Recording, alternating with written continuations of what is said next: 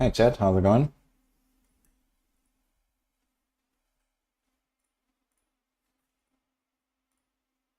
Alright, here we go. Welcome to stream. Yo. Welcome guys.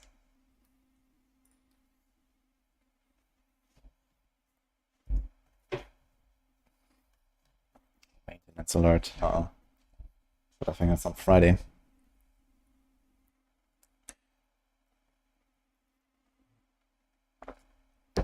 I'm so hyped for the Echo X Maxroll teamwork as a WoW and Diablo player. Nice.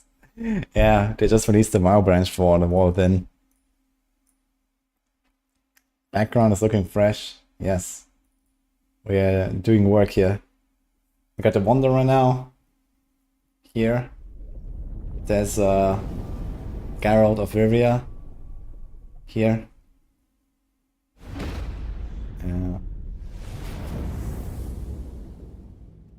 Like this. I need to think how I move my hand to show it. Yeah, this is like unfinished here.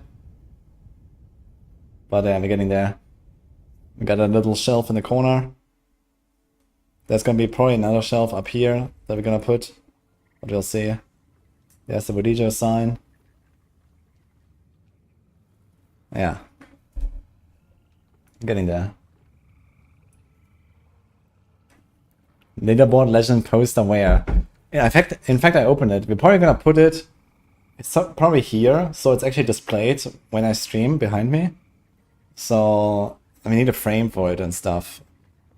But yeah, I actually opened it today for the first time finally. I wanna put it there. It actually has pretty similar size to the displays here. So we're probably gonna do like a small display and then the gauntlet price or something. The wudijo sign needs to move. Yeah, I'd like to have it like up basically somewhere here, so it's like, you know, above my head or something. We'll see. It's gonna be a shelf, so we can probably put it on a shelf.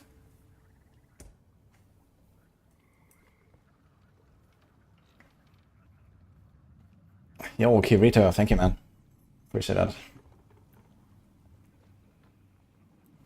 Why is Druid and Barb in B tier for speed farming?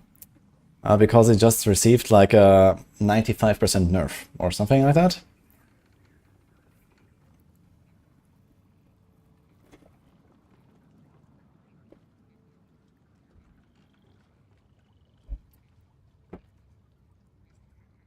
What did I play first in Season 5? I'm probably gonna go for Sorc. Offsets will be S and the speed farm. That sounds a bit optimistic, I think. I mean, the good thing about, like, Druid and Barb is extremely fast once you have, like, materials and whatever combo, right? But, I mean, without the Gushing Wounds, it lost a lot of its power. There are still ways to make it powerful. But can it do Tier 101 in, like, you know, 90 seconds or something? I think that is... Nah, I mean, Tier 101 in less than 2 minutes was our criteria for S tier in speed farm. So can Whirlwind do that with the Gushing Wounds nerf? It's a bit questionable, I'd say. But maybe. Barbs are never nerfed. Adapt and overcome. The bonking will continue. I did it in 2 minutes without Gushing Wounds passive. Yeah, that's pretty good then. We'll see. I mean, there's also other nerfs, right? It's not just the key passives. And you know, okay, what are the improvements that they're getting? I guess Tyrion's Might is getting better. Starless is getting better. Okay. It might be okay, so maybe it's fine. We'll see. Might move up.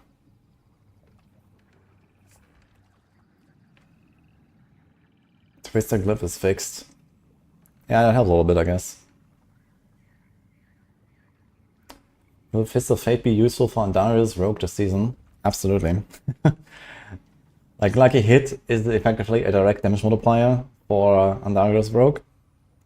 And you have a lot of it on Fist of Fate. You can get like over 100% on that thing. Like, you can get close to 150%, I think, right? I think it goes up to 51.8% times 2.7 with a greater affix, triple masterwork. You can get 140% lucky hit on Fist of Fates. If you don't have any other lucky hit bonuses, that would be a more than double damage multiplier on its own. So it's pretty good, yeah. And then you have like the attack speed, you have the random crowd control procs that gives you lots of stagger and so on. So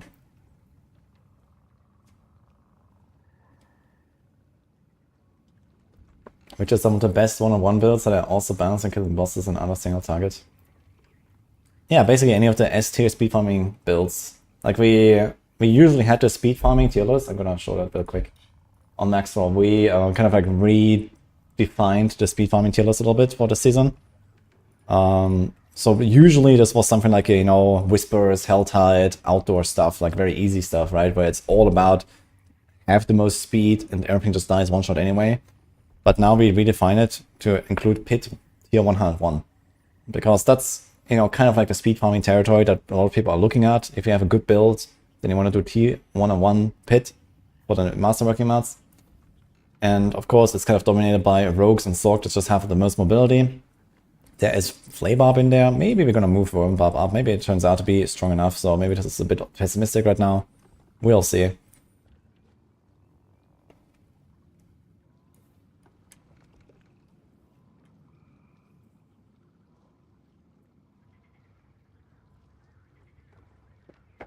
Yeah, and then the endgame tier list, we made this, we actually renamed it to Pit Push now. This used to say endgame and Pit, and then we added Push now as kind of like the, the high-end challenge. If you want to go as high as possible. So these builds here were probably all clear like tier 150 plus. So that was our criteria. And then we kind of like, went some tiers down, and so on, for like Pit pushing. But basically, even all the way down here, we should see clears of like probably 110 plus or so, at least.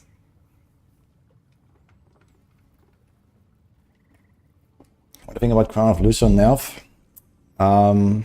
Still pretty busted item, to be fair. So, especially all these like barb builds, all of like, flay, bash, these like basic attack builds, you have no issues with the resources because they just generate resources. You have Starless Skies, you have Lucian. That kind of cancels each other out, and then you're chilling. And yeah, some other builds will definitely do that. I think something like Bone Spirit, Necro will do that, for example. On Rogues, because Trigger Tax is so broken, we will probably put Call of the Nameless everywhere. At least so far, I've been putting like Call of the Nameless in every single Rogue build, basically. But if Trigger Tax ever gets nerfed, for example, then it will probably also be a Lucian angle on many builds, especially the combo point builds, I guess. Compared to Starless Skies, Crown of Lucian has a 4 seconds timer, Starless has a 3 seconds timer. 4 seconds is way more forgiving for combo point builds, so we can relatively easily keep it up. Starless Skies, I've tried it in combo point builds, it works, but it's pretty clunky, I hate it. Crown of Lucian with 4 seconds is actually kind of okay. And you don't have any resource downside for combo point builds, so... You put Cowl on many builds. You put Cowl on every non-poison build, basically. Pretty much, for Rogues. Because of Trigger Tax.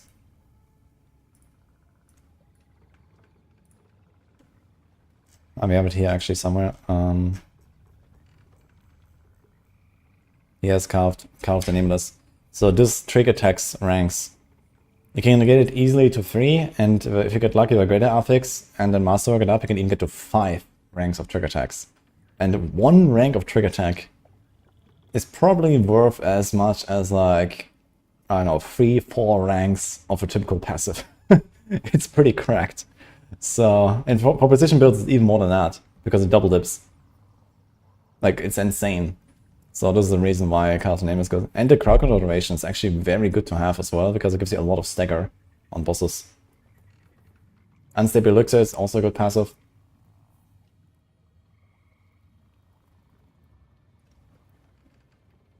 Are the Maxwell builds getting updated today or tomorrow? Yeah, the plan is that everything is updated by season start, so some stuff is already being pushed to the live page. I also put out the Aerostorms guide now.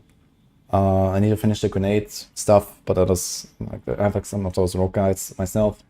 And then everyone is working hard basically. No tier lists for hardcore players. Yeah, we've discussed this here and there, but there is no reason to make a hardcore tier list. Because it's just gonna look like the same. So.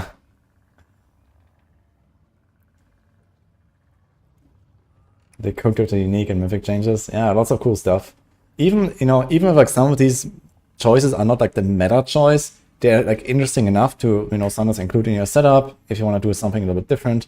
You know, there's lots of really interesting, cool uniques now, I think. So really good job. Even though we don't necessarily use all of them currently in our meta builds that we have on Maxor or something, you can do lots of funny stuff. So it's nice. Azadoras is a funny item.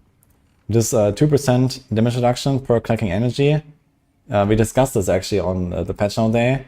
So it turns out you can have 15 crackling energy charges. And then if you get like this, greater affix, master worked up, you can get 5.4% damage reduction 15 times. You can get 81% damage reduction with the crackling energy. Pretty good. Better than Tower Ceiling. But otherwise, it doesn't offer anything, unfortunately, so that's a bit sad here. But it's funny.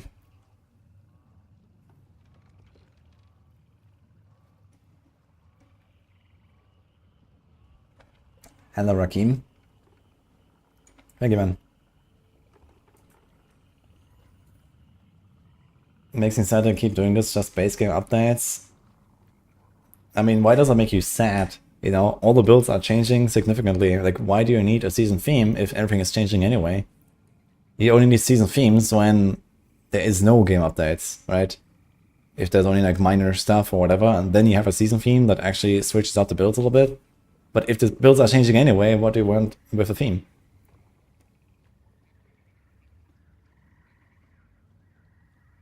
Do people chat on YouTube stream? They are, yes. Look. Chatters. Not that much just yet. Because I usually also start my YouTube stream a bit after the Twitch stream. Basically, right before I usually have the starting stream and stuff. And then, like, I don't know, 10, 15 minutes later, I turn on YouTube. So it's more immediate.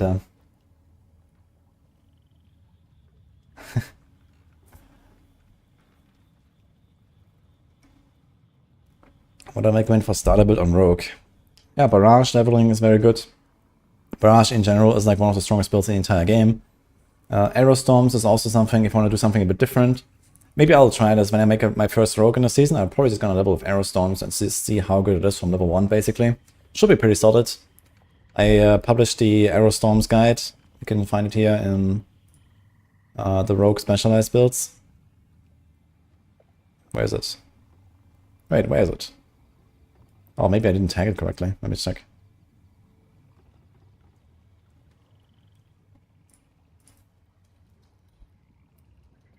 Oh, I need to check that. It should be published. I did that earlier, but maybe I did a mistake. Anyway, this is like something you can also do. In general, I mean, you can do Flurry, you can do TB for leveling. These are also fine. There's a lot of stuff you can do on Rogue. Rogue in general is just very strong.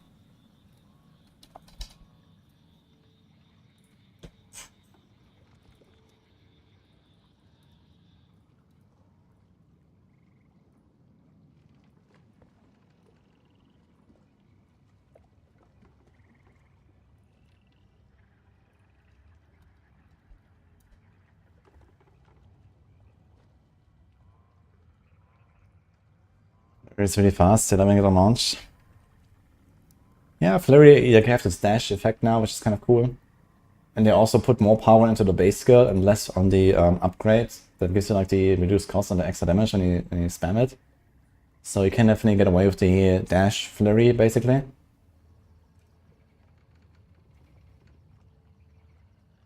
Okay, I'm not sure why the guide is not showing. Maybe it's not cached. Maybe I can control F5 here.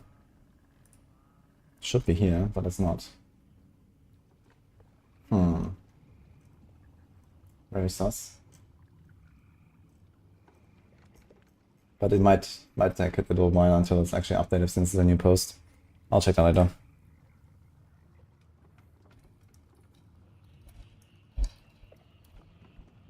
Oops. It's here. Ah, this is why. For some reason it shows uncategorized. It should be build guides. That's strange.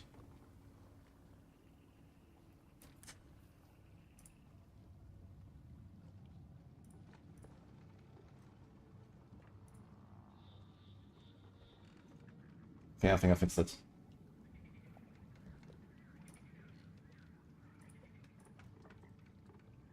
Aha! There it is. Okay. I had the wrong tag. So yeah, that's the Aerostorm Rogue. We put it here.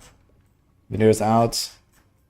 Good season start build for sure. You just need those two aspects. You can get both from Codex. I made a video on this already, so you can see that here. It's on YouTube as well. You just get those two powers, put it on your jewelry or something, and you start blasting. So it's gonna be very interesting. I'm gonna try this as well when the season goes live, when I level my first rogue.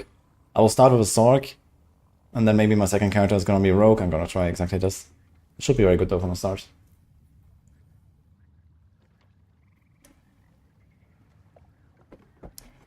Did I hear the news? Axel Conant got Giga Shadow nerf, like huge. And how do you know that? From where? What happened?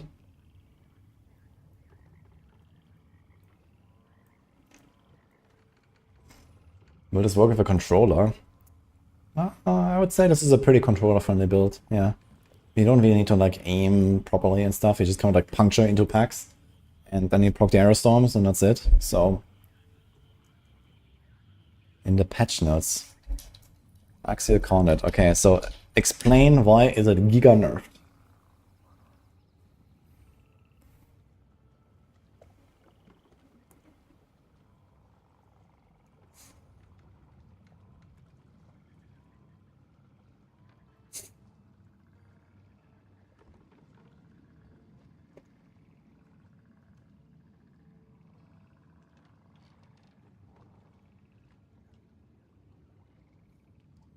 Bug fix section.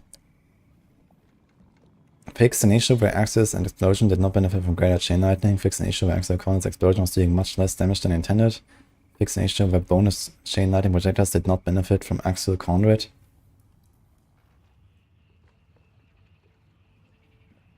And this sounds like a nerf to you? Do you understand English?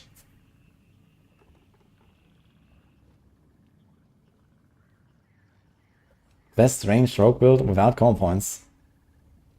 Probably Barrage, I'd say.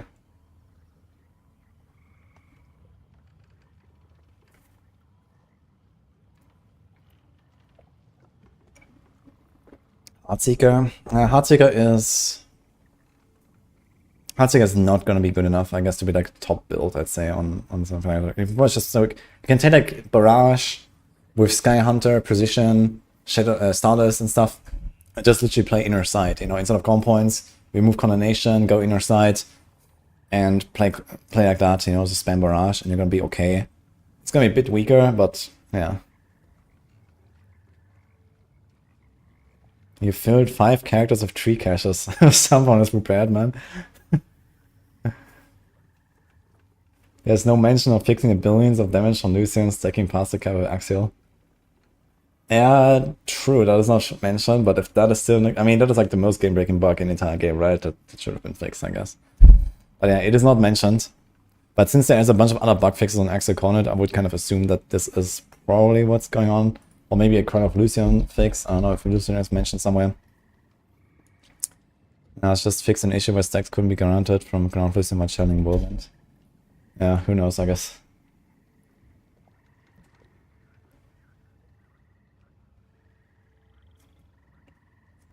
Yeah, Northar expects the Axial Connet build to be extremely powerful. So he said we should put it in S tier, so we put it in S tier.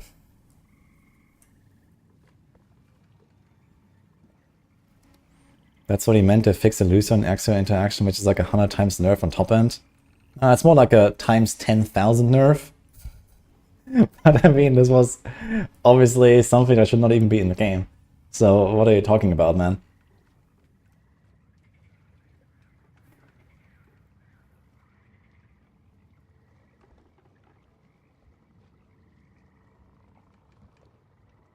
What class will require the least amount of uniques for endgame in Season 5? I mean, require uniques is a kind of strong word. So, there's not many builds that require uniques unless a certain unique transforms the build. You know, let's say Frozen Orb with Fractured Winter Glass, you know, Fireball with the gloves and stuff like that. Axial Conduit, you know. Some of those uniques kind of make builds. So obviously, if you have any of those builds, then yeah, you can't play them if you don't have any unique. I'd say probably one of the classes that works the best without any uniques is probably Rogue. Rogue just kind of has really strong, just like base, you know, powers and stuff. Maybe Barbs as well. Barbs don't really have that many like transformative uniques.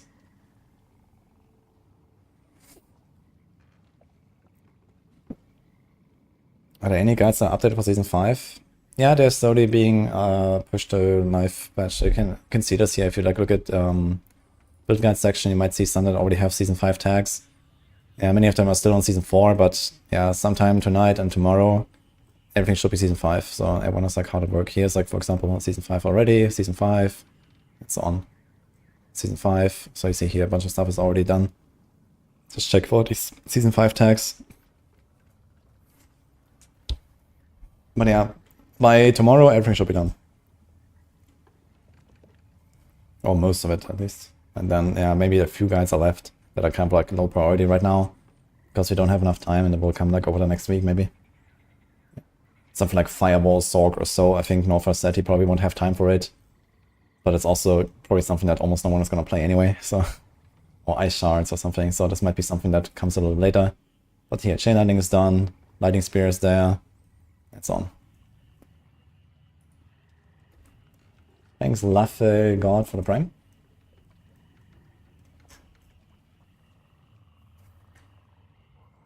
You got Cosmic Wings in D3, grass.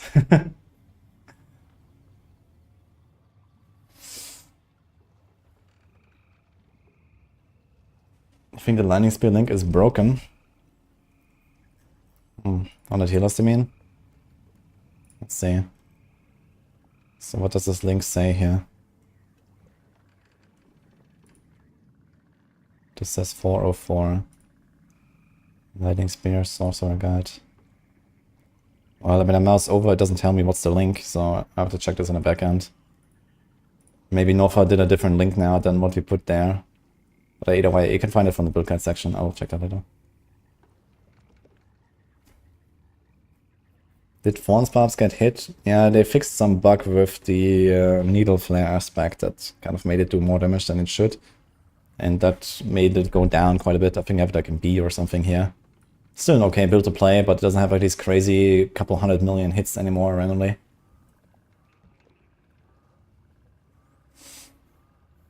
Guess T4 Steam player count for tomorrow. I'd say 30k, 40k. I don't know. What are the Steam charts on Diablo 4? Let's see. All-time peak 40k. Yeah, okay, pretty close. So this was probably... This was in June. 2 months ago. Wow. What happened there? This is like mid-season patch in Season 4 or something. Or right before the mid-season patch even, right? Interesting. Not sure why it was so high here. Yeah, I think this is somewhere like a Season 4 launch. Mother's Blessing? Maybe. Free trial weekend. Ah, yeah, maybe that's why. True.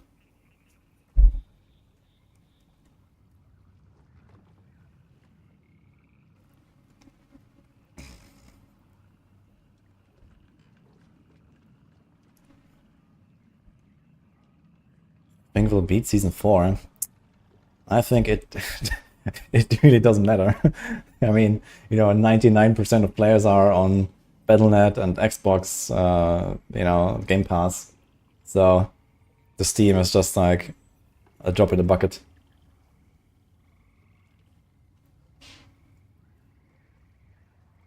See you, Kenan. Good luck this season. Yeah.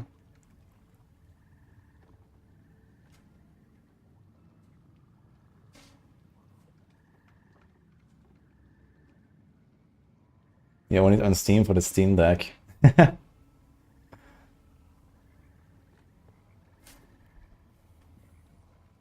Thank you, Jamie. You can thank Nini for that. Would the best Speedfire Pit 1-on-1 build be the Druid and Barb? Nah, probably not. Druid and Barb got hit pretty hard by the nerfs, so you probably have a bunch of like Sorc and Rogue stuff that will beat it. And I think the best Barb build is most likely going to be a Flay/Rupture. So Condis told me about it. It's basically like leap, rupture, leap, rupture, leap, rupture, and then you just flay down the boss. That's it. And the entire screen explodes with like insane rupture size and stuff. Can you somehow find leveling guide of Druid with seasonal set? Well, we don't know what you're gonna get from the season, besides some vague post that Adam Fletcher put on Twitter. So you can just follow our leveling guides and then see what you get. You have a bunch here. Leveling Druid guides, there's actually 5 versions. Lightning Storm, Pulse, Landslide, Tornado, but these are all usually with just Codex powers. Our leveling guides are all Codex power based, so there's no Shockwave here, but of course if you get a Shockwave, Polarize is gonna pop off.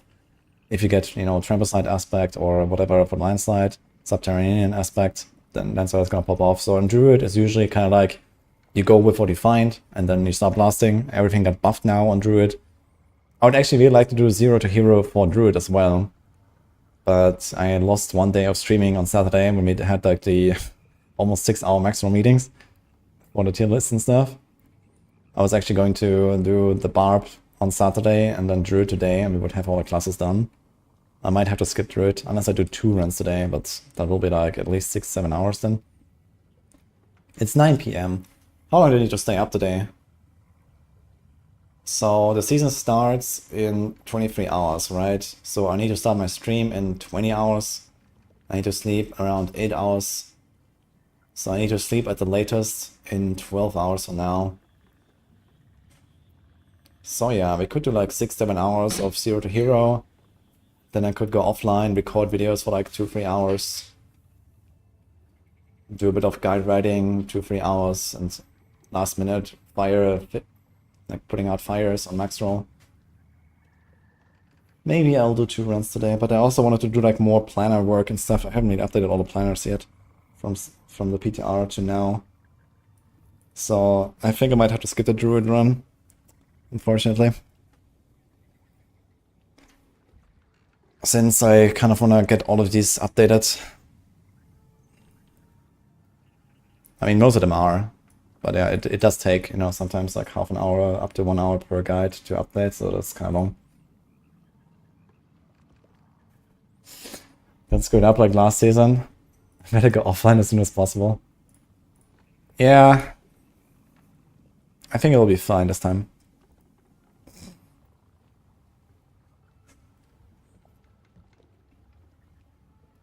What class and build are going to race with? Now we're gonna start Sorc. Probably Fireball or Chain Lightning stuff, depending on how good the Chain Lightning stuff is. I might go for that. I actually tested this briefly yesterday. Chain Lightning. So yeah, Excel Cornet of course, but yeah, Lightning Rod aspect. So that's probably something you're gonna get from the season journey. There's a 25% chance to deal 80% increased damage. So this is basically 20% overall increased damage. Chances double against bosses or crowd controlled enemies and prefers them. So if you somehow crowd control them, like freeze, slow, whatever, stun, they actually have 50% chance, and then it's like a 40% damage buff on a two-handed 80%. Pretty good. It also has a relatively high minimum value. The base damage got buffed by 19.4%. Oh, this was also increased to 10%. But it caps out at 30, okay. Kind of nice though. Now, this was not actually on the PTR, the 4 seconds cooldown, so who knows.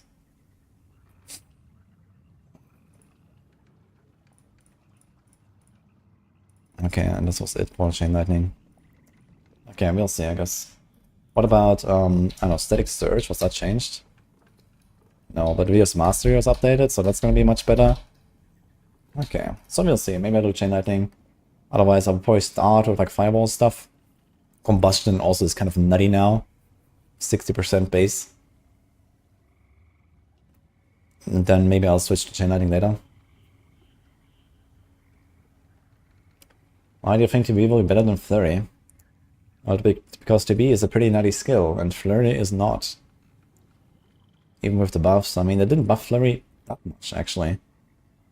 I was expecting more.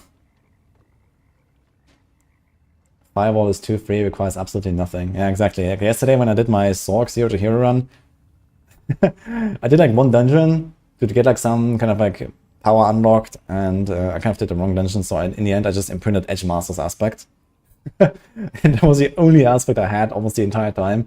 Just like a 20% Edge Masters or something. Or like a 30% on the neck. And everything else was just like random crap. And we were kind of blasting, so it's kind of funny. And this was before all the buffs and so on.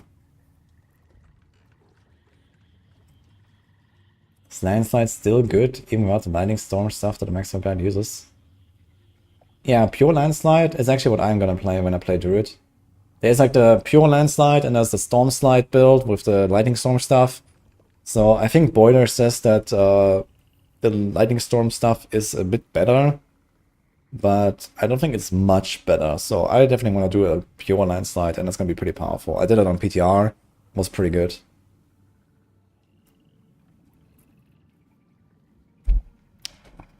We did make a lot of Maxwell leveling guides, yeah. You also have, like, I'm not sure what I'm looking for, like for builds, we have, well, many.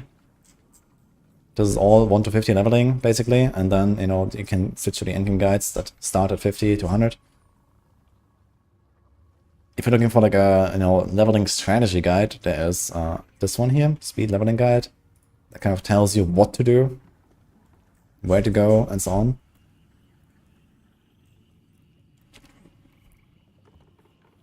Vasili's Prayer. Vasili's Prayer very powerful now, yeah. Druid's not looking good in Season 5. Everything's looking pretty good, actually. There's like a relatively good balance this patch.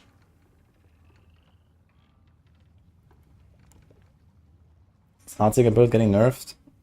By accident, yes.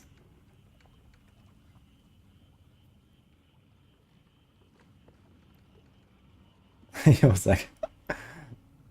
Thank you, man. Are the Maxwell Sorc builds coming soon? Yeah, they are coming, don't worry. Everything except Barb. Yeah, Barb is still up there. On yeah, we have 2 S tier Barb builds still, the 2 basic attack builds basically.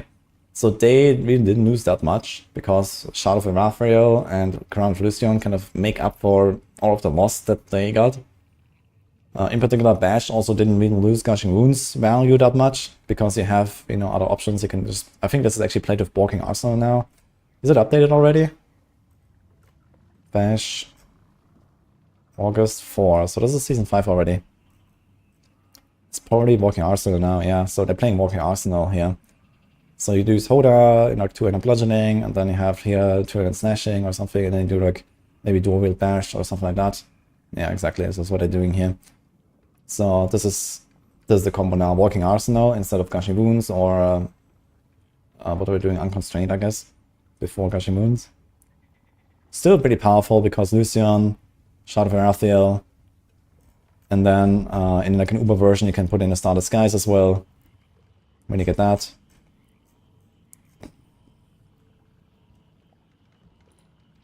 And I guess it's similar for Flay. I'm not sure if this actually runs Gushing Wounds, it probably still runs. Yeah, he's still Gushing Wounds. But I guess you don't really stack like insane amounts of crit damage anymore. Yeah, it's just like damage while berserking, vuln damage. I think they increased the cap for the where's that? Hemorrhage. 15% of your vuln damage up to 45. Seems like he still stacks more vuln damage anyway, just because it's like good value. Ah, this is Season 4 still actually, right? Yeah, okay, this is not a Season 5 version yet. So maybe it's also reworked now to Walking Arsenal, we'll see. Think Hydra Sorc could be nice. For Sorc builds, Hydra is still on a lower level now. it didn't really get enough. You can play it, it's an okay build, and maybe Nova will make a guide for it, but for now he's like, he made the Lightning Spear Sorc, and then we're gonna put out a bunch of the updates, and then Hydra might come later. Hey Chronix, and hey Jinx, thanks for what's up. Quick break from guide writing dungeon. Thank you, man. Is Heartseeker still viable? It's okay.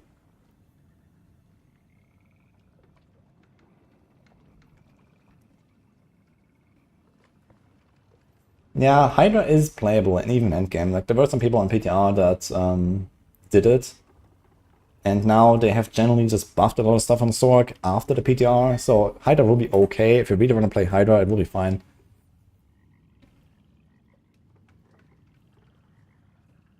My Vermin build is F tier now. I'm not sure where you see that.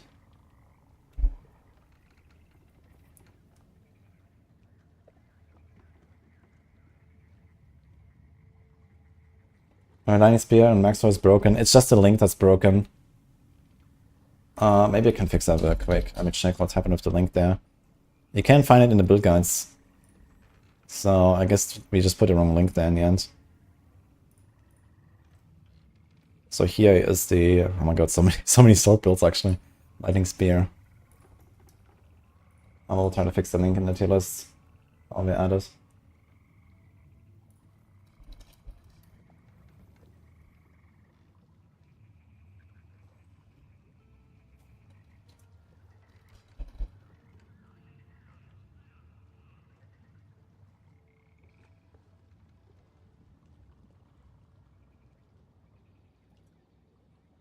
Okay.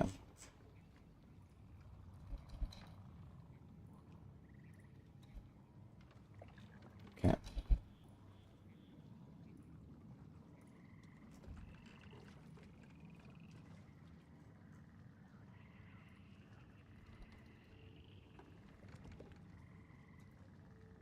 Ah, interesting. In the speed farming builds tier list, this was the right link. It was just in the endgame tier list that it was the wrong link. It was missing like a few letters, basically.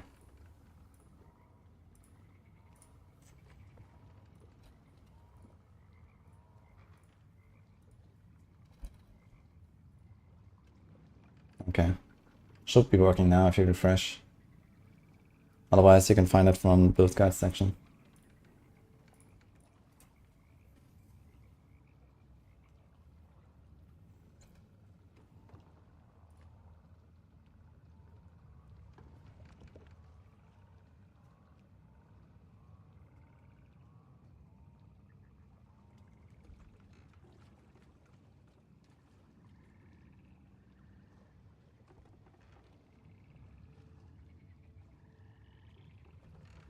Going for a lot of warmth ranks. That's kind of interesting, actually.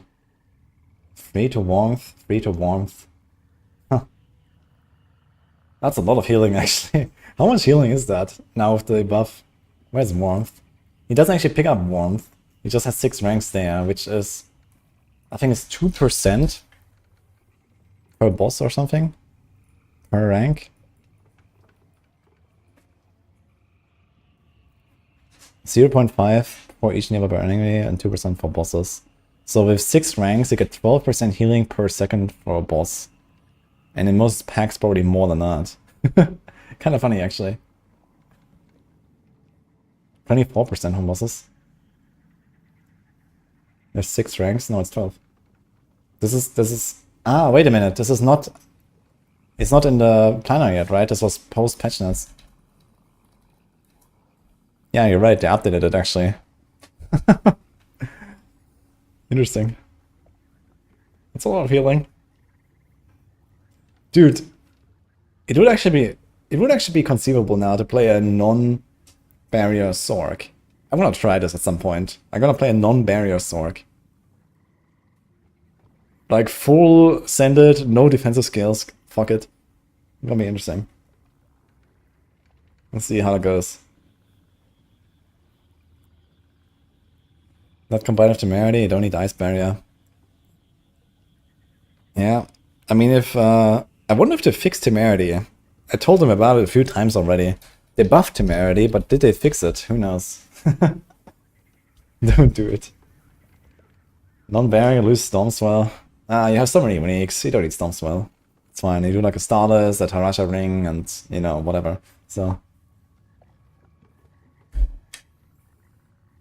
no defenses and 10 years destruction on staff. Yeah, let's go.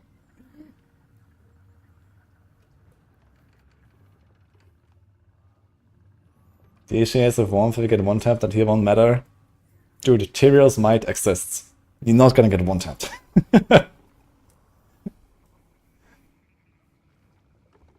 What's wrong with Temerity? I thought they fixed it already. Yeah, a long time ago they did a change to Temerity that made it so that now the maximum barrier actually scales with your maximum life. And it's not kept by your base life. The base life is 7,959. So let's say 8,000, rounded up. So Temerity capped out at that value. And then they changed it so it actually scales with maximum life, which is nice. But they didn't make it so that the barrier that you generate scales with maximum life. That still goes off your base life. So when you have an effect like Warmth that gives you like 10% life per second, that will go off the base life. It will give you 800 barrier per second instead of, you know, 4,000 if you have, you know, 40,000 life, for example. So that is still broken with Temerity, and we don't know if they fix that now with the update. And in fact, I think there is another bug that also reduces the flat life per hit healing, for example, or life per second healing. Like, for example, if you have Andarius has now, like, let's say 1,000 life per hit or something with Masterworking. And I think that flat life per hit is also being reduced by the factor of how much more maximum life you have over base life. So if you have 40,000 life instead of 8,000, then I think that life per hit barrier generation is actually reduced by 80% or something like that. It's completely stupid. So, completely wild. Yeah, Temerity is very powerful. If it works with maximum life properly, Temerity is a really good item for a lot of builds. But right now, I don't trust it. So we'll see. How works the tempering with the higher lucky hit chance? It's just the same as any other lucky hit chance. It does not increase the base lucky hit or something. It's just, you know, the same as having 8% lucky hit on your glove or so. Yo, buddy, my bod. Thanks for the 2 months.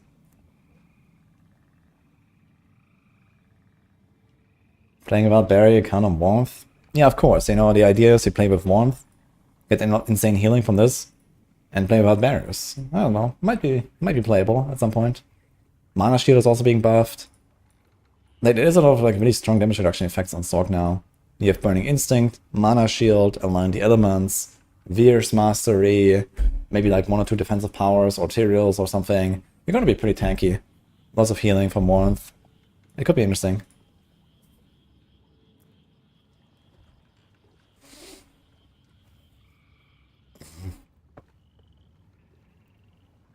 Now I'll start Sorc. But for today, we're gonna do a Barb run.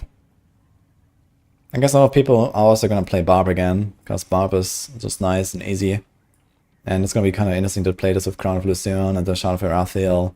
Barb definitely gets probably some of the biggest buffs from these new items here. Like Crown of Lucian fits the best into like some of these Barb builds, for example.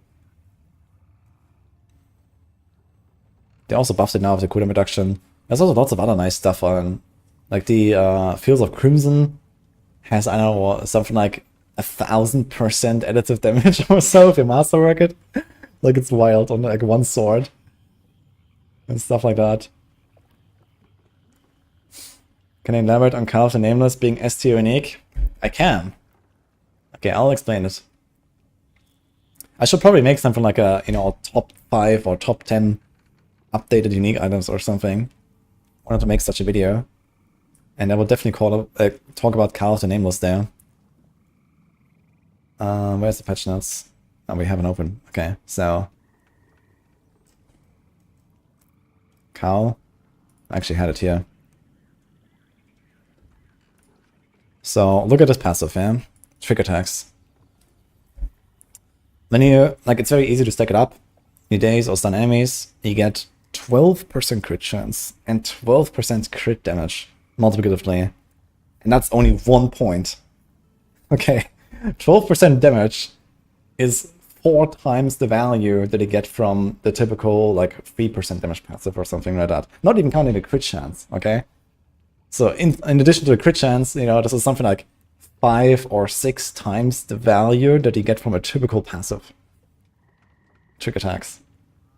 So you put 3 points there, you get 36% crit chance, 36% crit damage, and then you have trick attack ranks on this helm. So this is the reason why it's an S tier. Yeah. You can easily get 3 ranks. So you go from 36% crit chance, 36% crit damage, to 72% crit chance, 72% crit damage, and it double dips on precision. So if you play a precision build, you're gonna get something like, I don't know, times 2.5 or something like times 3 or so your damage with just those trick attack ranks and the Call of the Nameless. And you have all the crit chance in the world. The main downside is it doesn't work on bosses if they don't have ads. So basically the strategy is gonna be when you push, right? If you do like pit push like T150 plus or something and you wanna fish for Spirit Caller, you're gonna have a smoke grenade. Every time the ads spawn, you're gonna smoke grenade them somewhere in the corner and get the trick attacks buff. Don't kill the ads, and then you start blasting the boss. So this is kind of what you need to do for like the highest end. But for like typical speed farming, you're always gonna have this buff up basically.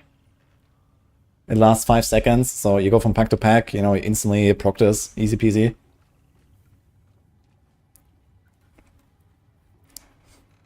Yeah, not every boss has ads, but for example, Spirit Caller of Frost, the best boss in the game for pit pushing, it does have ads. So you can proc trick attacks pretty regularly there.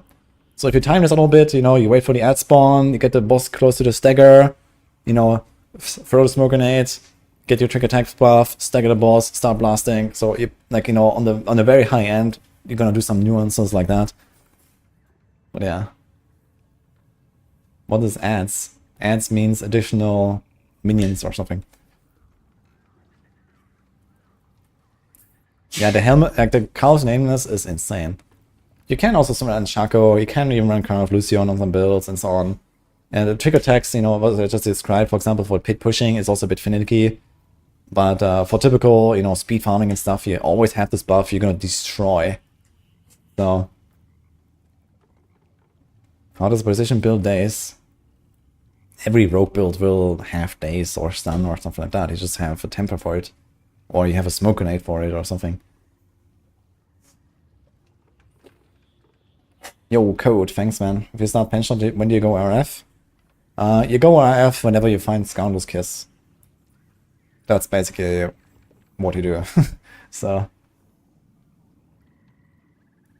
degenerate boss killing strats in the first season of Diablo sounds so familiar. I mean, this is obviously not something that you have to do for like, you know, a pit 101 speedrun with the trick attacks. It's just that, you know, on the boss this will drop off. But if you wanna, you know, go all the way to like the highest pit clears, then you're probably gonna try something like that. With what I just described, with killing the ads slowly, or, you know, keeping them alive in the corner, shooting at the boss, and so on.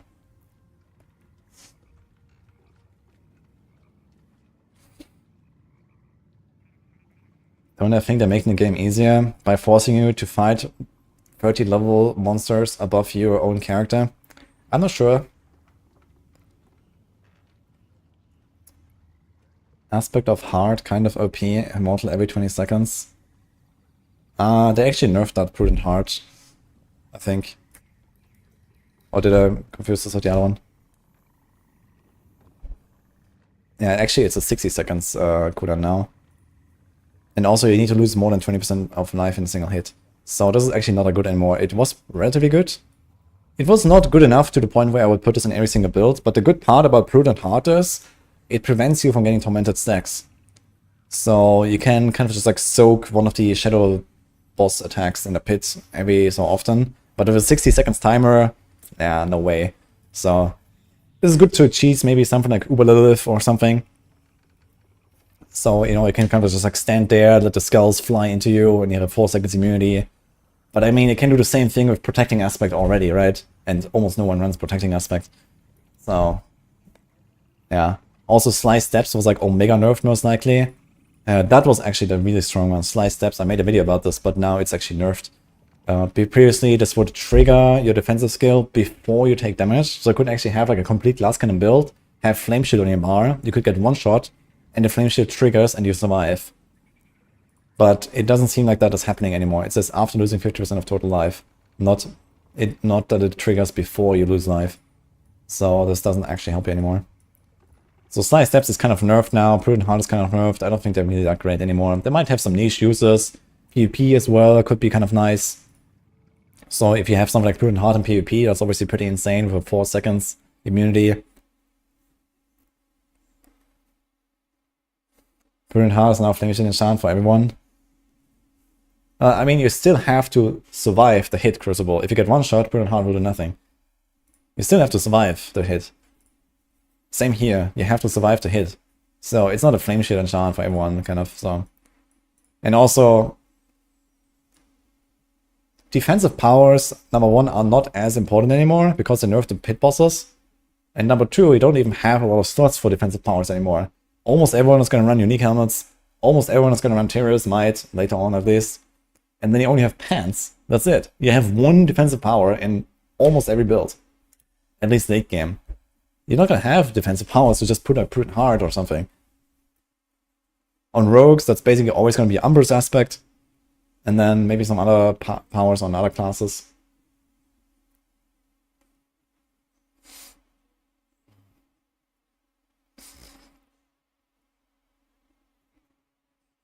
To be honest, Rogues probably are next to be gutted, since I've been slowly capping everyone's broken key passives. Yeah, I guess Rogue has something like that with Precision. I guess Precision is like, one of the strongest key passes in the game now. It is kind of just like uncapped scaling with crit damage giving you lots of additive, and then the extra scaling from Precision. In general, ever since they buffed Precision, I think it was Season 3, right? The ranged Rogue builds have been pretty dominant.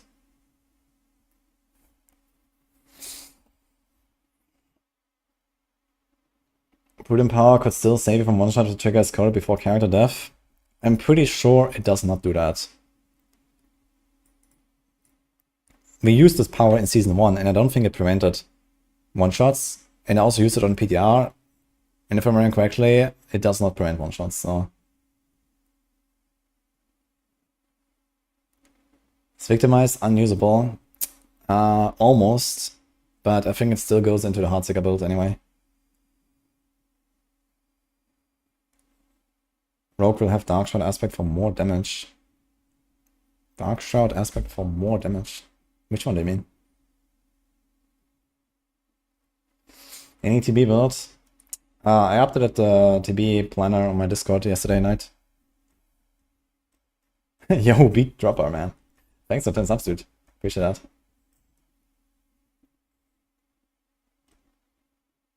Once Spiritborn is out, nothing will be nerfed other than them. For sure. Like there's probably at least 10 potentially game-breaking interactions that I already wrote like some 10-page document to the devs about the stuff that I've tested and stuff like that when I was there at Blizzard's offices when I played the Spiritborn. And then on my flight back I sat there in the airplane for like 5 hours and then wrote them some feedback. And I said, hey guys, like, you can't do that. Like, there's like some stuff that is like way too game breaking that they put in the Spiritborn. But I guess we'll see what happens. So.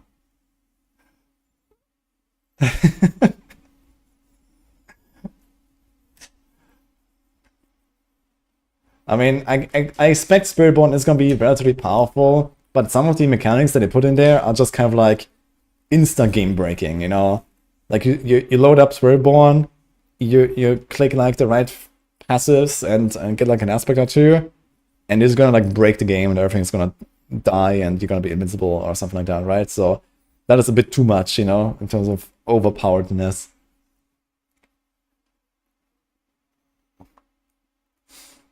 MMO population says T4 has 60 million players. Maybe 60 million copies sold. Probably not 60 million players actively or something, but...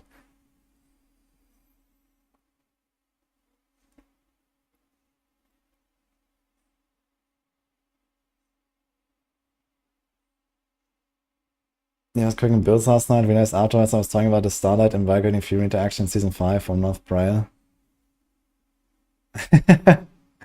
Yeah, Starlight is a very good power. You can also do it, I think. There's actually something I will do today. What is that thing called? The Walking Arsenal power.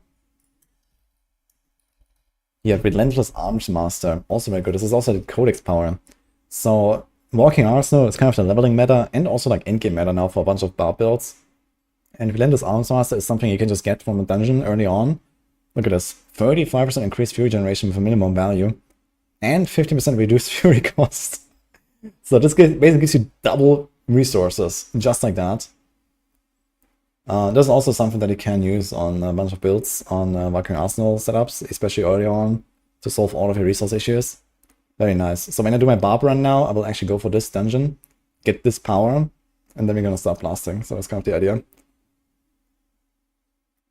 Yeah, well, Tenju, also 5 subs. Thanks, man. Appreciate it.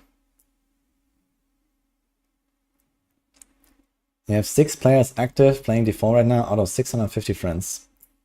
Well, I recommend you check back in 24 hours.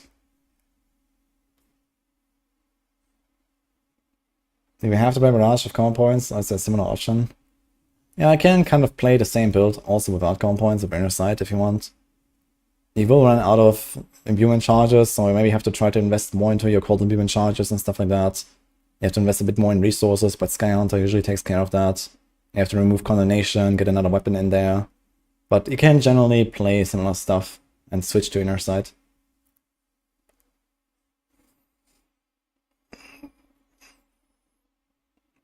Event Temper, 2 American Fury for 10 plus, and Starlight and Lucian spend 100 Fury, 140 Fury, generate 160, save left block, 4 bolts at once. Yeah, pretty good. Yeah, I'm still planning to try to make this Deathblow build work with Unbridled Rage. Invigorating Fury, pretty good.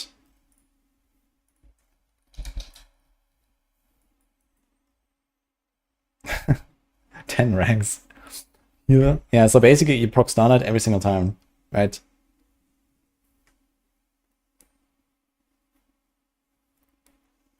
Standing Stock better on single target than Lightning Spear? Probably, I'm not sure.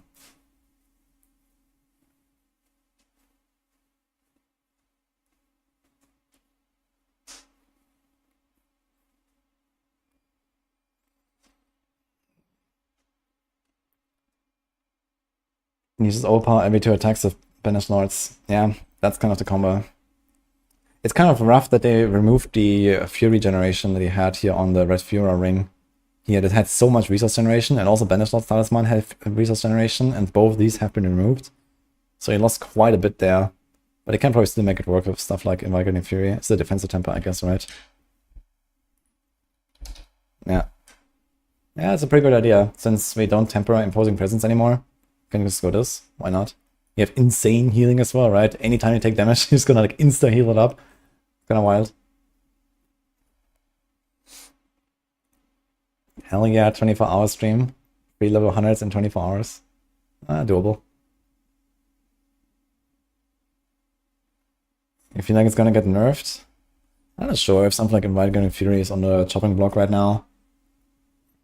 It seems like they're okay with like insane healing, but they're not okay with giving us like insane amounts of life anymore. Hey, Reeds, thank you.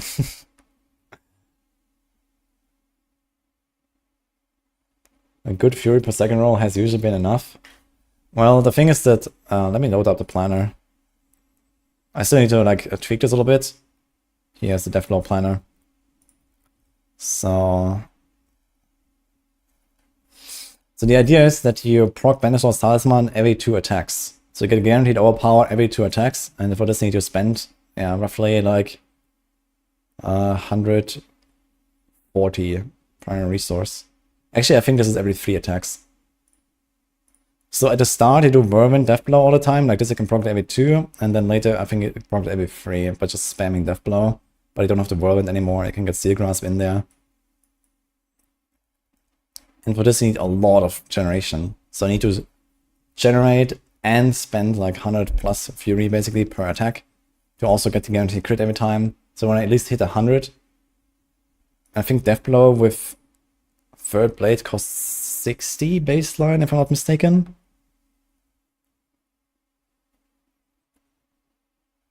And then the Crown of Lucion. Actually, okay, I have to recalculate this because Crown of Lucion makes it cost more now, right? They changed the resource costs here. So Crown of Lucion will make it go, I think, to 150% extra cost. Yeah, plus 150%. And it's 60 baseline, right? TB upheaval is 140. 56? Are you sure about this? It should, I think it's 60 times 2.5. Should be 150, you know?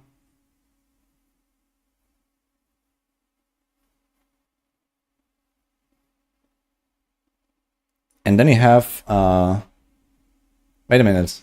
And then you have Unbridled Rage. So I guess you don't even go Unbridled Rage anymore. You're probably gonna go Walking Arsenal. And you have 150 spent. So you trigger the guaranteed crit with Red Fury. And then every 2 attacks you get the Banished Lords. But you have to generate a lot of resources. So Starlight is only 40 primary resource for every 20% of your life that you heal. With enough Invigorating Fury ranks, you can get like 2 procs, I guess, per attack. Actually 2.5, I guess. Since you spend 150 per attack. Yeah, Umbral Rage is good for spending more, but if you have Lucian, you don't need that anymore. Like, they removed the resource cost reduction. This used to have 75% resource cost reduction. So the extra resource cost was actually not that much. I think at this point you don't go Unbridled anymore. It's also nerfed to 45% more damage now. So you probably just go Walking Arsenal. And then you can do like, you know, Charge, Leap, Deathblow, get your Walking Arsenal bonuses like that or something. Maybe include like a generator or whatever. Something that you can maybe more easily activate. You also don't really need Warcry, I guess. So that could be something else. Willpower multiplies healing received. Yeah, usually you have something like 400, 500 willpower. That gives some resource healing, exactly. Plus 45%. Okay. So if you have 10 ranks, that's 30. And then let's say plus 50%. It's like 45% healing, 400 fury spent. So that triggers more than 2 times Starlight per attack. With the extra resource generation, we have like, let's say, plus 40% resource generation. That gives us 50, 100, more than 100 per attack. So we're getting pretty close already, and then maybe some tweaks we can get there. Maybe like a Fury per second roll, we have that here, for example, or maybe 2 rolls, I have that, okay.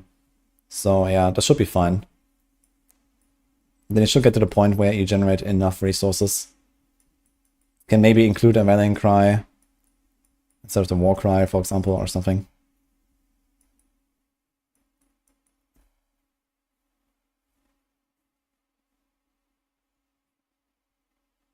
Does it count as healing if you're full life? Yeah, that was actually a change in Season 4. In Season 4, they made Starlight work with Overheal. So yeah, it's a really, really good resource aspect now. Before, it was not that great because you always needed to take damage first. But now you can just Overheal and you can just go ham with something like Invigorating Fury. So that's also what I've done on PTR, just Invigorating Fury. It was a bit easier on PTR because you had a lot more resource generation. There's resource generation, here's resource generation. Both these items have lost it now. So it's a bit harder to do. But they can still make the setup work, I think. And then it probably plays with Walking Arsenal. That's fine, Beatrooper. If you're constantly weapon swapping, the one legendary now gives you a lot of resources every time you swap. Yeah, there is Weapons Master, right? But you don't have that actually. I think for the starter version, I have that. Here, Weapons Master. So here you do, this is like for the early game. You do like basically like the Woven Toda build from AOZ times. It's like Woven Deathblow. Same story, Weapons Master, and you have the swap here.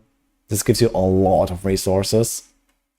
Because every time you do Deathblow, you do like, you know, 1 tap of Whirlwind, Deathblow, 1 tap of Whirlwind, Deathblow. So this kind of like makes it work much easier. But later on you get to the point where you just don't do that Whirlwind stuff anymore. You don't need that weapon swapping stuff anymore. And you just like spam death blow, boom, boom, boom, boom, boom. But this kind of needs a lot more like, you know, setup. This works way easier. So yeah, I might have to try this exactly, like where's the point where you can actually do this and tweak this setup here a little bit. I know sense, you know.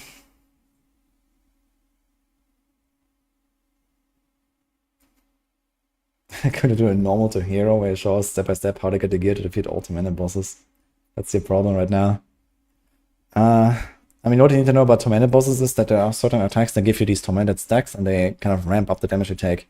So you just need to learn which of the attacks to avoid, which is easier on some bosses than on others. But the tormented bosses, I do have video guides on each of them. You can check them out on my YouTube channel. If you just search for, you know, each of the bosses and my name, you'll probably find it. And I explain this.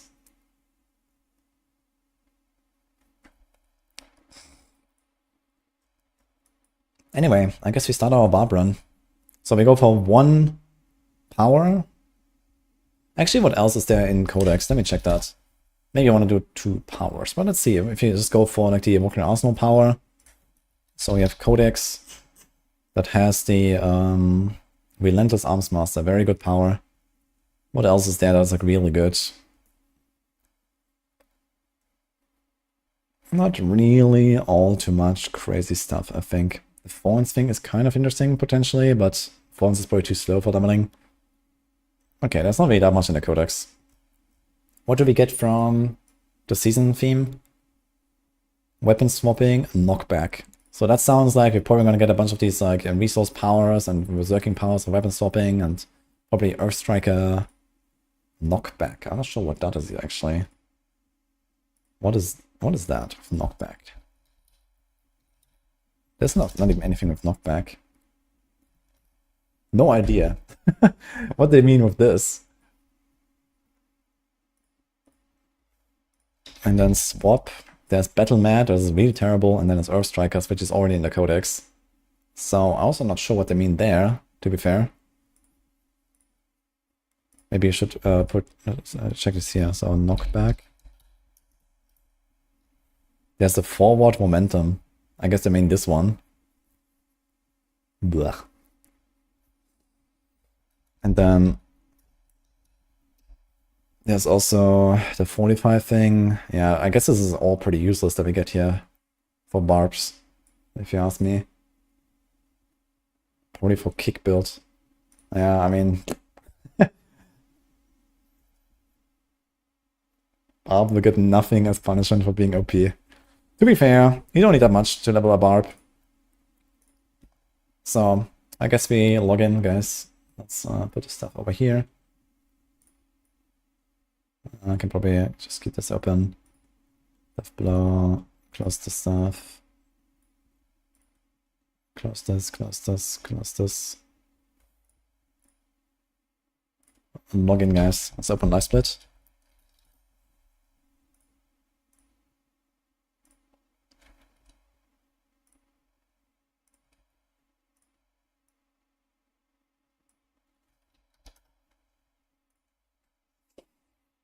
Wrath of the Berserker knocks back. Wow. Incredible. What a nice effect. Is the consensus that Barb is top class in Season 5? It does have some pretty good builds, but it's not like the #1 anymore. By far. How accurate is the tier list prediction of max draw? Oh, that depends on how much do we trust the developers to fix bugs that are not listed in the patch notes. My trust in that is very low, so the tier list is gonna change probably quite a bit after that launch.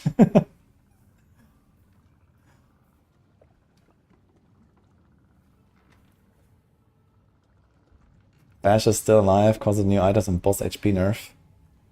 Well, about the boss HP nerf, that is apparently actually a buff to boss HP. But realistically, I expect we're not gonna feel anything, because they probably have like millions of HP multiplier or something in the pit anyway.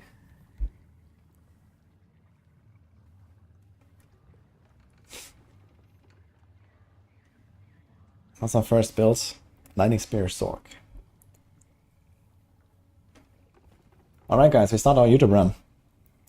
So let's go. We're doing a 0 to hero run. I've done a bit of a series like this so far for Necro, Rogue, and Sorc.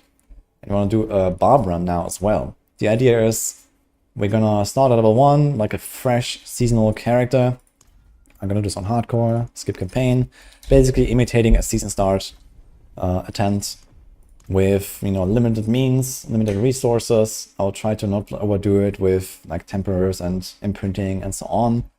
And this is kind of like a play-along run where hopefully you guys will learn something about how to level up, how to have a smooth start, plan as we go to World Tier 4, get our character set up with ancestral items and kind of like a functional build that can just like go and blast, do anything in World Tier 4 and go to level 100 easily. So we're probably going to stop this run somewhere at like level 65 or so. It's usually where I end up with our characters.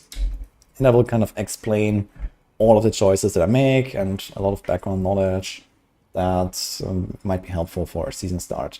So this is still on Season 4 patch. We don't have, for example, the nerfs that affect some of the Barb stuff here, with especially the key passives. I'll try to kind of keep that in mind when I make my setups, to not make this too optimistic. Basically, Barbs receives a bit of nerfs, but overall Barbs are still going to be in a pretty solid state in Season 5, in particular with the basic attack builds. A lot of the uniques that come in here later for basic attacks are really powerful, so Bash and Flay are still looking really good.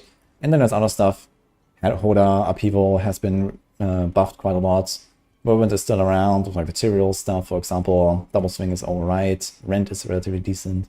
So there's like basically a bunch of stuff for all of the different core skills. And also new tools like the Third Blade for Death Blow. So our goal for now is we're going to level probably a Walking Arsenal Barb. Typical Kratos Barb build kind of for the leveling start. And then we'll kind of see what we're going to get. Okay, we have a timer running. Target for level 65 is probably something like 3 hours or so. We'll see. Let's start a timer. Okay, we start with adding, we're probably going to go Lunge. Lunge is kind of nice early on. That has a extra bleed damage for single target for the elites. We want to get our kitty. Don't forget that one. And we want to go into Helltide. Let's go. Helltide is usually the way to level for World Tier 2, all the way to World Tier 3, and then you do Nightmare Dungeons if you want to level fast. Now, once you're in World Tier 4 and you're kind of ready to go to like higher level enemies, then you can also go do Infernal Hordes if you want to try that. You can do, you know, a lot of other stuff. Let's do something like Iron Skin as well. Okay. So we go for Upheaval. Upheaval has relatively good AoE early on. You see here we just kind of like one-tap the entire pack. Ground Stomp is a nice like CC tool, for example, for these elites here. You see our Lunge even. Kind of like 4 or 5 taps these elites here, pretty good. Take out the weapons.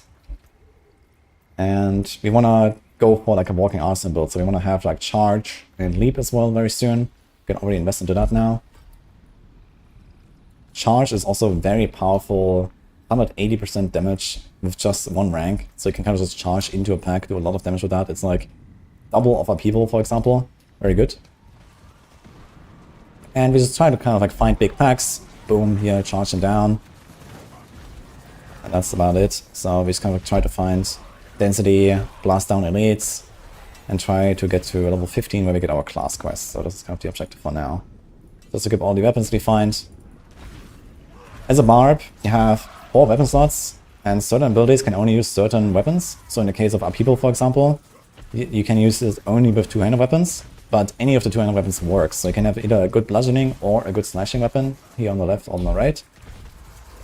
And by default, the game will always choose your strongest weapon, but you can choose to use a specific weapon slot. A lot of people actually don't know this. I get this question quite often from Barb players. How do you select the weapon for your skill? So I can show that off real quick. You open this thing, and you can see it here, Arsenal Selection. On the bottom, it shows you the weapon. And you can middle mouse click here, and you see it switches. So it usually is auto select, which basically just goes for the highest DPS that is available. And you can also choose to go for a certain weapon slot, which is pretty important for Barbs, in particular in this season, since you're going to be playing with Walking Arsenal on many builds. So you want to make sure that you have 3 different weapon choices assigned to 3 different skills, and you use them in, you know, a certain order. You can lunge around to engage packs. You can also go for leap if you want. In that case, you probably remove the ground stomp here. This was not really a useful choice to have early on. Okay, now we have charge. Bam. Upheaval almost kills packs on its own.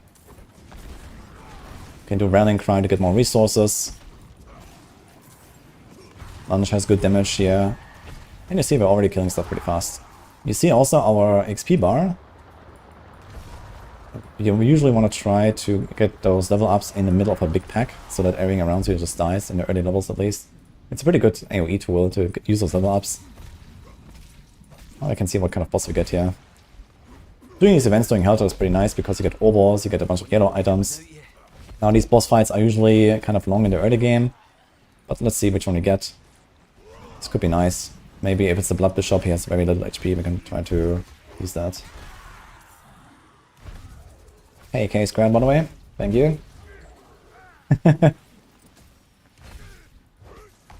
Tugboat Rogue. Tugboat Rogue, huh? That sounds funny. It's probably like the Shadow Condura stuff they're talking about, right? Yeah, Rogues are looking pretty good for Season 5, but Barbs are also still up there. Not as powerful as they used to be, but they're alright. Okay, so I talked a lot about the weapon swapping stuff. Oh, you saw here the level up almost just one-tap the elites, yeah. Pretty good. So, for now, you just kind of go with whatever the game tells you to use automatically. But later on, once you get down here to level 25, you get Walking Arsenal. Walking Arsenal, one of the strongest key passes on the Barb now. And this is also what we're going to be leveling with, basically all the way. So at that point, you need to make sure that we... Ah, look, we got the Blood Bishop, very nice. If you want to charge a boss, you need to try to step away like 1 or 2 steps, or also evade away, and then you can charge into the boss. A lot of people have trouble hitting bosses with charge because you can just go through it and don't hit it. You need to make sure that the charge ends at the boss. So this is how we do that. You can also invest into charge ranks. You can also do the power charge here, we get the cooldown there. And now we can charge a lot more. You see it reduces our cooldown by 6 seconds. Very powerful. That's why it's called power charge. Here's a Blood Maiden going, but this is not very season start realistic. So we're not gonna go to the Blood Maiden right now. Regularly check for some better gear. We got a lot of stuff here. Basically just go by DPS at this point. But you can also start looking at some of the stats. Some stats that are really useful in the early game are life per hit, life per second. They heal you a lot when you have very low life total. We have like 120 life. You can get something like 2-3 life per hit or something, or like 5 life per second. That is actually noticeable at these levels. So very nice tool to just kind of stay alive forever early on. And otherwise, percent damage. Strength, maximum life. Maximum life is fine. Strength is not very useful in the early game. This is usually good later to give you like an extra multiplier scalar. In the low levels, you don't really care about that. The values are too low to really do anything. You want like something like percent life, or sorry, percent damage, something like this here. It has 24% damage, less DPS, but it doesn't matter since we just like auto-select the best weapon. We have still a 105 item power weapon there, so that's okay. And the 24% damage just gives us more. Something like that is really good to have early on. Just try to find big packs.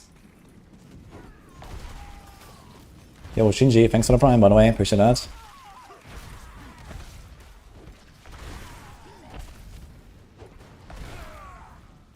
Less than 11 tier list. Chainlighting gets a free aspect for the smooth start. Well, I mean, they haven't given us the list of what exactly we get, but they said they get chainlighting stuff. So there's the Unbroken Tether, and then there's a new power. Every class gets some free powers from the season journey as you level up. We don't know exactly when you unlock them, we don't know exactly what you get, but Adam Fletcher has made a post about it, and there's some chainlighting stuff that the Sorcs are getting. So you can probably expect both of these aspects to get at some point.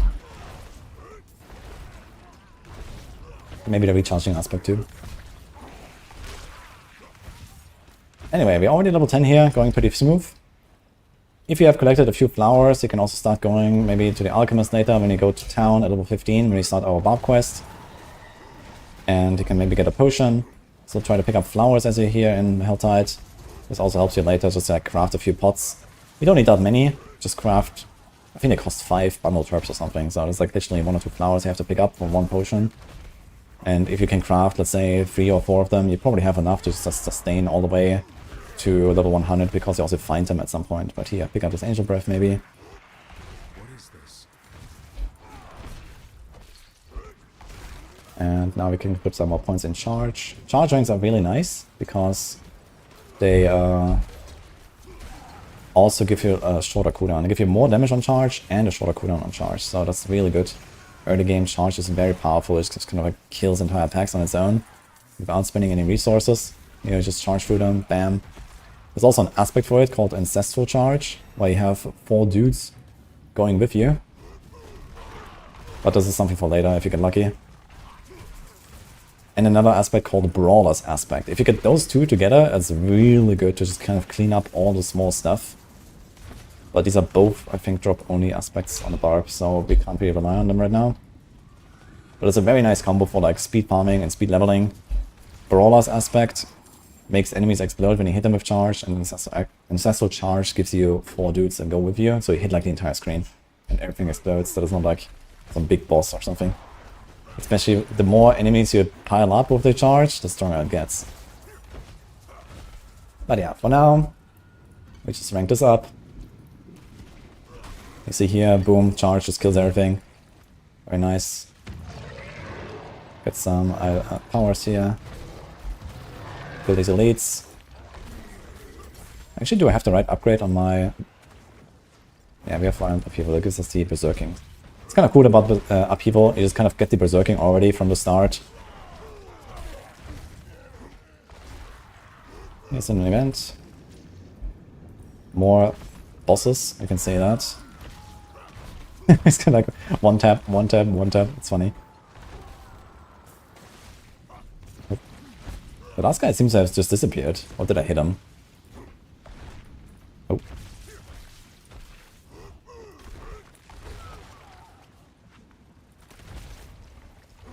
You always do the quest in Kiowa Shard where you cheer the guard, gives 14 flowers.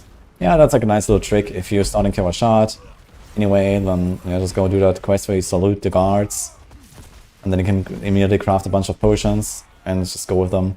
It's not a bad idea actually for the season start. And then you have like 2-3 elixirs ready to go, and then you can just like chug them as you go. That's fine. I got the Blood Bishop again. Seems like it's always the Blood Bishop. I always see this guy, and he's very squishy, which is very nice. I think my Iron Skin is not really needed. We can also go Death Blow. You can have 6 damage skills on the bar even if you want. When you go with Iron Maelstrom. Some people might be hyped to play some Iron Maelstrom, like the good old Kratos Barb. Unfortunately though, it's not really that good, you know. People might be hyped with the new Unbroken Chain unique to play some Iron Maelstrom, Kratos Barb, like the good old times. But unfortunately that's kind of a meme. It's mostly like a support Barb item, and that's also not really much of a thing. But some players might enjoy something like a support Barb playstyle similar to Diablo 3, where you like shout and pull enemies, buff the team. And for that, the Unbroken Chain is actually relatively impactful. Gives lots of damage reduction to your team, gives you lots of cooldown. But unfortunately, it doesn't really make Iron Maelstrom a viable endgame skill. For early leveling though, once we get here, we can pick it up, since you are weapon swapping a lot anyway. And it can kind of just clear the entire screen for you. Iron Maelstrom in the early game is actually pretty decent. So you can go for that if you want. At least while you're still blasting like easy monsters here. But Upheaval kind of does the same job as well. It hits half the screen and yeah, stuff dies. I think there are actually some buffs to like Upheaval and Hoda in this patch coming as well. So maybe we would be like slightly more powerful currently. At least Hoda I think is getting a buff. I'm not sure about Upheaval. Level 13, okay, we're almost there at the quest line. And we have only 10 minutes left in this Helltide. We started at a pretty bad time. So I might do a little bit more leveling and then go do the quest a little bit later. That's okay. For example, if the Helltide timing right now is kind of bad, maybe just like keep leveling. You don't have to do the quest immediately on a Barb. It doesn't really have a huge impact at the start. It's since you need to level up your weapons first.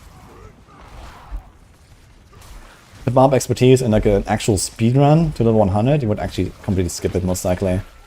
Because it's just like 5 minutes wasted or something. And if you do like a speedrun with like, you know, everything set up, going to like level 100 in 3-4 hours or so, those 5 minutes are actually impactful enough to make you not do the quest. Okay, our Helltide 30 minutes is almost full. So we're trying to find like an event. I'm not 100% sure where they are here. Or maybe just like find like a dense area. This is like kind of a decent area to find a lot of enemies. And it's a bit unfortunate, but since our Helltide is ending soon, I have to open some chests too early. Usually I want to stack up all of your cinders and then open them by the time you're basically ready to go rotate free. Which in my case would be probably around level 25, level 30 or something like that. But we can't do that now since we don't gonna get to that level before the Helltide ends. Usually this would not be a problem though. If you have like a 1 hour Helltide instead of like a, I don't know, 20 minutes Helltide that I just had. Ah man, we killed him 1 level too early. We didn't get a legendary. That's unlucky. At level 15, when you kill a goblin, you get a guaranteed legendary. And here we didn't get one. I think there's still a decent chance, but we didn't get anything. We need space. I'm gonna throw a few things. Now our damage is scaling down slowly.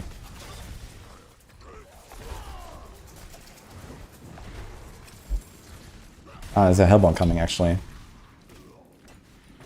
Small damage. Pick up this stuff here. Movement speed. Boots, very cool. Got a ring as well. Got a Druid Hellborn. Not really that dangerous. You could even put some points into a lunge at this point. It's not that bad to pick up. It actually does some decent damage, as you can see here. Now these Hellborns can be pretty tanky. If your damage is very weak, then you might want to consider skipping them. But they also drop a lot of stuff, so you might get legendaries. Got unlucky here. Lots of damage though. Right here, lots of damage. Alright.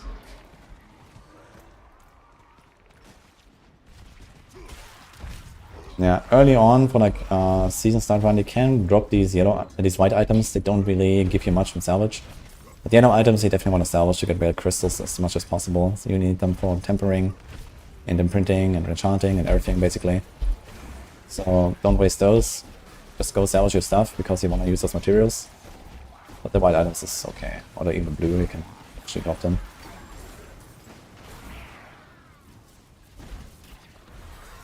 And we are level 15, we have a quest now. Yeah, let's just do like 7 more minutes, open some chests, see how far we get, then we can get some items there. And we are at this. Okay. We can't yet reset the Iron Maelstrom. But I see here, it kind of just clears even these elites and minions relatively easily. So Iron Maelstrom is kind of nice to have. And you can reset the cooldown by weapon swapping. So this is kind of the moment where we start going towards weapon swapping. There's also some passives here that you can pick up. Furious Impulse, that gives you extra resources when you weapon swap. So you can do, for example, dual wield lunge, dual wield leap, and these kind of things. Dual wield because it's very fast, and we don't really care that much about the lunge damage. We're getting drained here a bit too hard. So on hardcore, of course, you don't want to stay in there all the way.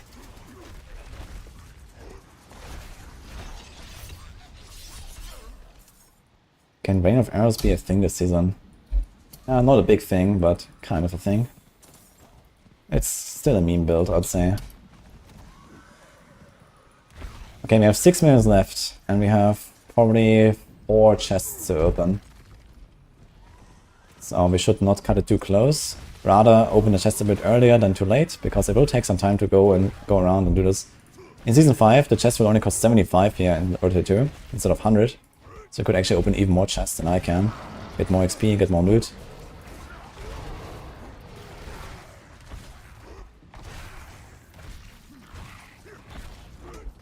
Yeah, we might want to take out some of the points here. This Iron Maelstrom is preventing us from changing anything on our skill tree. So the lunge is maybe not that important to actually stack up here. We are still lunging quite a lot, but we can't take out these points. I'd rather pick up the Rallying Cry, we get Unstoppable, we get like lots of Fury there. So then we can more easily just like spam our upheaval. And we could also go for Death Blow if we really want. Death Blow is also kind of nice. Just kind of get free resources. If you know that you're about to one-shot an enemy, bam. Gives you resources. Yeah, just go to like the little guys. This is basically an alternative way to deal damage and get resources at the same time. And then Death Blow. Here we didn't get a kill. So I have to get a bit of a feel for like how much damage it does. But whenever it's in Hunan, just use Rallying Cry. You can spam more. Okay, we have 4 minutes. It's time to open chests.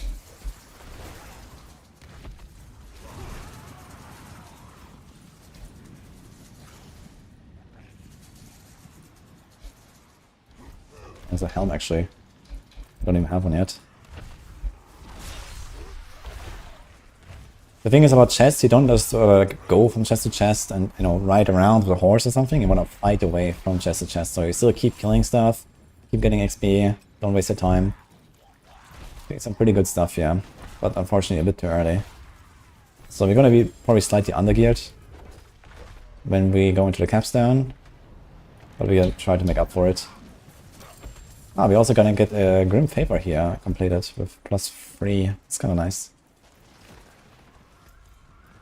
In Season 5 it's actually gonna be really cool because they are reworking the Grim Favors or the Whispers in Helltides. It's all gonna be in one zone and you're supposed to get to 10 Grim Favors very easily with that. So you can go to that area, get your Whisper turn in later. Usually it doesn't really matter to do a Whisper turn in, but it can give you, it can get you started with a bunch of gold, a bunch of items.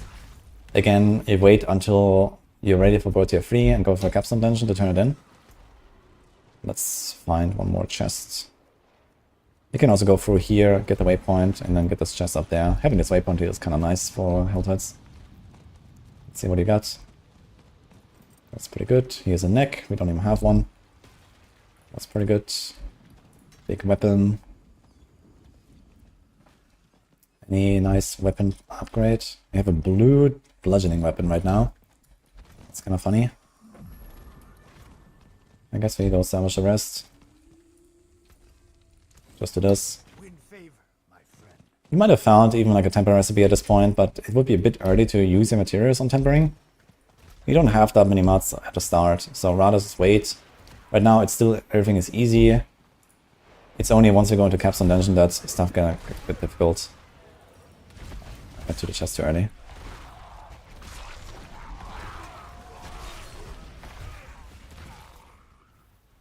So now we can go for the weapon swap stuff. In that case, we're gonna assign our dual wield to lunge. Actually, everything is here right now. But upheaval has to use a two-handed weapon, so we're gonna get a guaranteed weapon swap every time we do lunge and then upheaval, for example. Giving us extra resources once we get those extra points there. So I can just use upheaval on auto assign until later. It's kind of a bit of a downside of the leveling of Barb, that once you start doing this weapon swap stuff, you might have like very unequal power weapons for a little while you're switching world tiers, and then you find the sacred or not, or one or the other type. So there might be, you know, a bit of like a weird like power gap between your different weapons. Okay, we have 1 minute left, let's open this. And it's time for the quest.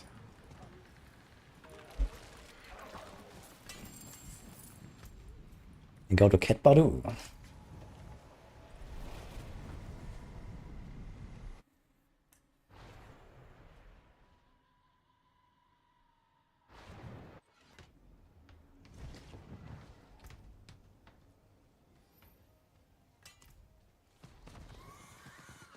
Really, when you talk to Rax next time, tell him that Rogue isn't bottom of survivability tier list by top. Wait, did he say that? That's a bit weird. Okay.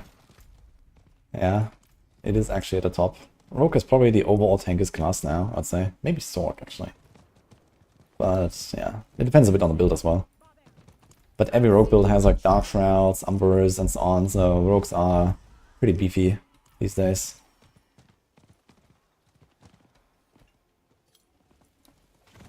Maybe Rax lives in Season 0 right now.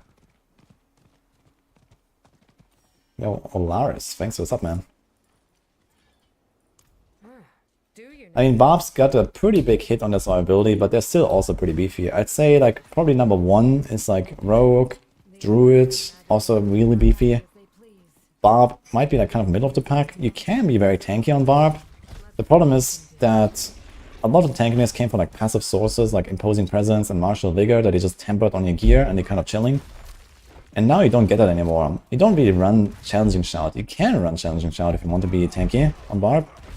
But a lot of builds don't necessarily want to do this, especially in Season 5, with all of this like walking arsenal meta. You don't really have room to fit in like a Challenging Shout many times. Unless you're gonna give up something like Warcry, and then you give up damage, and you don't really want to do that, right? So you might do a Challenging Shout early on, and then maybe switch to something like Warcry or Rallying Cry, or you know, something like that, or include like a Leap. These are kind of optional choices in all cases. So Challenging Shout just kind of makes you immortal, or Iron Skin as well. Iron Skin is insanely powerful on Barbs. You can be very tanky if you want, but you have to use those active buttons. And on something like Rogue, you just get Dark Shrouds and you're chilling. So there is a bit of a difference there. But with good gear, Barbs are going to be just fine. You have a lot of like passive survivability. Just from like Martial Vigor, Imposing Presence on the tree. Also, relatively good Paragon nodes. There's a lot of damage reduction from close enemies, damage reduction by healthy on the Paragons, and these kind of effects. So, yeah, lots of life as well on the Paragons, on Barb. So in general, they're gonna be fine, but they're not gonna reach something like, you know, 300,000 life again or something. That was mostly thanks to like all this insane Imposing Presence stacking that we had in Season 4. That is now gone. This entire Barb protection temper manual is gone. On the other hand though, you have extra slots. You can put more life on your weapons, you can have a Grandfather in your build later. You can get a Doombringer in your build. Doombringer kind of just makes you immortal as well. It's pretty insane, they buffed it even. So, lots of good stuff to look forward to for late game for the Barbs anyway. If you want to be tanky. Reddit saw almost 1 million life. Yeah. It was a bit crazy, yeah, in Season 4. So I think it's good that they removed this stuff here.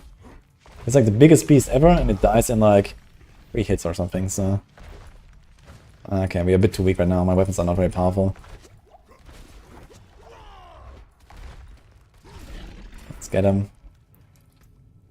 And let's get our weapon swapping stuff here. And we got our quest done. Weapon expertise. Right. We have to go back to town before we do that. Okay, Badu. Let me get it.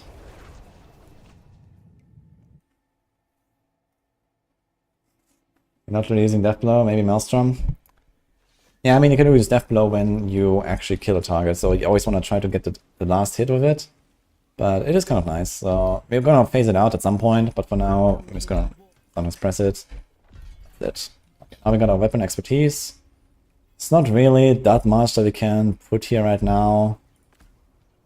Maybe something like this here, chance against Fury. We don't really have much lucky hit on Barb. But yeah, we got this done. And now, what was this dungeon that we need to do? We want the Walking Arsenal power. Relentless Arms Master. In Calibal's Mine in Skosglen. Oof, I don't actually remember where exactly that is. But we have a fancy tool for that. So let's check it out. Calibel. It's up here. That dungeon. There it is. So we have a waypoint right next to it. This is a very good power here. The Relentless Arms Master. Since we are going for Walking Arsenal, which we don't have yet, but at level 25 you get it. This effectively gives you roughly double resources, even with the minimum value. 35% extra generation and 15% reduced cost. So at that point we can immediately spam our upheaval and we don't need the step below stuff anymore. So that's kind of the target for now. Just gonna go there, do this dungeon. Since we have the Helltide downtime right now anyway, I would usually recommend to maybe unlock 1 or 2 really good powers depending on what build you're playing, or depending on how lucky you are. So far we have not actually received any legendary drops. In this case, since Walking Arsenal is just, you know, such a nice key passive, we're gonna go for this thing, and it's kind of like helps us out with anything we wanna do. So even if you get like, you know, some powers later for double swing or for Hoda or whatever you're gonna do, you can just stick to Walking Arsenal, which is a strong key passive, and you can use this power anyway. And it just gives you lots of resources. You can also do something like double swing leveling if you want. Double swing leveling is not bad. You can get a ground stomp in there, because double swing has this upgrade here where every time you hit a stunned or knock down enemy, you get 25 resources. So it kind of sustains itself as long as you stun an enemy. So in the case of double swing leveling, you can just go with a ground stomp. You can also stun with kick by kicking enemies into walls or something. That's the thing. I think with charge as well. So there's multiple options to do this. Maces have some stun stuff here as well. And then you just like double swing stuff down. I've leveled with that as well at some point, which is pretty nice. Which is also okay to do with Walking Arsenal. Just need to always like swap your weapons at some point. Okay, we do this. Now we can also try to, for example, change our weapon selection. For leap, we don't really care about the damage, so we can do this two-handed bludgeoning. And then we have two-handed slashing here, so when we leap, we swap weapons, you see our resource goes up. And then we use the strong weapons on our actual attacks, Death Blow and Upheaval. So we just let that on auto-select right now. Bam. Yeah, I see that charge is doing a lot of work.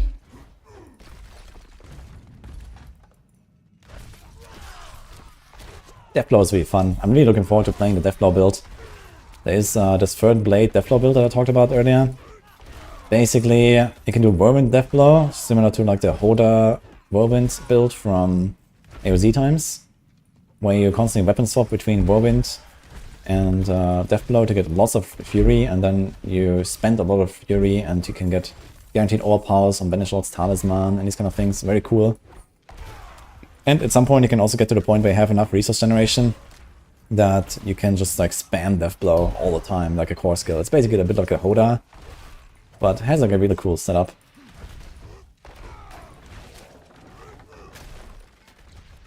It's really cool how much mobility you have pretty early on already as a Barb.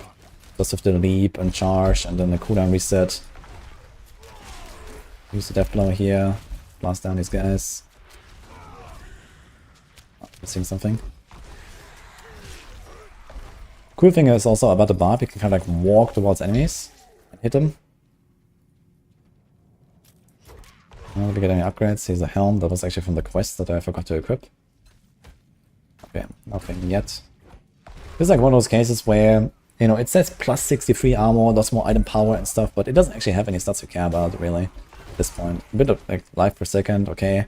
But life per second is starting to already slow down. You see we have 400 life. This gives us 4 life per second. It's still 1%. But in this case, I would probably keep the strength. It's like around 2% DPS. A bit of extra life. Kind of minor things anyway at this point. All you really care about in the early game is something like percent damage if you get that on your weapons or in your rings. We have like none of it right now actually, and we don't have gloves. You know. Our first legendary. Unfortunately, it's a chest with Protector though. That's nice. Get some barriers.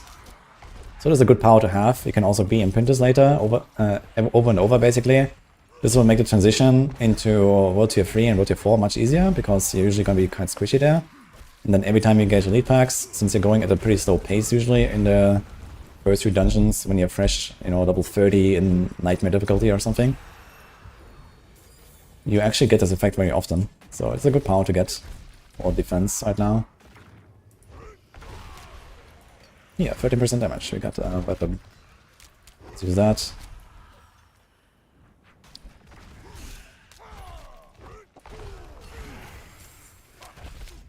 And we got our third weapon swap now. Finally get some resources here. And then once you get the dungeon completed and we get Walking Arsenal, we're gonna have a lot of resources. You just have to do 5 more level ups. And it's gonna be pretty chill. Maybe we should check this for Cursed Well. Nope. In the codex menu, you can put a pin on the dungeon. That's correct, actually.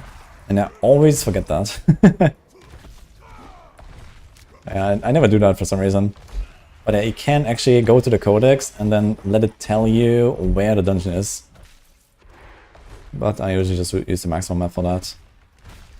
Yeah, boss damage is not the greatest currently, so this will also take a little while once we go into the Capstone.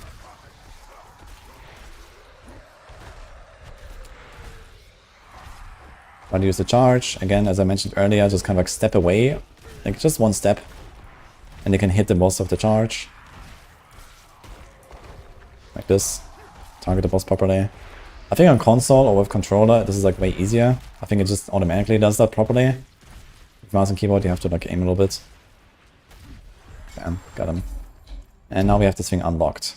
Very good. And we go back to Helltide. Let's get a few more level ups. We go to Capstone.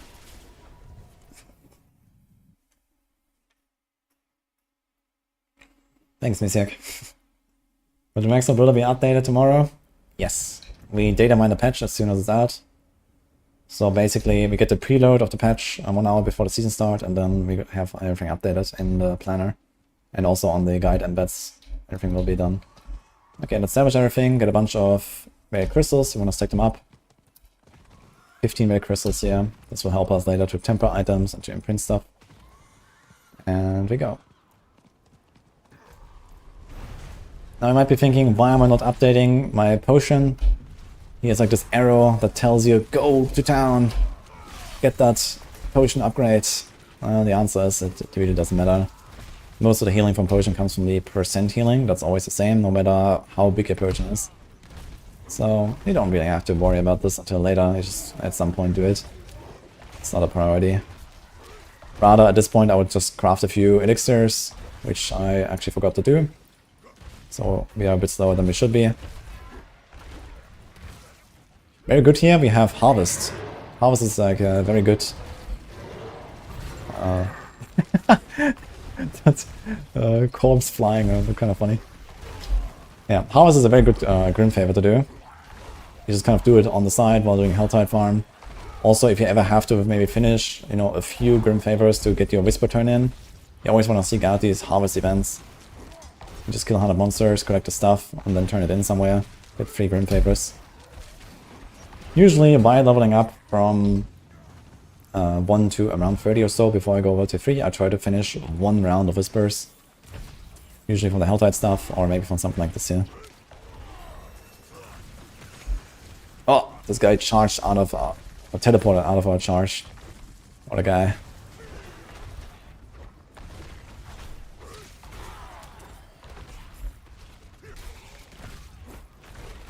Need some better weapons.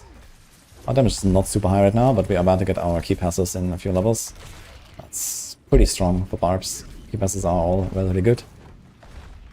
Even with the nerfs.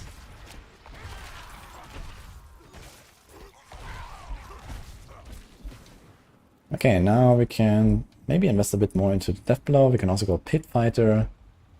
Increase damage to close enemies since you are generally close. We can do that instead and kind of plus all the power damage. Maybe not all of the upheaval, but the charge and some of the upheaval, the lunge, everything is going to be stronger now. Do this.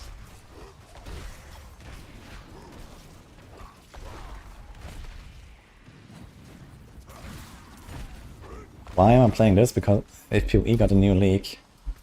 Well, it turns out we get a new season in less than 24 hours. And I just enjoy Diablo 4 more, turns out. PoE, I did enjoy it a lot more in like, you know, 5 years ago or something like that. I thought PoE was a lot more fun, for me personally at least. I think these days things have gotten a bit too crazy, too power creepy and stuff like that. I still like it, but I'm mostly looking forward to blasting PoE 2 and the PoE 2 beta and so on. So I'm just not really that motivated for PoE 1 these days.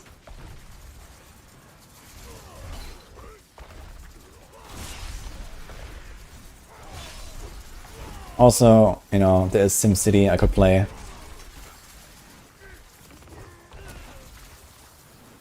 Given the current league mechanic. Okay, we turn in our harvest here. Try to line them up. Man, these guys always teleporting out of my charge, man. They know.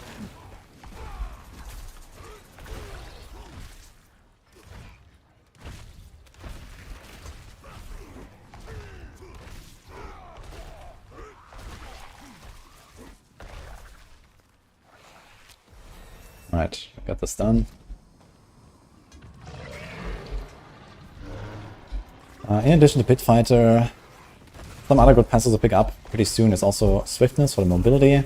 Also, once we go into the higher bro tiers, we want to figure out the defensive powers here. Martial, Vigor, and Imposing Presence. That will keep us alive. Maybe want to include a Challenging Shout as well instead of the Rallying Cry. And like this, you're going to be kind of tanky enough to kind of get through the Capstone, get through the early Nightmare difficulty. You're going to be very weak early on when we do our first 1 or 2 dungeons in Nightmare difficulty until they get sacred items, but this is just how it is. If you want to do like a fast leveling route, you kind of struggle your way through like 1 or 2 runs, then you get your sacred loot and you're chilling. Then you go World Tier 4, you struggle your way through like 1 or 2 runs, then you have Ancestral Gear, and this is basically the roadmap for the next 2 hours. So we are almost there. And also we're about to get our outside meter filled up. Maybe we can do an event here while we're doing this. There should be something here. Raise the effigies, for example.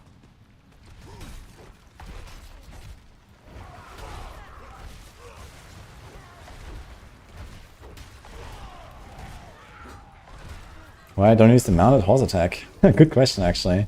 Because it does literally nothing. I don't know. I mean, they look cool. But they made him extremely weak. Like these mounted horse attacks that they, I don't know, maybe in the early levels they actually do a bit more than nothing, but not really. Usually you just mount down and you start attacking. You can try it if you want. But I don't think they will really make a dent here. Like even my main attacks don't really do much here. You can see the leads, as you can see. I need like 5 hits or something. In fact, I actually need some weapon upgrades. I haven't really got much here. These are more plus 158 DPS. That's what I'm talking about. That should help.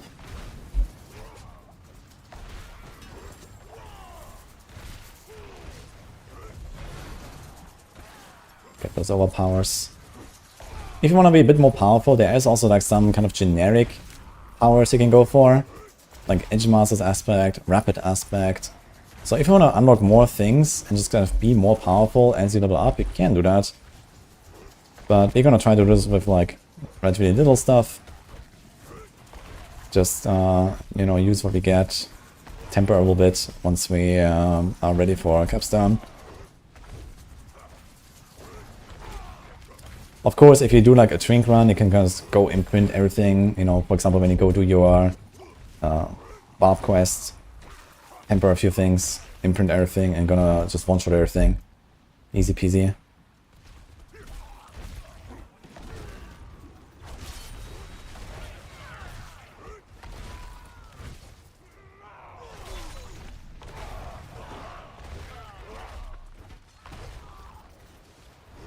Oh, we can't jump down there? Lame. Dude, charge is so strong, man. It does like 50% resonate. Crazy. Yo, maximum laughing. Thanks for the prime, dude. Yo, that overpower crit. Yeah. So the ritual side. Get the ritual side completed. We should be at 6. I need 1 more, okay. So we're gonna do the ritual side and maybe this corpse here, and then we have full Whisper turn in. So we can save that for in a few levels from now, basically. We're probably gonna try to get to something like level 30 and then go for Capstone. It's gonna be a bit of a struggle to do Capstone that early. We don't have a lot of damage, especially single target for the bosses, but it will be okay, I guess. Maybe get lucky with like some item upgrade, and in the Capstone you can also find yellows, especially weapons, that can give you like a huge power spike. So if you wait until like around 30, 31, then you can equip most of the items you're gonna find in the Capstone. And whenever you start killing these elites there, you're gonna get yellow drops, and you can get some power there. Okay, so which weapons are selected right now? We're gonna change our leap now to the two-handed slashing, since everything is on a two-handed bludgeoning. It's like a much stronger weapon. This has 265 item power.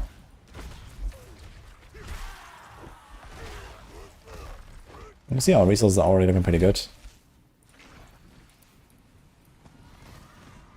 Yeah, oh, Toffer, thanks for the sub as well. Appreciate that. For tomorrow, Helltide is the best option for leveling up. Yeah, we're doing a leveling run right now, basically. Now, one thing I didn't mention earlier is we're also going to get a seasonal quest line, which I have completely skipped now. So this is also something you want to do relatively early to unlock the you know, reward track, basically, that you can get to work towards the Respend and Spark later and these kind of things. So you don't want to just go to the Helltide immediately. You also want to do the seasonal quest line up to the point, at least, where you unlock the reputation rewards.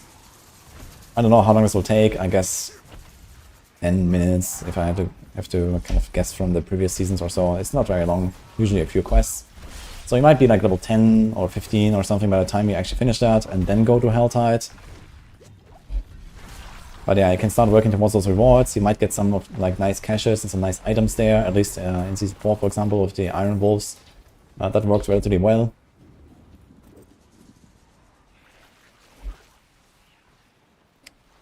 We got a... Finally, we got a glove. +1 to Hoda. Well, enough to make us, you know, change our skill to Hoda. But it would be nice. If you want to do Hoda, I guess Hoda is okay as well if you don't want to do upheaval. But Hoda, without the quaking power, doesn't really have great AoE capability. And then Helltide, you usually have a lot of small monsters. Like here, you want to kind of like hit the entire pack, and Hoda doesn't really do that without the power. And without extra Hoda size or something. Okay, Tree of Whispers complete. We don't turn it in just yet. We wait until we go Capstone. We're not going to do a second run, or like a second completion anyway. So... 11% damage, like that. And we're just gonna stack up more cinders now. Probably go to like 400 or 500 and then turn everything in. We have a bunch of gear done.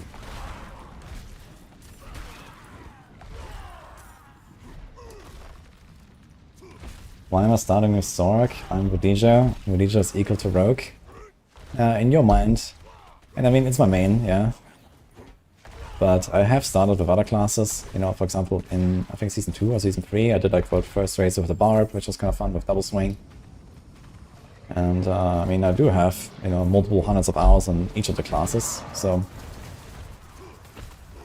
You know, Rogue is very powerful, but Rogue doesn't really change all that much. And Sorc is changing quite a lot.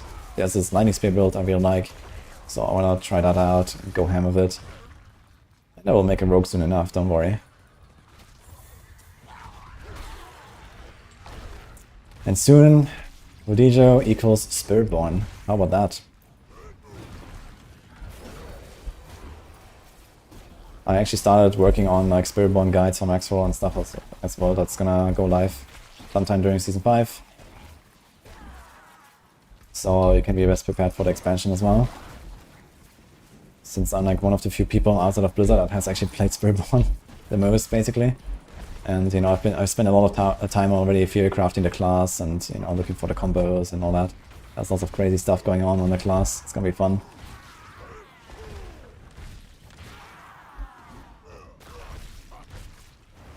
Okay, so where do we put our points? Slaying Strike is not terrible. We can also go for these Berserking passes. Gives you lots of DR, since we are berserking all the time from hitting enemies with our upheaval. You see here our berserking buff is actually on the buff bar. You can get extra resource generation there, just to like spam more upheavals. So you can do that. You could also go for the power leap. Get some resources there maybe. There's a lot of stuff here I want to pick up on the Barb. You constantly get like some nice upgrades as you level. So having a few more level ups definitely helps to go to the next world tier.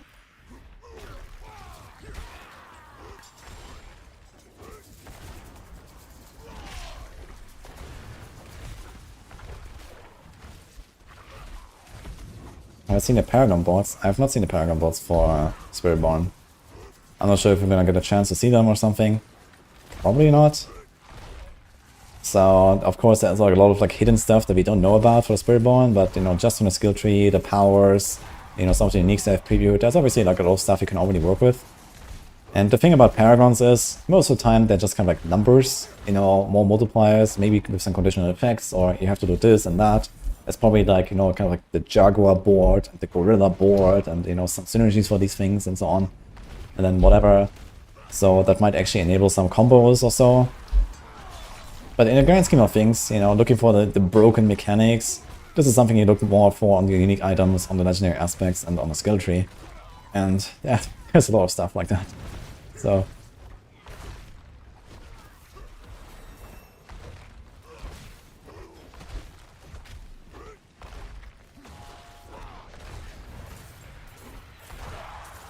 hey, Ma, by the way.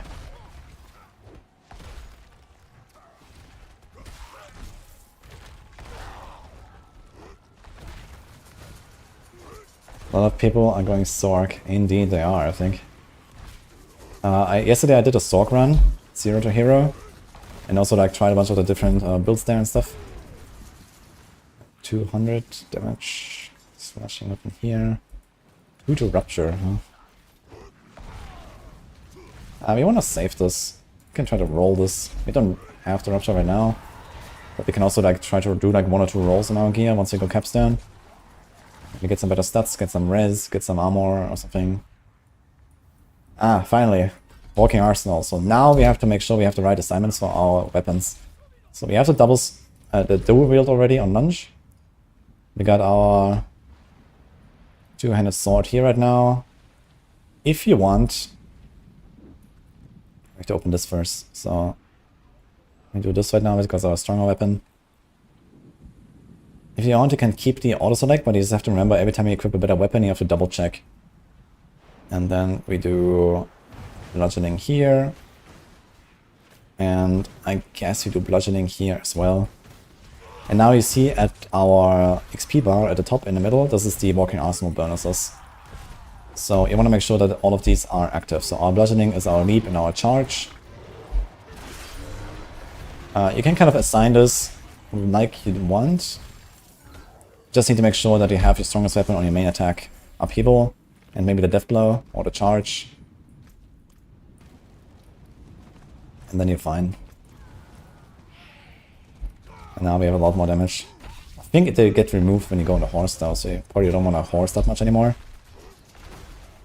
You see here we have a lot more damage now. Now Walking Arsenal is getting slightly nerfed. You're gonna get a bit less attack speed, a bit less damage from the new Walking Arsenal, so we're probably like a little bit stronger than we should be. I think this 12% per power gets down to 8 or something. You'll probably have like 10% less damage in the next patch or something like that. It's not the end of the world though.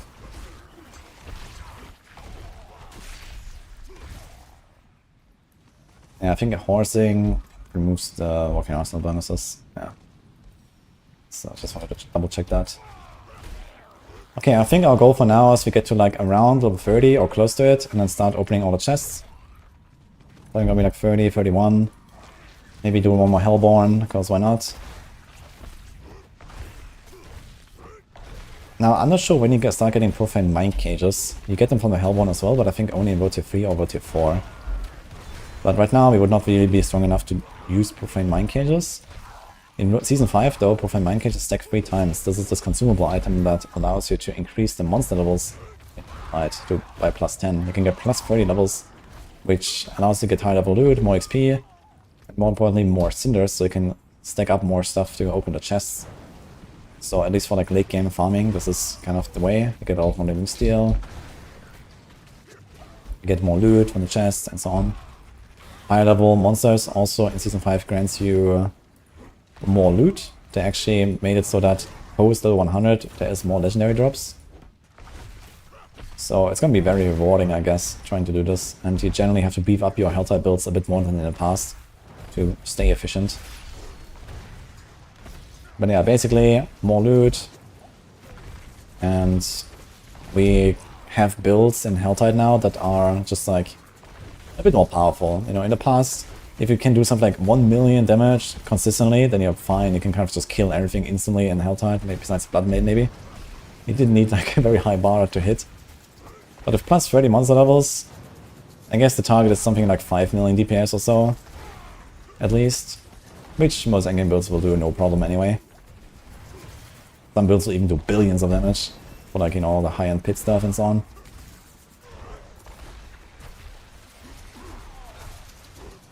Okay, I think what I'm gonna do is I'm gonna put our bludgeoning weapon on the death blow. Like this. So we can like more easily activate our bonus.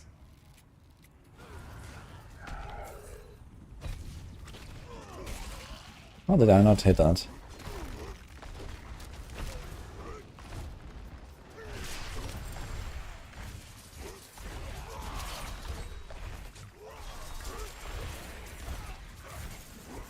Yeah, just try to cycle your walking arsenal bonuses basically.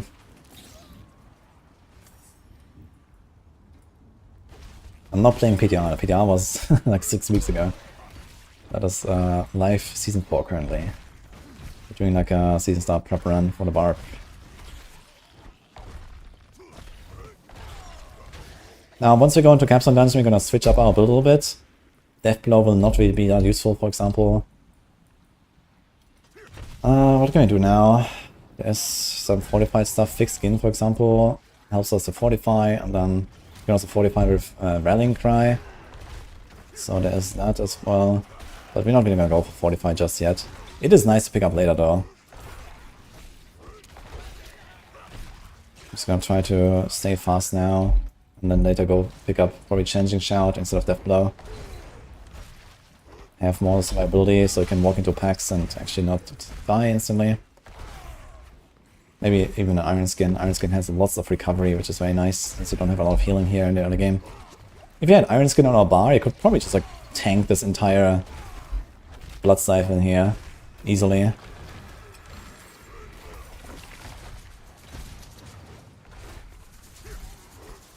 So this is actually kind of a reason to have Iron Skin.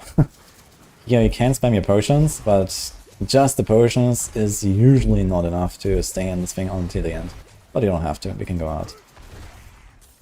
But if you stay all the way, then there's like more moments of spawning, which is very nice. And also a bunch of elites and harbingers, which is pretty valuable.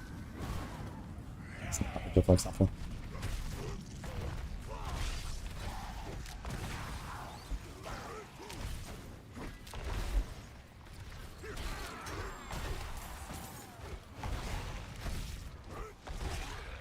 Now, if you get some random lucky drops, there's a lot of powers that are pretty good, especially, for example, the Twister powers. If you get anything like double swing Twister stuff or the whirlwind Twister stuff, you could also do like a swap to something like that. Twisters are very valuable for leveling. They do a lot of damage, especially if you get a combination of like the Shout Twister stuff, the double swing Twister stuff, or something like that. They are really helpful. Or if you get like the Quaking power of a Hoda. If you get the weapon swap power, there's also like this guaranteed overpower for Earth Striker. It's also something you get from the dungeon. You can also go and unlock it if you want. Any kind of damage powers are useful on the Barb, Edge Masters, and so on. So whatever you get, or go for a few Codex powers, and you're gonna be stronger. It's very nice. Okay, we got another Hellborn now. I think after this Hellborn, it's time to open chests. Then we go.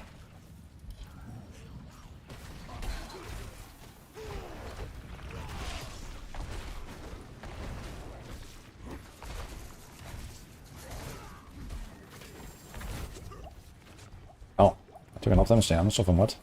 I was reading chat. I think I walked into some explosion or something. Or the multi-shot succubus. Multi-shot succubus is actually very dangerous. I actually died to that once on my rogue. I went into World Tier 3, walked into a Helltide, a worm came out of the ground, insta one-shot me, because there was a multi-shot succubus right in my face. That was it. Unlucky.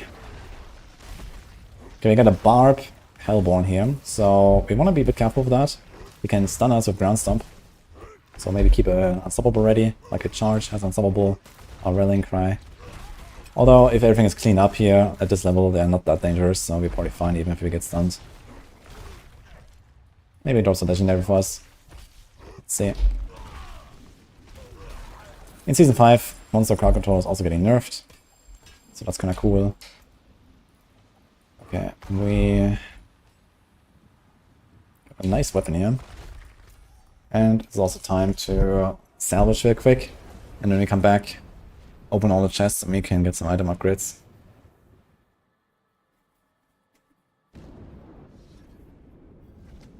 You get Dust Devil Twister's gear early and dropping the stuff like a rock. Yeah, Dust Devil Double Swing Twister is very good for leveling, for sure. I've also done that for like racing. In Season 4, we actually did like a 4-man speedrun with like double or triple barb, I remember. That was really good. And yeah, this was like basically double swing twister stuff and was really powerful. So if you get those things, yeah, GG. But right now, I don't really have anything. Here's life and crit, I'm gonna go for that. And here's life, maximum resource, more res, and the socket, that's also not bad. Okay, so we have a fresh inventory now, and we kinda need it since we wanna open a lot of these chests. Hey Theo, thanks for the raid, welcome guys. How's it going? Okay, got a % damage ring and another % damage ring, we got 2 of them actually. And life on hit, I'm gonna take the life on hit. We got 2 points. Maybe gonna remove the leap stuff actually, so let's do the resource gen there. I think I care more about this now. We're probably gonna not have leap for the capstone anyway. It's kind of optional there. We just need to make sure we have 3 different attacks. So we're probably gonna do charge for our working arsenal power.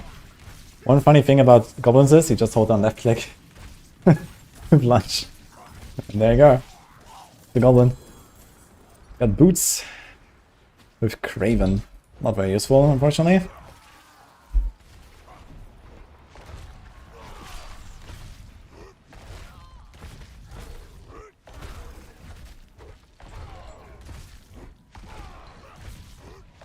What have we been up to there?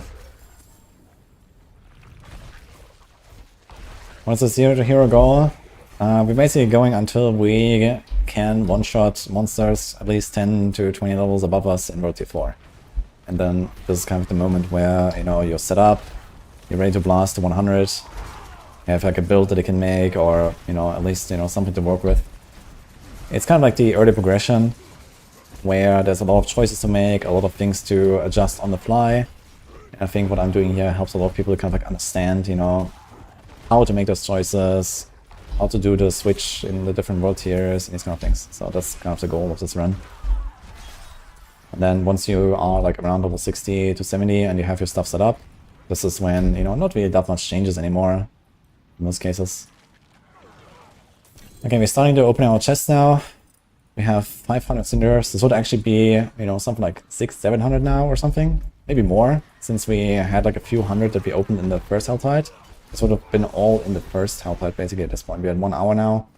So this will be the time now to just open everything. Around level 25 to 30, depending on how fast you are. At the end of that first Helltide. And you would probably have like 10 chests or something. Get a lot of loot. Get maybe some legendaries. Got a crowded sage. Cool. We don't have much dodge chance, but maybe get some heals here and there. Oh, that was a nice overbar. Pandoric, thanks for that. And poop as well. Appreciate that, guys. Let's go, Season 5. Who here is gonna play a Barb, actually? I wonder how popular Barb is gonna be in Season 5. Compared to before. It was very popular in Season 4, because it was so powerful. And it will still be powerful, but it needs more investment. You need like Shard of Arathiel, Crown of Lucian, and you know, all this kind of stuff, and then it's gonna be good. It takes like a bit longer to kind of get to the point where you're like completely overpowered.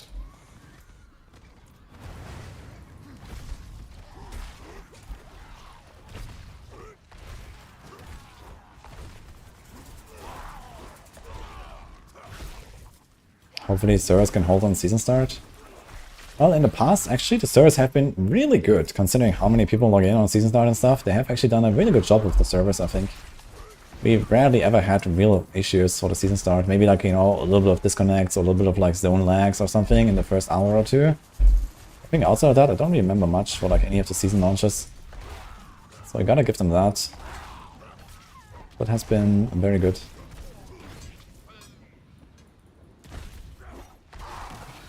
Which mythic unique is the best to craft first for Chain Lightning? Dario or Starless? Probably Starless, just so you can spam your stuff more. Starless is very powerful. And Dario is probably relatively optional. It's very powerful as well. A bunch of Sorc builds actually go for Andariels to get the 4th Tarasha stack. And then lots of attack speed. But you know, for lots of attack speed you also need lots of resources, which, you know, you're not gonna have that early on Chain Lightning Sorc, so.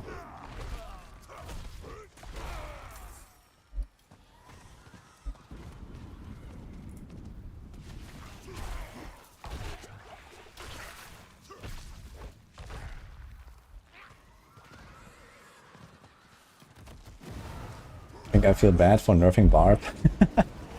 I don't know. I have played Barb in Season 4 as well, but not as much as most of the other classes. But I would definitely make like some Barb in Season 4 as well, Season 5. It's just that right now I'm playing Barb and explaining stuff about Barb, so of course I'm going to talk about the class a lot. But here and there are some other random questions that come in from chat. I'll not start a Barb. Probably make a Barb as maybe like a 3rd or 4th class or something. So we're probably gonna do Sorc, then Rogue or Druid, or vice versa. And then probably Barb, and then probably Necro. So something like that is the plan. Okay, we open 5 more chests, so let's start going to the chests here. We're almost 29. After the chest we're probably gonna be 30, which means we can equip most of the items in the Capstone. I want to try to get a Capstone weapon, basically. So that we are a bit more powerful, maybe get lucky with like a early 200 weapon drop there or something. Sometimes it's like a bug or something. Sometimes in Helltide, in like level 20 or 30 or so, you can also get like these random item power 500 weapons. I'm not sure why that's a thing. It's just kind of happened and it's in the game now.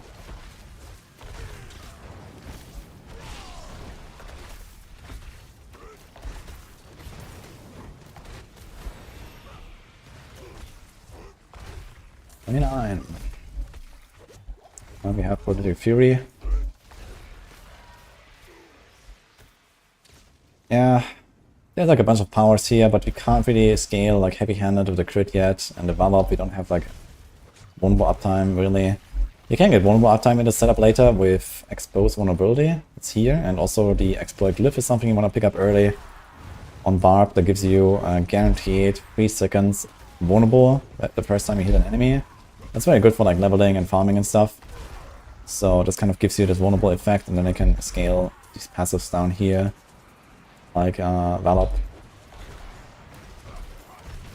Also I can probably double check, we still have this 200 mace expertise. Usually something you want to go for is the 200 axe expertise. That's usually one of the strongest ones, because it gives you just 10% damage against vulnerable, since you usually always have vulnerable in the late game. One way or another. There's, for example, also a chance to make enemies vulnerable on rings as a roll they can get. Or you can do the exploit glyph stuff that I mentioned, or some builds kind of make enemies vulnerable easily. It's also a passive here, pressure point. Multiple ways of doing it, depending on the setup. Double swing can also just make enemies vulnerable with every attack.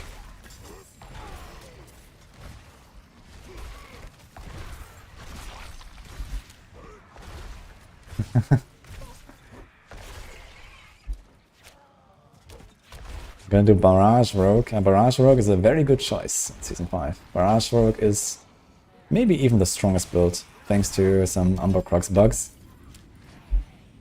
Without the bugs, it would still be probably like somewhere in S tier, but not the strongest most likely. It might be Bone Spirit then. Bone Spirit is looking very powerful as well. Chain Lightning might be really good. Lightning Spear. might be pretty cracked as well, pending confirmation of how some mechanics work. So there's a lot of good stuff, but Barbs had their fair share of good builds too. Play, bash, and yeah, other stuff. Like some of the overpower builds are coming back finally. We didn't really have like immediately overpower stuff for a while on Barbs. So it's cool to see them back. Here we are, almost 30. It's time to finish this here.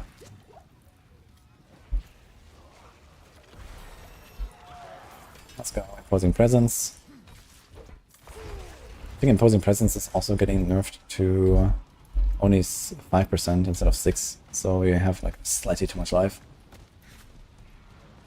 Oh, Goblin? Oh, no Goblin. This was just like a buggy animation there. Sometimes it just plays an animation of a previous Goblin that was there at some point. It might actually spawn the Hellborn one more time.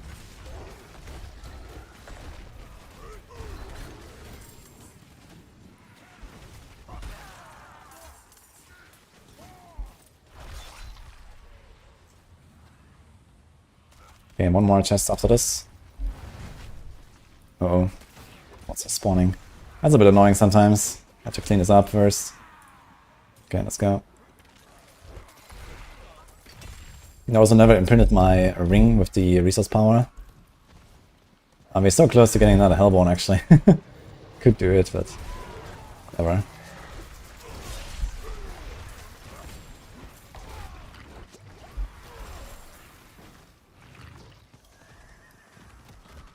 Another 30, we're gonna leave the last.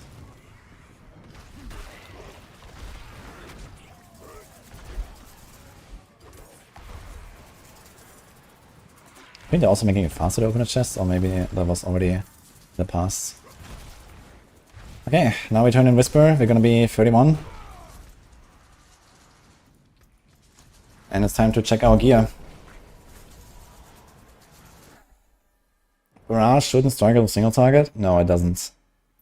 Barrage, as I said, is gonna be one of the strongest builds, maybe the strongest. Now you have to like position yourself properly for Barrage and these kind of things. But yeah. Yeah, we keep all of our strongest weapons. Here's also like some more armor on this helm, which is cool. Amulets, rings. Maybe take the amulet cache, maybe get something good there. Maybe more legendary. Nope. Okay, there's life, 9 res. Here's life, 9 res, and a socket. That's kinda nice. Life and crit, but no socket. To be honest, the socket doesn't matter that much. I probably prefer the crit here. That's a bit... That's a very good weapon. Life and percent damage is exactly what you want. Alright. I think we are good to go then. Just do like a good look here on all of the items. So yeah, we didn't really get much in terms of legendary powers. This is not very useful, this is not useful. Protector is okay, but it's only a 300 barrier right now. You have 900 life. Usually want to have like 1000 to 1500 life for the capstone, and that kind of like keeps you alive. Now we have to do a bit of respecking. I just realized I had the iron skin here for no reason all this time. But we remove this. We actually put iron skin on the bar. We can keep the rallying cry if you want. And we also have to make sure we have our walking arsenal bonuses. So, what is our stronger weapon? Our slashing weapon, which is currently selected. We got this. We do bludgeoning on death blow and charge. And then we have lunge here. Instead of 2 skills, if you don't want, you can also go, for example, for like another generator. Just, I don't know, like a frenzy or a flay or something. Gives you like a buff here, for example. You can try to stack that up a little bit. And then do a lunge here and there or so. And like this, you can also like weapon swap at will without having the cooldowns here. But if you pay a bit of attention, you can get your walking arsenal bonuses like this. You probably keep the Furious Impulse, although you might want to go for the extra defense. So we do martial. We have this damage reduction here. We can go more for aggressive resistance. And we also want to go for tactical iron skin. Gives us lots of healing. This gives us sustain. So you want to try to get that. So we might have to remove something like this. Or we take out 1 point here with the berserking. So we could do this. That should be fine. Maybe we want to go for challenging shot actually to have like a lot of defense. We should be very tanky like this. It's not gonna be very fast. We don't have that much damage. But okay. We temper a little bit now. So at this point you would probably have found some temper manuals. Not sure what exactly, so this could be berserking, for example. This could be, you know, this arsenal stuff. Whatever you get, you kind of just like want to temper some damage. I'm just gonna go with natural finesse, try to get maybe close or percent damage. I'm gonna put it on like, I don't know, 2-3 items or so to not like go too crazy on this. But this will be a kind of like a big benefit here that we can get. If you have a, if it is like a twink, you can also go for elemental surge. Just put elemental surge on all of your weapons, and whenever it procs, you're just gonna like kind of one-tap stuff. So that's really good. We're gonna do this here as well. These are close, that's fine. Here's another close, that's fine. And maybe we're gonna do like one defensive. Let's get like a life tempo. Now you would not have like the high life tempo here, but you could also go for resistances. That's probably something you want to have at this point. There's a bunch of other like, you know, useful, I don't know, challenging shot cooldown. You can go for something like that. Oh, I accidentally did resistances. I actually wanted to go for like the life here. Just for like the purposes of this test run here, to kind of show this off a little bit. And get dodge. I want to get like one life roll at least. Just getting a bit of life helps. I don't want to dodge or the armor, it doesn't really do anything, but like this. Okay, we have 3% damage tempers. And we're gonna do our imprint from the dungeon that we did earlier. So actually, before we imprint, little tip, do not imprint before rolling, because when you make a legendary imprint and then roll the item, it will cost more. So here we have 6 life from hit, we don't really want that. We get 20 life. And now we imprint. This is Relentless Arms Master. I have a perfect roll here, so that's a bit optimistic. It's a lot of fury generation, as you can see. But even with the 35% and then the 50% cost reduction, this will help us a lot to just spam our skills a lot more. Especially upheaval. So it's the only imprint we do since we did the dungeon earlier. And we could re-imprint our chest. Or like, for example, the helm with a higher value of protector. But we're not going to do that now, we're just going to keep that. Save our materials, basically. But you do like a roll here and there. Maybe try to get some res. Try to get some... Here's 3 per second, that's kind of nice. Here's thorns, we don't really need that. We can do strength. We keep that. Here's also thorns, we don't need that. We do life. Here's life per second. Maybe we can get fury per second. Very cool. This is good. This is fine. This is fine. This is fine. This is fine. And this is fine. So the rest we keep as it is.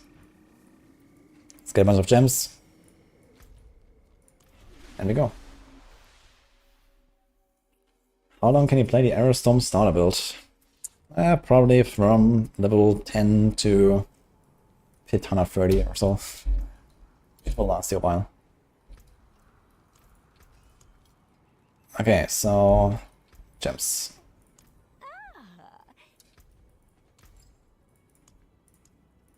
Two rubies in our chest. And then we don't really have much to put here. I guess this will just be a topaz angle.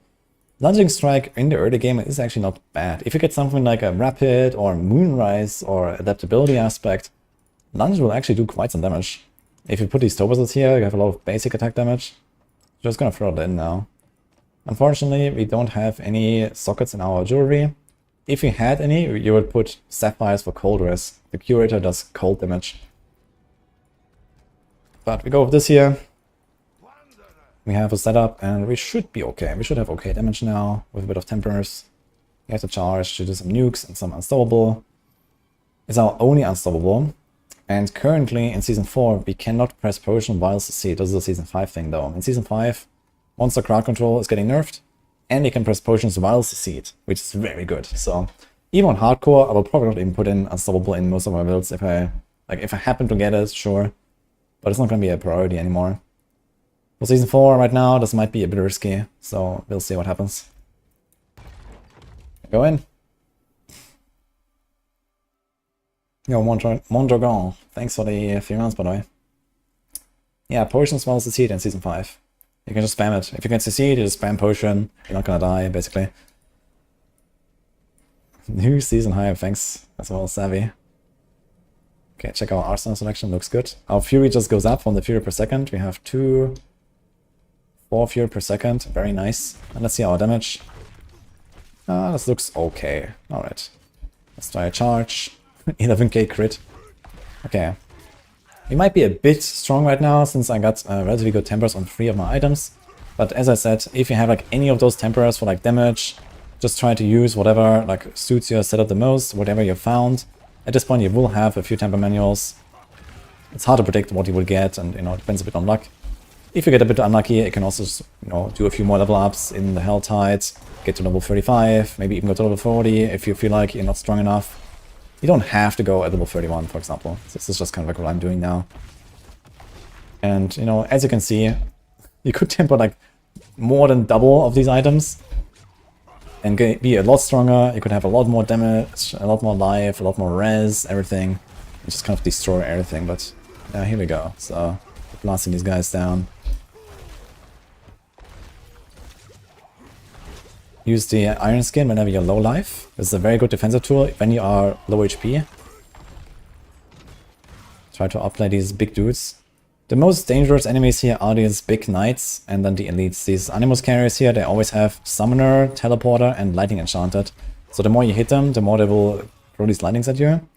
Gotta be a bit careful. If you're low HP, then just kind of walk away from them or so. I'm trying to find the last guys. Here's one. You only try to hunt down these elites, and that's about it, basically.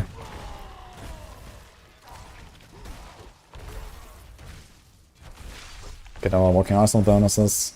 You see how our resources go up now? It's like, kind of crazy. One lunging strike, boom, 1/3 of our resources or something.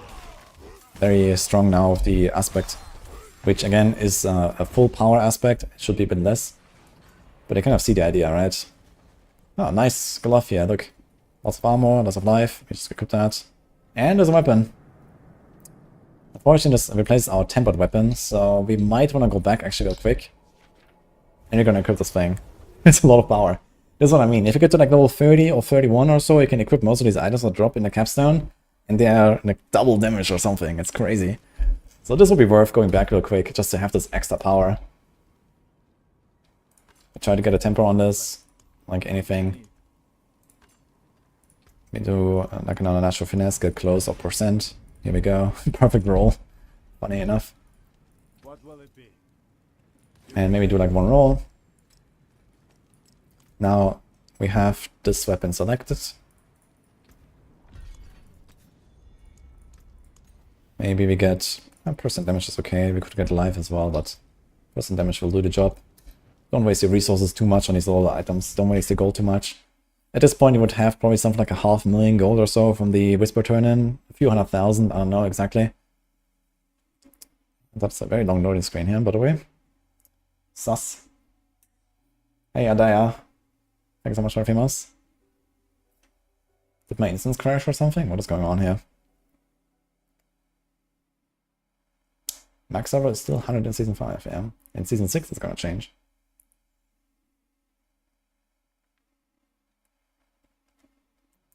I think my game crashed or something. I don't know what's going on here. You might have to restart this capstone. So, not sure what's going on here. I'm gonna task manager this. Ah, okay, there we go. Unlucky. Not again this bug. Yeah, I had like this weird... What was that? Unable to retrieve game data or so, but this hasn't come back since I reinstalled the game, so it's fine. I just have to restart the dungeon, I guess.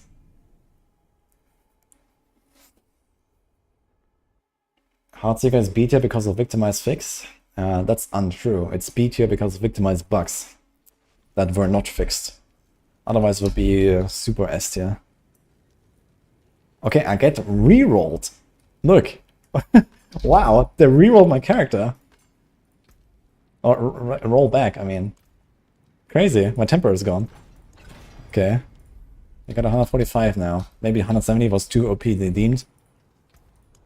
Someone was watching. And we got 26% damage. 2% more than before. Okay. Oh yeah, by the way, here, this is like this blacksmith lockbox you want to open. This actually gives you, I think, natural finesse recipe, right? So you get like these tempers. You could probably temper more than I currently have, even. And you never made a potion. So I guess we can do something like this. And then, I don't know, I'll just get a 3 precision elixirs or something. So we have something. I never actually used one so far. Let's go. Rage, it doesn't happen on a hardcore run. Yeah, I mean, I was in the loading screen and then it crashed. I guess the entire instance was crashed or something like that. So there would probably not be any danger since there's no enemies. Oh, wait! It's still open! The instance did not crash. Look. I'm not sure which way I went though. I think I went left. That's interesting. So I crashed and the instance is still here. Also, we have 2,300 obos. I think I started at like 2,020 or something. So we got like 300 obos or so. Did a bunch of events. That's nice. So these obos is something you want to keep until you are level 35. The reason for that is, at 35 you can equip sacred items. And right now, for example, if you're not 35 yet, we're going to go to World Tier 3. We're going to start getting sacred items. And then once we hit 35, we will check what do we got, what are we missing. And then whatever is missing, you're just going to gamble for it. You're gonna have a full set of sacred items at 35, and you start blasting, basically. So that's how that works. So it's nice to do a few events during the Helltide, for example, even if they're like not really crazy. Just get a bunch of obos, and then you have your sacred gear ready. If you're doing like a twink run, there's also these alchemist caches you can craft. They're called, I think, leveling caches or so. They're pretty costly, so not something for like a season start. Ooh, a second good weapon. But I'm not gonna go back for that now. So yeah, our death blow could be stronger and stuff, but most of our damage is how good is this weapon? It's a lot of life as well. Kinda nice actually. Maybe I should do it. I wonder if we crash again. But it's like both of our weapon slots, so maybe it would be worth. Just to like to get the bigger death blows. Sometimes you can probably get like some 10k crit with that or something.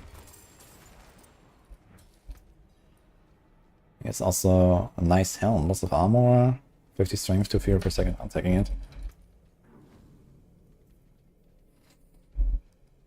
Yeah, I think we're gonna do a quick return because we're gonna use this weapon basically until 35 anyway. So it will be worth wasting like half a minute, 1 minute just to get this thing set up real quick. It's actually gonna speed up our capstone and everything afterwards. We have more HP, which is good on hardcore. So let's do it. Get a quick temper. Not sure finesse. Wait, that was the wrong weapon. This one. Don't waste your mats like this. Crowd control is not what we want though. We don't have any crowd control. Come on. One more attempt. Distant. Well, I guess we go back to our previous weapon and ignore that this thing ever dropped. Unlucky. Maybe it would still be worth, but whatever. Let's go.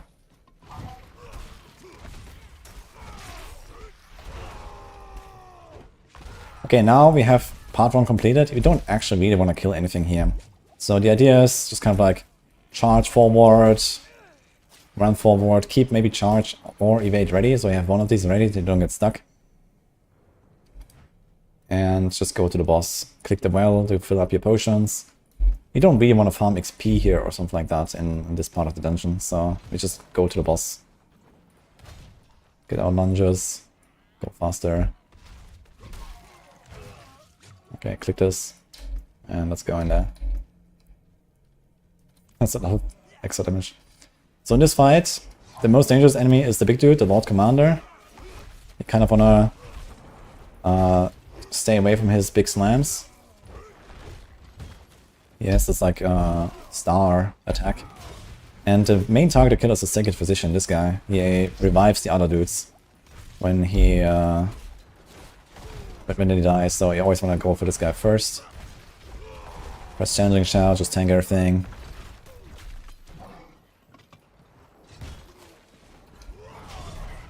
$13,000 crit, okay. And that's also the weak weapon. Could have been like 20 or something. Got a glove that I cannot use. Ground Stomp causes an earthquake. Well, this is actually not that terrible, I guess. So maybe be worth using a Ground Stomp when you have this thing. For a little while at least. It also did increase damage. I was gonna equip it just because of the stats, I guess. Okay, this part of the dungeon, it also has the big knights, and it has call spells, so you wanna be a bit careful of those. And this is a slay all objective. A little tip about slay all. You can just kind of like engage all the enemies once, like here, just hit them once or something, and then kind of just run away, let them follow you, and whatever doesn't follow you, they will teleport on you eventually. The only requirement for that is you have to fight them once, basically, at some point. But here, for example, if my charge doesn't finish everything, we just leave them there, and they will come to us later.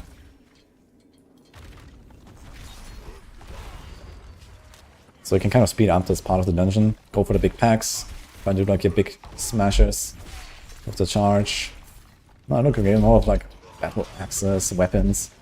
Getting kind of lucky with our weapon drops so far. Unfortunately, not with our powers.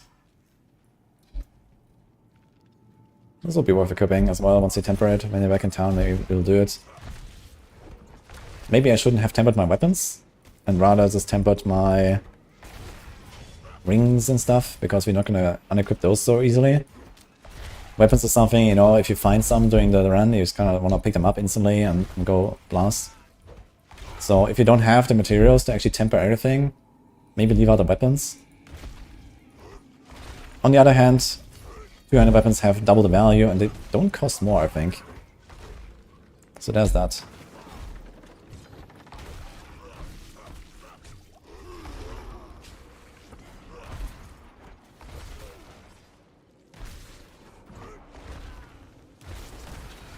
Ah, these guys with the teleports, man, they get me every time. Let's do aggressive resistance, that's kind of a good value here.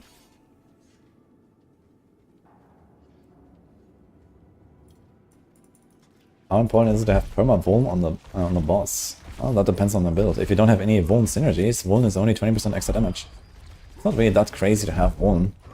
But on some builds, like for example if you play a rogue that has corruption aspect, you usually have corruption aspect on a 2-handed weapon, giving you plus 80% potency for your poisons, for poison imbuement. In that case, Vuln is a must-have because of the synergies. And there's other such things on other classes, like for example Sorcs also go for a lot of vulnerable. They usually have Shredding Blades aspect and Stormspell aspect, and gives you lots of vulnerable damage on a bunch of builds. These kind of things. Oh my god, man, these teleporters is actually insane. They outplay me, man. And here we go, there's the dudes. Missed the big dude. I actually have a lot of damage right now. Feels pretty good. That's the power of Tempers on Barb. You saw how weak I was earlier? I think so far I have been kind of the slowest to get here. We have 1.5 hours. But I actually have really good damage right now. Just kind of like blast down and everything. This weapon is not tempered. I could actually... Wait. There's a one-handed somewhere. This thing. We did that. Okay. We have 9 potions. You could teleport to town and reset your potions. What we find now.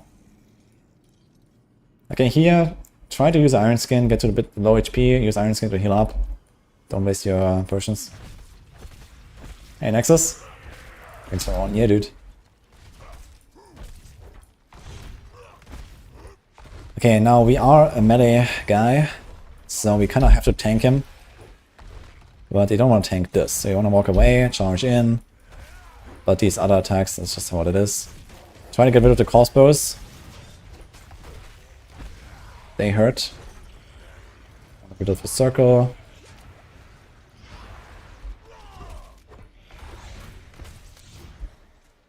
Get a death blow on these guys.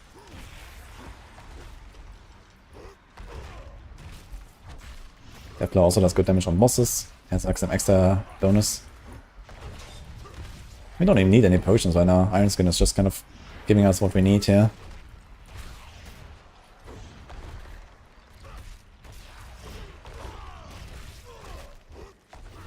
that's it actually. It was pretty easy Capstone fight, and we get our sigil. That's a cool part. In Season 4 they added guaranteed sigil drop from the Capstone boss. So you can directly jump into Nightmare Dungeons once you go into World Tier 3.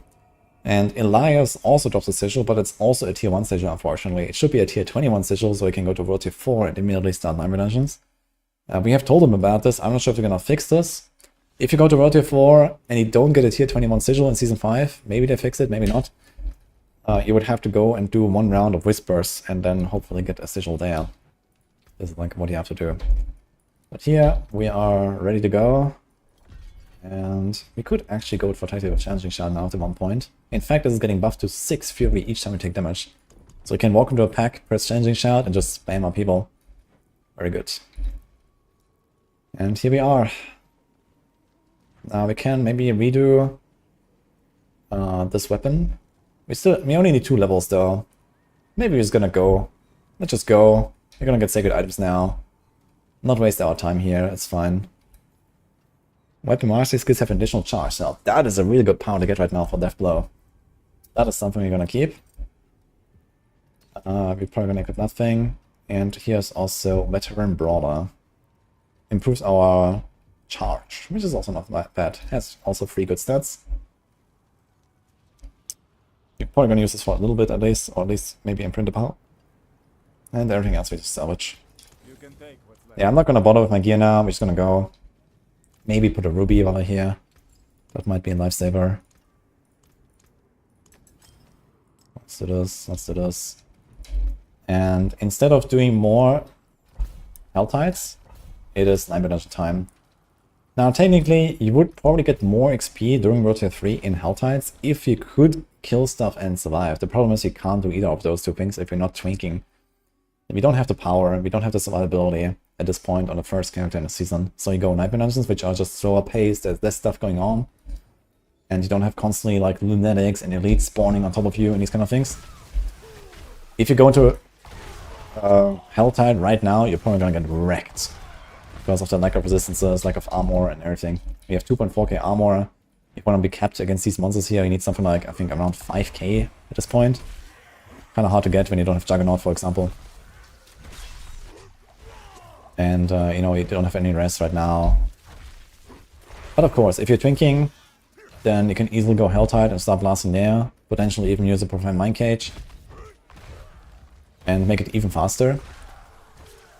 Another thing about Nightmare Dungeons though is they have a bonus XP buff. In Tier 3, you get 30% extra XP compared to auto content, and in World Tier 4, this is why Nightmare Dungeons are so good, you get 80% extra XP.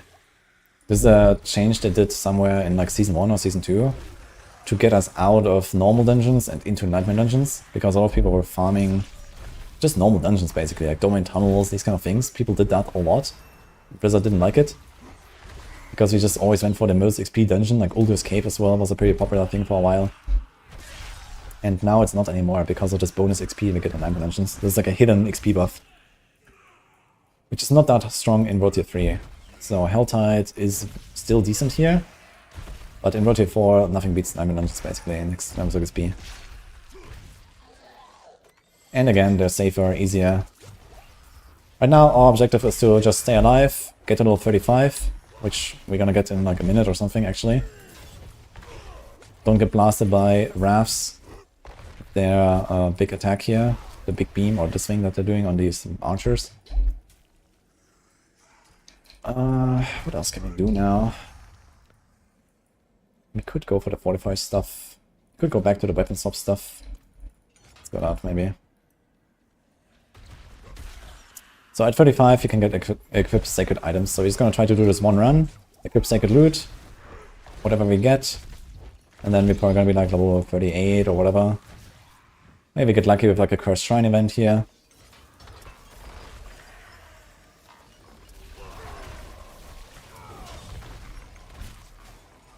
Oh man, if that artillery shrine was cursed, man, that would be nutty. We'll probably get like level 40 right here. So you might get sometimes very lucky and just get these events on a good shrine and you're blasting. All these events in dungeons are really worth it. There's a few exceptions that are not great, like Potent Blood, for example, this event with the hunter that drains beasts and stuff in some dungeons. But most of these dungeon events, especially cursed events, are very good. And even like these like Last Survivor, Last Stand, or whatever, and all these events, they're pretty good. So you want to do those. Very good for XP, gives you Angel Breaths, gives you Obels, items, legendaries, everything you want basically.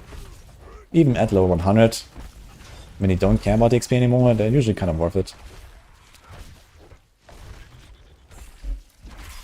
Okay, we just gotta be careful here. This is a very dangerous dungeon to get as a first one. Tomb of the Saints. Wasps and Red Ghosts. It's like very dangerous combo, to be fair. But we are barbs, so we're just kind of invincible, which is nice. Yeah, Challenging Shout, Iron Skin, and Martial Vigor, Imposing Presence. We are pretty beefy. Just use those skills.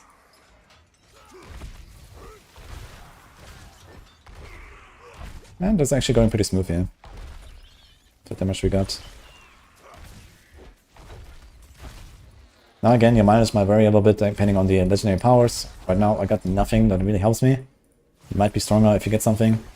Maybe you have some Twister stuff. Or maybe you just didn't get anything for your tempers or something. You might get unlucky there. That happens. Maybe try to get like another item or two. Improve your tempers before you go to World Tier 3.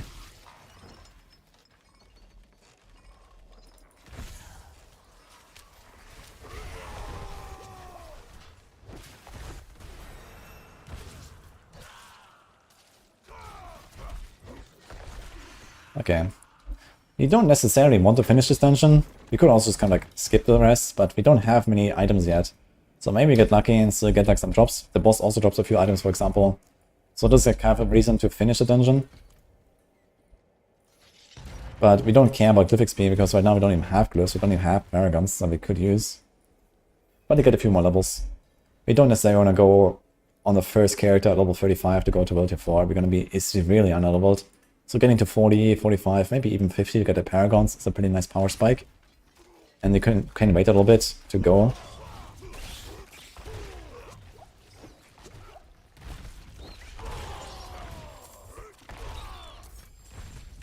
It's a poison enchanted dungeon, which is actually one of the easiest mods to get, which is nice.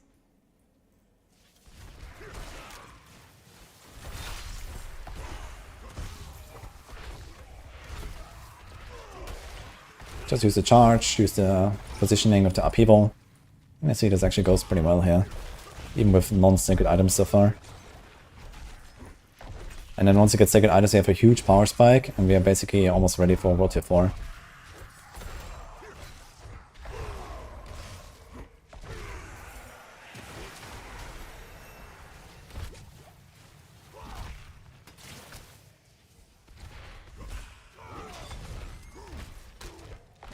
Cold Enchanted Elite here, gotta be a bit careful. He might freeze us into a Terrifying, for example. And then we can get blasted by the big beam. So you want to be a bit aware of these combos, at least on hardcore. They could wreck you. But again, next patch that's also a problem because you can press potions. With potions you can just stay alive as you spend them. Okay, we've got a Holy Bolts here, very good, but it's a Season 4 only elixir, so I'm not gonna use that now. Plus 696 DPS. White two-handed bludgeoning hammer. Oh man. Unfortunately you can't temper it. Let's get our resources. Banger indeed, man. What a weapon. But yeah, if you didn't have any, like, you know, let's say 500 plus item power weapon at all, I would probably equip it, just because of DPS. To just have like a strong weapon for my upheaval, basically. It would be worth it.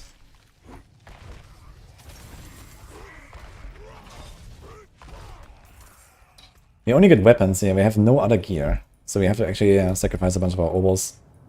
Which is okay. We could also do a second dungeon if you want. Get a bit more XP, that's also okay. Or go do a stronghold or two. It's also not bad when you go to World Tier 3 or World Tier 4, you can go to strongholds. In strongholds, the monsters will always be within 2 levels of your character's level, but you still get the higher XP modifier from the World Tier. Even though you find like the same monsters, basically.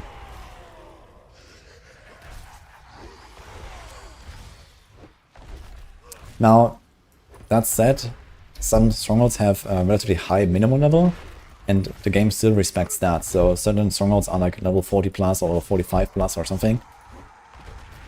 And if you go to World 3, it will still be at least that level. You can see that when you look at the world map. Okay. Dude, only weapons, man. Look at that. The entire dungeon, everything is weapons. It's kind of funny. Okay, I might do a second dungeon. Earth Moon, also a pretty dangerous dungeon.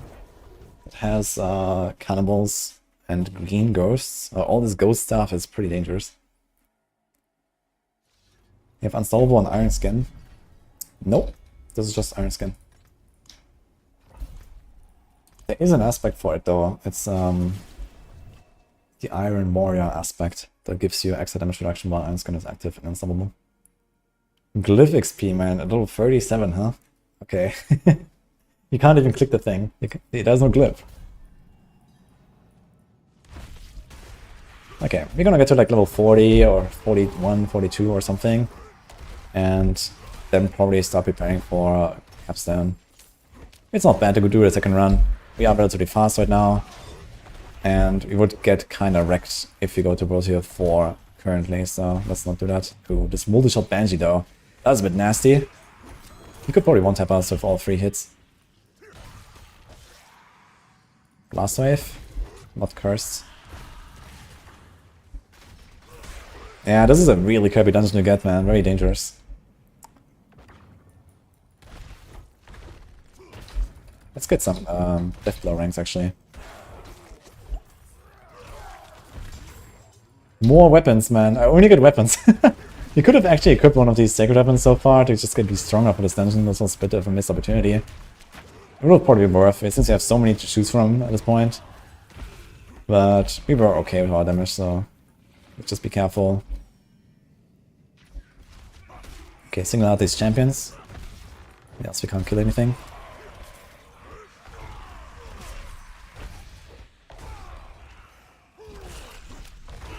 Still have our low level weapon, right? 356. We're doing pretty okay damage here.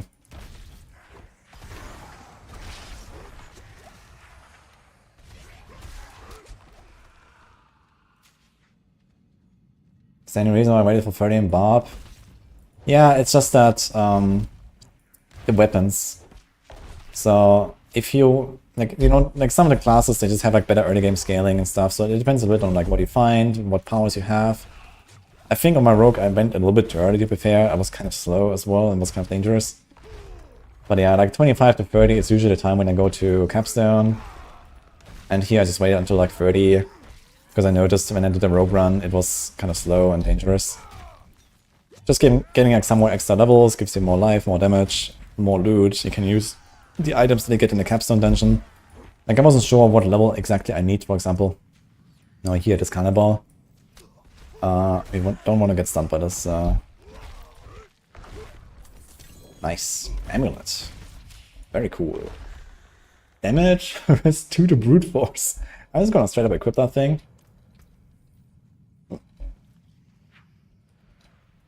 We also got this here. Damage while we have a barrier. We actually sometimes do have a barrier, so we could do that. What else we got? There's probably so much extra damage that we might just equip it even without anything. Look at that life, 360 life. That's a lot of life, man. So I think I'll do that even without the temper. Just use this.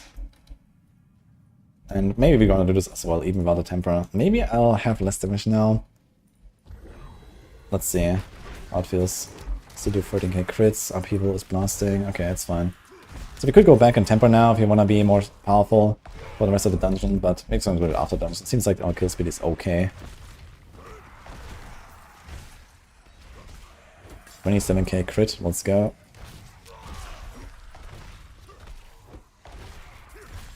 Yeah, this is like a pretty nice power spike that we got here. What about the one-handers? I will probably wait with that one for now.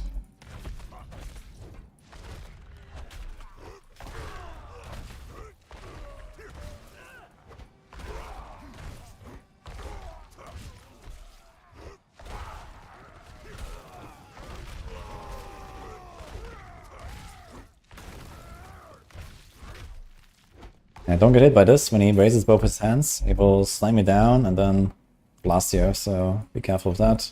Let's get more... Ooh. That's overleads waiting for us.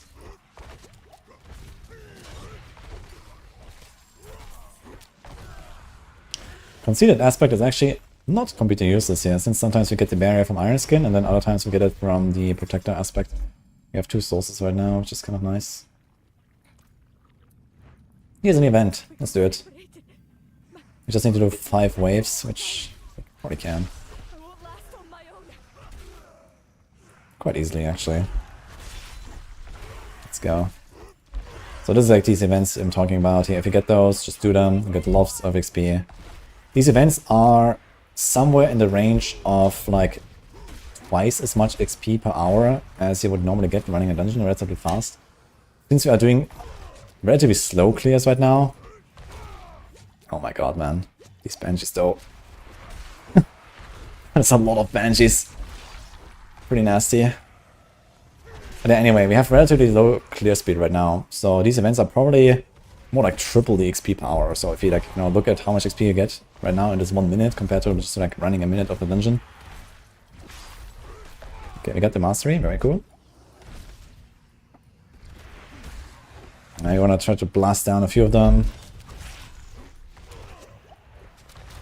Okay. Holy. Very dangerous event, to be fair, for hardcore. With all these banshees. Like 3-4 of these banshee shots are probably it. Dude, only weapons, man. What is going on? I have not received anything besides weapons and 1 amulet. That's insane. I've never seen that. That's absolutely wild.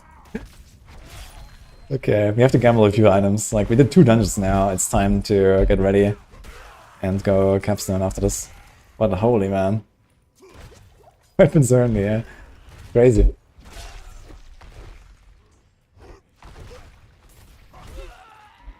I mean, weapons is the main thing you want, but, you know, I'm good at this point. Okay, one thing about Earthen Wound, a lot of people don't really know the layout. You come to this crossroad here and need to go up the stairs on both sides. You need to look for the stairs. This is where the animal carries are. People tend to just run past them and then have to backtrack. Just a little tip here for this dungeon in particular.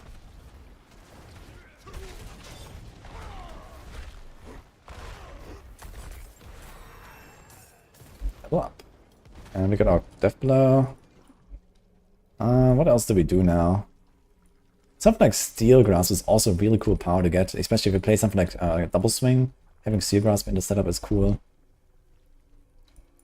We have most of the stuff that we care about right now. We could do Swiftness. Don't really care about the shout stuff. There's Berserking here. We can also go for Explosive Vulnerability at this point.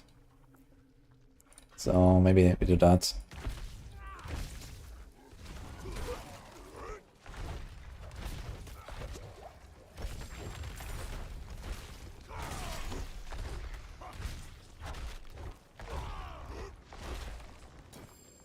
Oh, we got a chest. Incredible. Wow. Okay. Is a shrine? Let's see. Channeling shrine, okay. Oh, we can press everything now. Perma challenging shout, let's go. Charge. Okay, actually perma charge. That's very good. Challenging.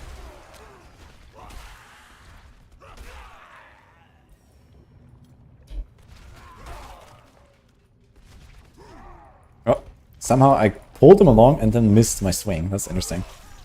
Because of the stairs or something.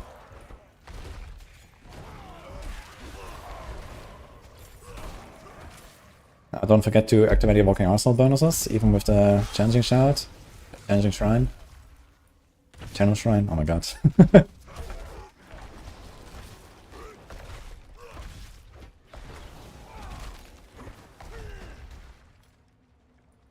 Yeah, they have Chilling Wind here, so we want to be a bit careful with our freeze here and the Unstoppable. If you get Chilling Wind frozen in the explosion, this might be a one tap, so I'm not gonna risk that. Okay, let's do the boss, hopefully get some drops, and then the rest we gamble. We have 300 obols to spend, so we can get like, you know, 1 glove, 1 boots, 1 pants, and so on. Get a bunch of sacred items, and go Capstone. No curse well, unfortunately.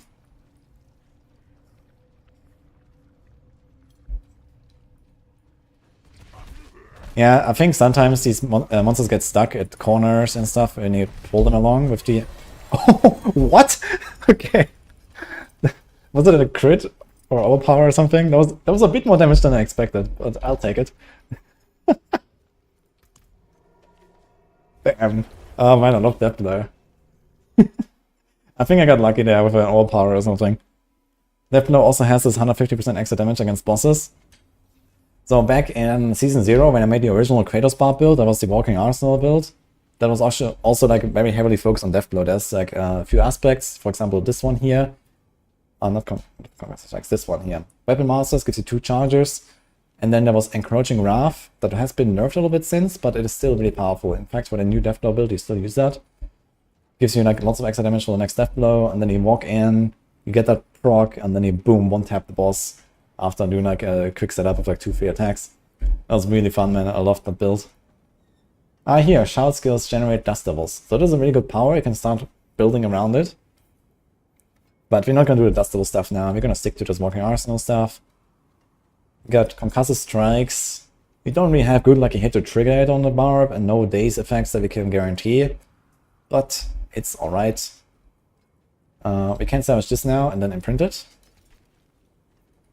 We can equip these gloves. We have a ring here. Very nice with res. Smiting.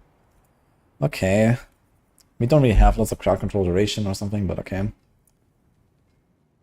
Very good stats on this bludgeoning weapon. I'll take it. I take the chest.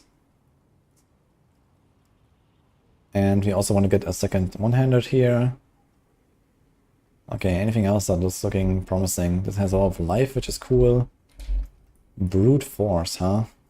Overpower steals 16%. It was probably an overpower, and we also had these 2 ranks here from the neck. So, this is why it was this big bonk. That was pretty hilarious. Okay. Now we can salvage this. We have to remember which aspect we found. Salvage this. Salvage this. Here's a helm, Shadow Rest, Strength, that's okay. Okay, we actually found a few sacred items now in the end. That was fine. And we also have Veteran Brawlers if you want to use that. Do you want to maybe use this weapon? It does have less stats and stuff. So I think not. Let's just delete everything. Okay, we need a glove. Very nice. Very nice. Could be better. Maybe we should have gone for a glove, honestly. We have an okay glove here. Boots, though, they can probably be upgraded. Yep, that is pretty good. We want another ring. Fair bit of magic in Boom, Shadow Res, I'll take it. And... yeah, okay. We don't really care much about critting right now. So we have full sacred and we save the rest of the obols. We still have 200 obols. So once we get to 55 in World Tier 4, we can use those there. Okay, Craven is something we're not gonna waste our materials to imprint. But we're gonna temper some stuff, imprint some stuff, and we go. Upgrade this. Now, very unfortunate, we have no sockets whatsoever in our jewelry. It should be a relatively decent amount of rest right now. So we have to try to maybe roll some rest. Okay. Let's temper. So at this point, we can probably temper a few more things. At this point, you would have more recipes. We're gonna just do more natural finesse. You can also go for berserking. We have relatively decent berserking uptime at this point. So we're just gonna do that, get close or percent damage. Here we go. So this is where the power of the barb slowly comes in, man. Lots of tempers. And once you have these things, I'm gonna leave out like probably 1 or 2 items just to like not, you know, overdo it. Close everywhere. Let's do this. More close. Okay, everything is close. I'd like to get like maybe 1% damage just so we have a bit of like ranged clear or distant. Yeah, let's just go with that. That's fine. Sometimes we're gonna have distant with our upheaval, I guess. So we're gonna leave out this, this, and this. So 3 items we're gonna leave out, just to, you know, not put too much. And at this point, you probably have resistance recipes, so we're gonna do some resistance recipes as well. Basically on all of the defensive slots. Get some res. Here's some we have so much shadow res, man. We have to redo this one. Oh my god, dude. Now, when you go for Capstone, you want Fire and Shadow Rest for Elias, and you want Cold Rest for the Animals Carriers. These are the three most important for the Capstone. There's Poison. And let's try to hit like a Fire. There's more Cold. More Cold. Here's Fire, okay. And one Lightning, then we're gonna put one here. Hopefully we get it. Since you don't have any sockets, you would put like Topuses now, for example. Here's Lightning. Okay, this looks alright. 50-ish is okay. Our armor could be a bit better. Come back if you need work. Let's see what we can roll. Again, just try to do like 1 or 2 rolls on like some shitty stats. Bones, for example. There's 3 per second, very tempting, but I take the armor. We have this aspect here that gives us lots of resources. Resource cost reduction, pretty useless. This was unlucky. Free to Hammer of the Ancients. Okay, so we got nothing here on the glove. This might be worth just like gambling a second glove over here. Instead of like wasting all of your mats in gold. Very nice. Ah, look, easy clap. Could be better. So we just take that. Don't even enchant it, it's fine. Do like 1 roll here. I'll take the Fire Res. This is okay. This is okay. This is okay. Overpower is not something we really care about currently. Neither is crit. Okay, get a bunch more damage. We leave this one. Wound. We don't really do wound currently. He's life. We take that. And this is something we're just gonna keep as it is. So if these items have good stats, don't waste your mats. Just go. It would be nice to have a bit more armor, but 5k is acceptable for now. And again, I guess we might do just Topaz on our weapon. We have 2 of these at least. Salvage everything. Come back in. Father bless. Boom. What do you need? Okay, this looks okay. 3k life is alright. Our cold rest is not the best, but it will be fine. Fire is capped, shadow is fine. Okay, this is okay, yeah. We can get a bit of wound now. Slowly. If we get another 1 or 2 level ups, we get exposed vulnerability up there. Ah, wait, we forgot to imprint. So we have a few powers we care about at this point. So one is the weapon mastery charges. We can go with that one. So now we have 2 deathblow charges, it's very cool. So you can miss one and then get a double kill and get both your charges back, for example. It's just nice to have. And then we do the walking arsenal thing that we unlocked earlier. Oh, you caught a rare one? And do we have anything else? Protector. We can do Protector, I guess, just because. What's the barrier thing? Gives us a 3,000 barrier, that's a lot. It's a max roll, but even like a min roll here is half of that, so it's pretty good. And I think that was it, right? We didn't really have much else. We had like the Shout Dust Devil thing, but this is not really a Dust Devil build just yet. We had Veteran Brawler, I remember, so I can do that one. Maybe put it on the one-handed to give it a lower value. Good fortune that is. Since I found it, I'm not sure at what value earlier. Okay, let's go.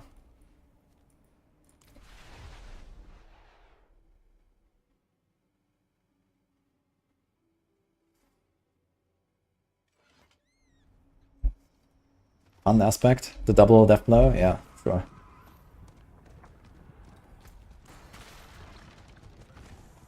This bomb needs to be drug tested.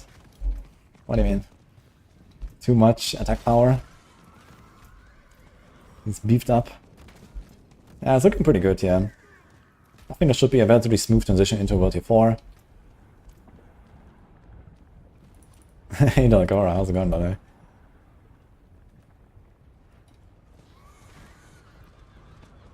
Playing a good class. Yeah, Barb is always good. And it's also really fun. I just really like this whole Barb kit of like the charge, leap, death blow. I love this stuff. This whole like walking arsenal theme. You know, this was my first Barb ever, was the walking arsenal Barb, the Kratos Barb. A lot of people played that in Season 0. When everyone was like playing like Whirlwind and whatever. And I like to try to make something that was not just triple shout, so I went for like the silent barb, as people call it. Just 6 damage skills on the bar, no shouts, Iron Maelstrom. Oh man, that was some good stuff. Like, I talked about Iron Maelstrom earlier, we could have also included that if you wanted. Oh, I didn't check my arsenal selection, but I think we have everything else signed already. Okay, we're getting slowed here and stuff, so let's keep our charge ready. And we have evade movement speed, okay. You can use lunge to move around, just like ignore these monsters here, we don't really care. It's just like the first Capstone dungeon, we don't really care about killing anything here. Just go for the objective.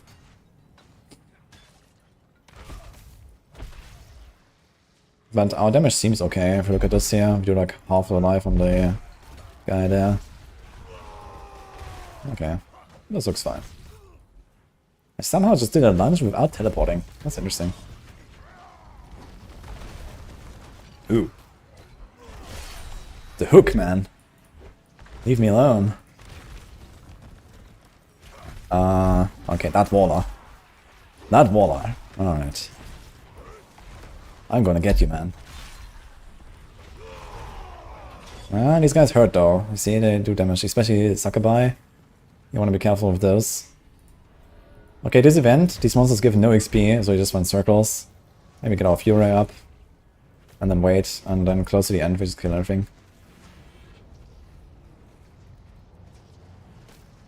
You loved Kratos Barb. Glad to hear that, man. Yeah, it was so much fun also just with Death Blow, walking up to the bosses, one-tapping. We just got a little taste of it earlier in the Nightmare Dungeon.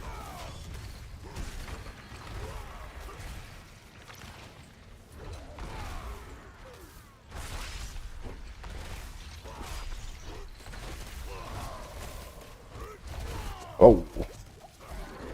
These guys hurt. We are not really invincible. Gotta be careful.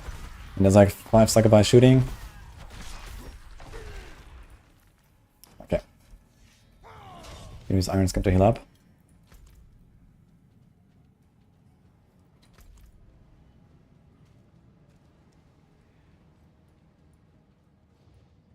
Wait until the fat guys are below the air deer. Yeah, the Animus carriers in the last part of the dungeon, they are the most dangerous enemies here. You gotta be careful with those. But I'll show you how to outplay them. They're not that hard if you have a bit of cold res. And you know how to dodge their charge, basically.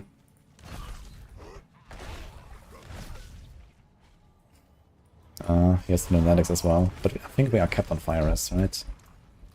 Should be kind of fine. Actually, I think these guys do lightning damage. That's our lightning. 50, okay.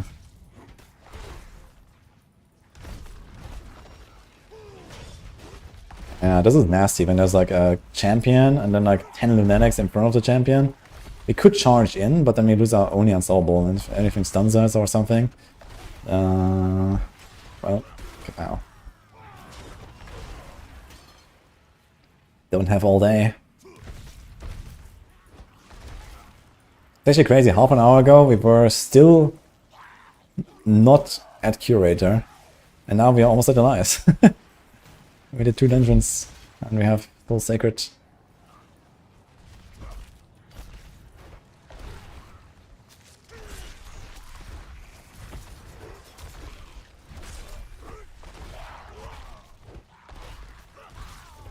Yeah, I don't really want to try how much damage these Lunatics do to me, so I'm gonna stay away from them. I could probably tank 1 or 2, especially with Channeling Shout. Oh man, kill the shamans, they just keep arriving.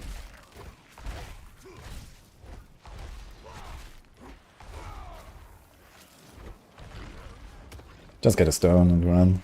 We don't care about this guy.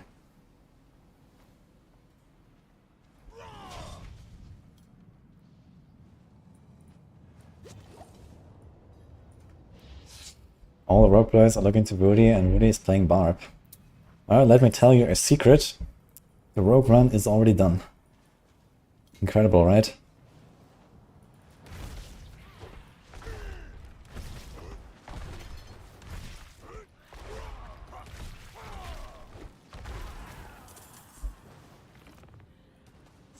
Yeah, here are the Animus carriers.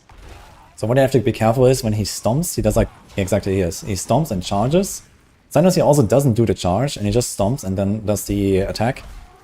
So just watch out for his stomp. And then also when he raises his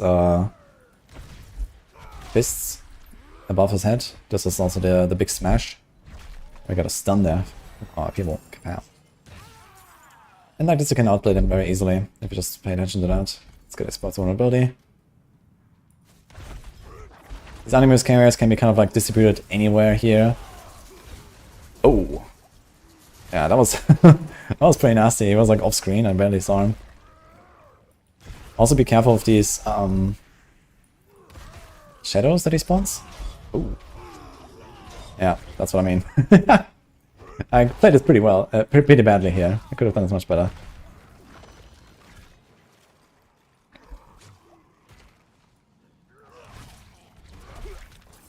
Ow, though. Yeah, gotta be careful. A bit less cold dress and I would be ripped here. Not even close, huh? Yeah, I didn't see the shadow. This can easily get you. The shadow can also do the cold attack. It's kind of nasty, actually. So we want to be careful with that.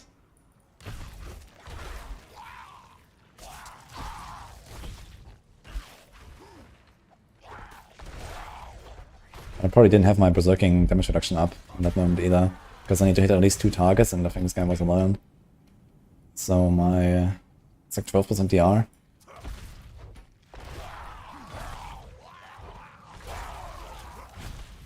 Yeah, 3 different types of fallen here, man. Lightning, cold, and fire. So that's also why you want to have a bit of lightning rest in case you get hit by these fallen lunatics. They can hurt. Oops.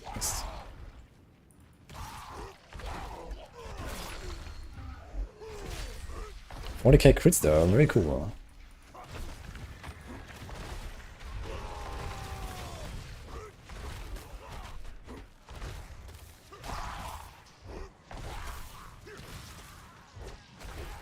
Yeah, we don't really want to fight these guys, but I also don't really want to run into one of these animals carriers with like 5 suckerby behind me. So we just do the save basically. Especially a multi-shot suckerby, they hurt. It's very dangerous affix for some monster types like these.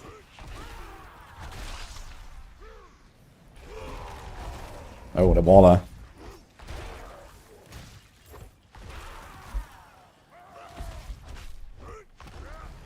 The cool part is we can like just sometimes use our death blow, really.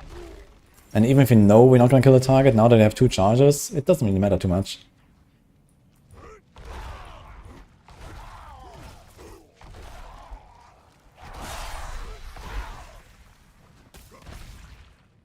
Okay, let's go on the left side and then here to the boss, because there might be the last guys there.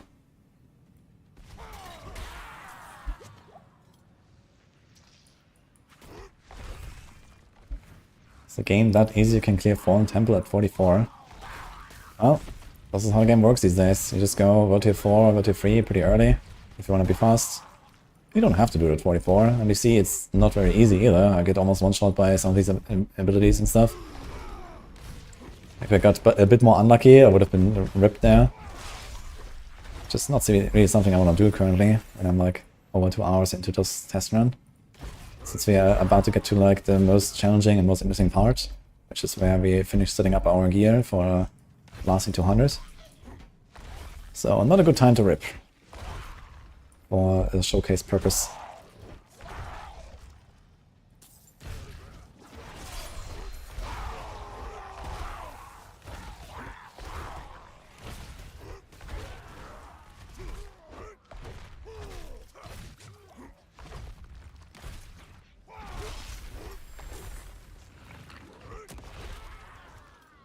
Yeah, the vulnerable is nice now. Expels vulnerability. It will also help us on the boss. We can do like death blow, upheaval, death blow. Have like 6 seconds of vulnerable.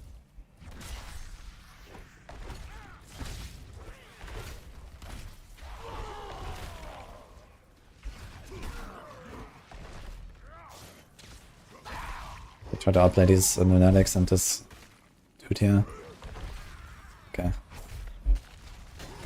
Ow. And that's it. Let's go to the boss. It's right here.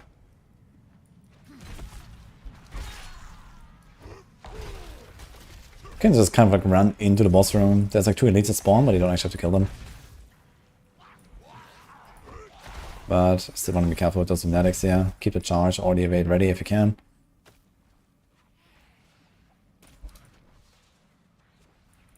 Where's this thing?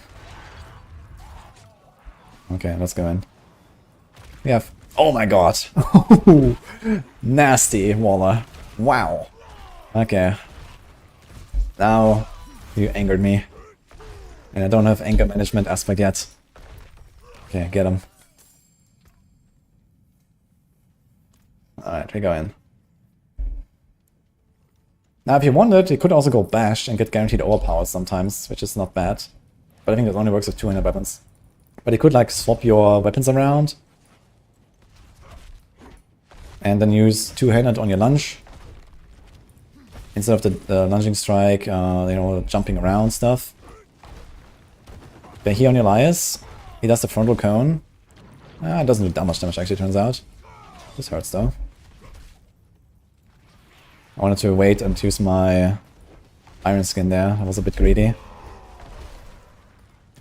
We got him staggered.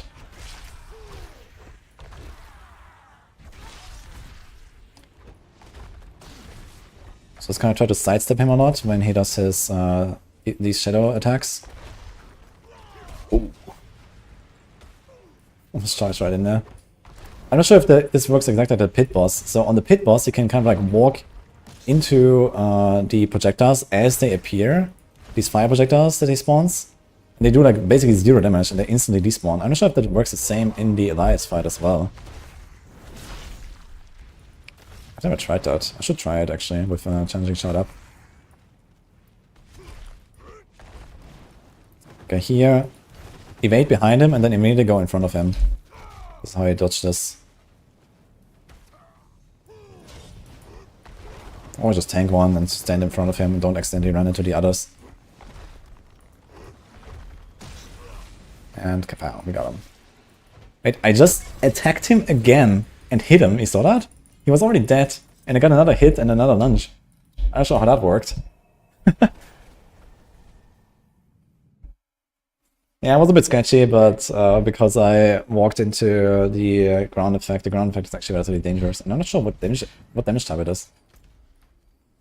Anyway, we're in World Tier 4.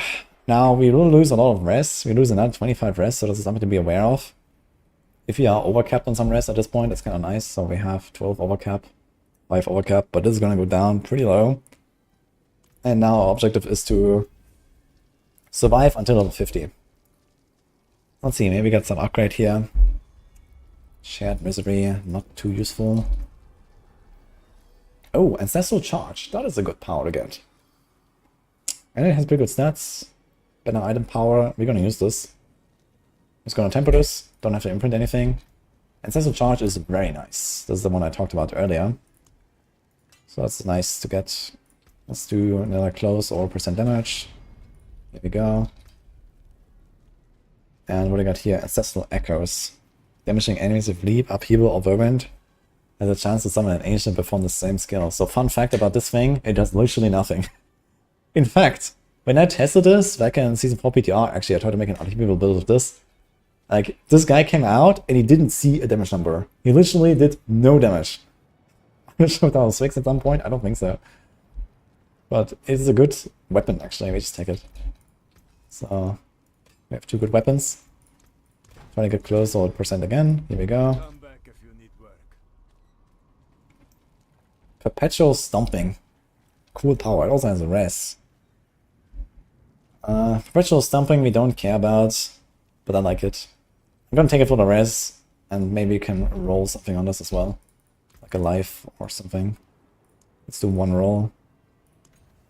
Armor. There's movement speed and armor. Very tempting to go movement speed, but we want the armor right now. We want more defense. They can get the movement speed later. And here, damage over time, pretty useless. Let's get strength. And here, resource, also pretty useless. 6% resource is not useless, but let's try to get strength as well. There we go. Strength also gives armor, so we have 6k now. That's relatively decent.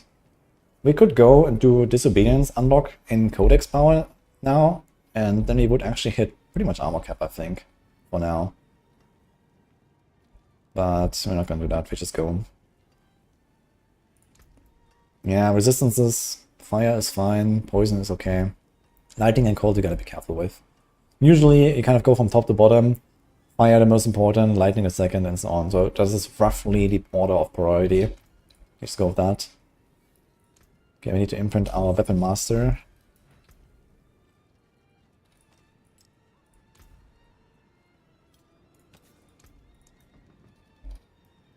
So we can do that.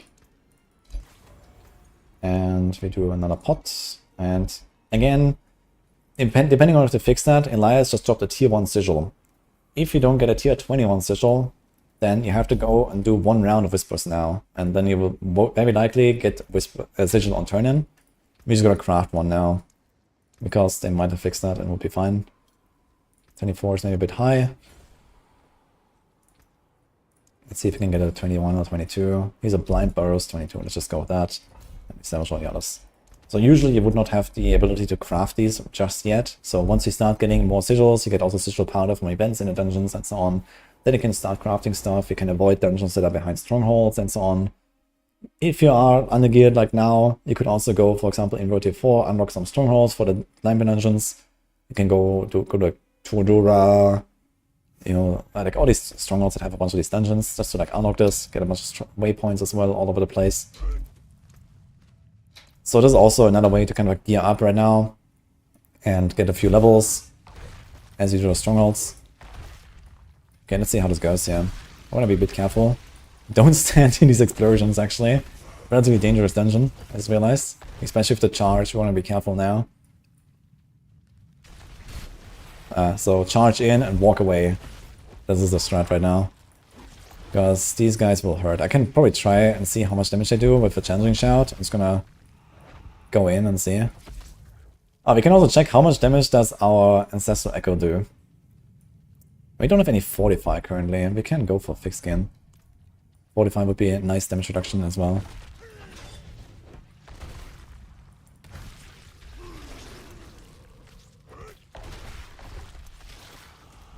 Actually, I didn't really feel anything, but maybe I was not in range. Let me try this again. The next challenging shout. I just want to see how much damage I'm actually taking from these guys. Because I don't know how much they will do right now. Oh, this guy killed something. Look, maybe they fixed it.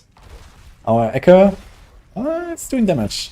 Maybe it's just because we don't have any multipliers just yet. You know, we don't have Paragons, we don't really have like any legendary powers. It's like the same problem that like Shadow Clone has. Which is that most of the powers, most of the multipliers don't work with it. And I think it's the same for this Upheaval guy. But right now he's actually kind of coming out and doing 16,000 damage. And my own hit is 8,000. Like what? How are they doing so much damage? It's doing more than me. Incredible. But unfortunately he's not hitting anything that I want to hit. Oh yeah, that charge though. That is doing work. Okay, let's see. Okay, the explosion with challenging shout did like 5 or 10% of my life. It's actually not that bad, but if you have no challenging shout and we charge into a pack of 3-4 guys, that will be rip, I guess. So let's be careful. But the pace is okay, we're getting good level ups. And once we have 50, we have a huge power spike with the Paragons. At that point, we can already immediately get more res, more armor. We have a bunch more damage, and we are chilling, basically. Yeah, we got some decent powers here, actually. Ancestral Charge is really nice. The double Death Blow is really helpful, so it's just like, make this more smooth. I think this is a Codex power, actually. Weapon Masters, if I'm not mistaken. Could go and unlock it, I believe. Boots, Amulet, let's go. So yeah, we do 1-2 dungeons. Try to get Ancestral Loot, similar to what we did in World Tier 3 right now.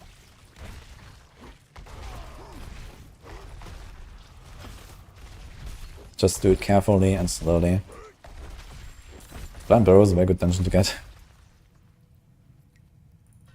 Let's do more thick skin here. I want to get this Fortify up.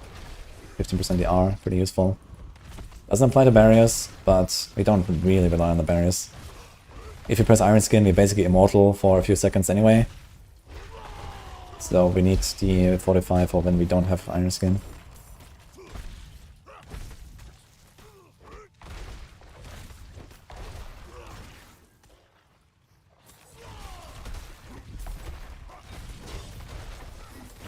Just make sure you don't press Iron Skin when you're like close to full life. You want to press it maybe when you have lost like a third of your life, half of your life or so. Then you get more value. The barrier is going to be bigger. The healing is going to be bigger. You instantly go back to full life basically.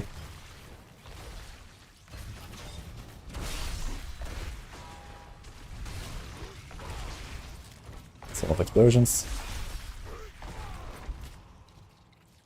Okay, we have pretty good fortify now with fixed skin. So you see here, these 3 points, they kind of just give us fortify, because maybe also because there's little spiders everywhere. Making it counter offensive now, get some extra damage.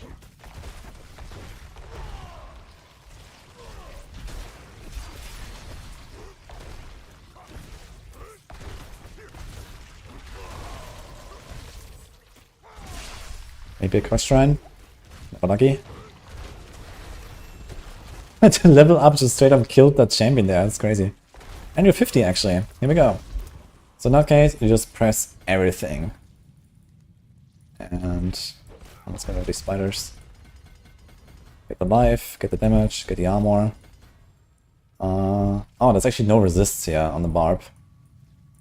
So most other classes actually have a bunch of rest there, which is very cool. Here we don't, so we need to like focus more on rest. But we got more armor now, 6.2k. This is not quite capped, but we should probably be at something like 70% DR for physical right now, which is very nice. Just keep an eye on these elemental effects that can hurt us.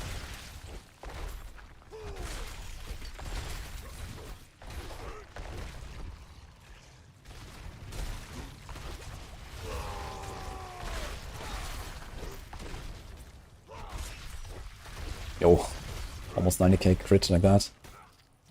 I see loot. You saw that on the minimap.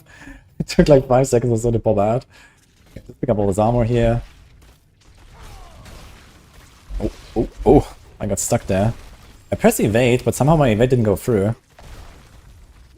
But we did spam Iron Skin. Dude, what's up with my... I think I'm bugged or something. What? My health bar just went down without anything on me. I think I had a lot of poison on me that did not show or something. That was strange. Maybe it was because I pressed Iron Skin and it overrode it. And it didn't come back or something. I haven't seen that before. But it's probably it. Yeah, I should have been evading out of there and it somehow didn't work. I'm not sure what happened there. Trying to get a few potions back. Elixir of Fortitude. We're gonna pop that. Very good, 3% life.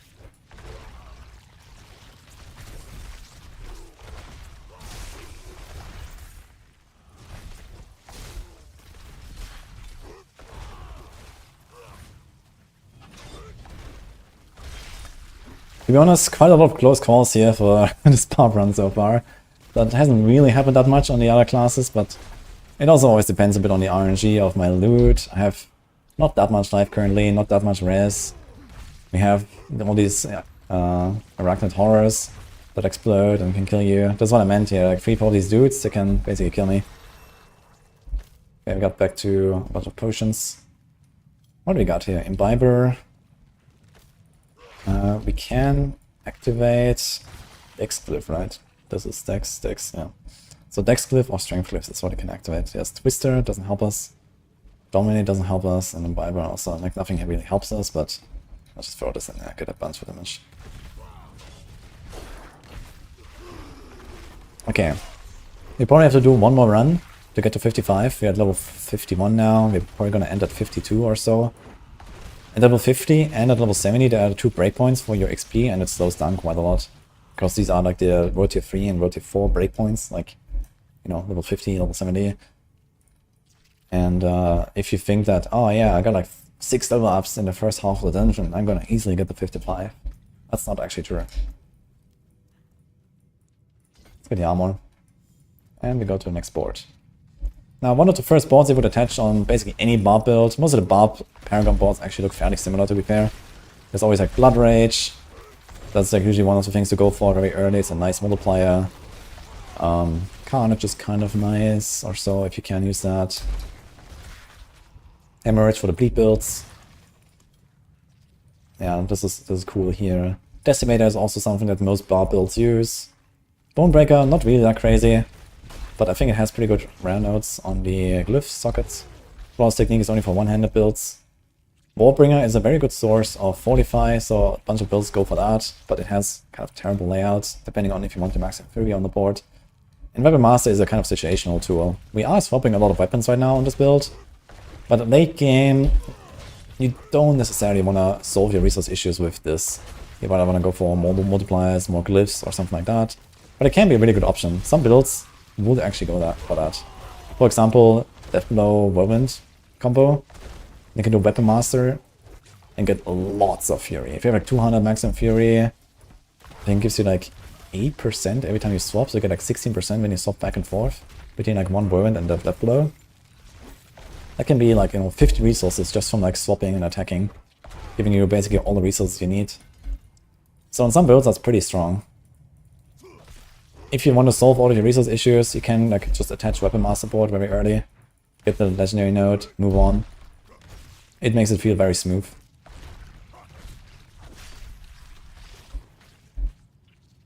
People love that skills. That's like you go golfing.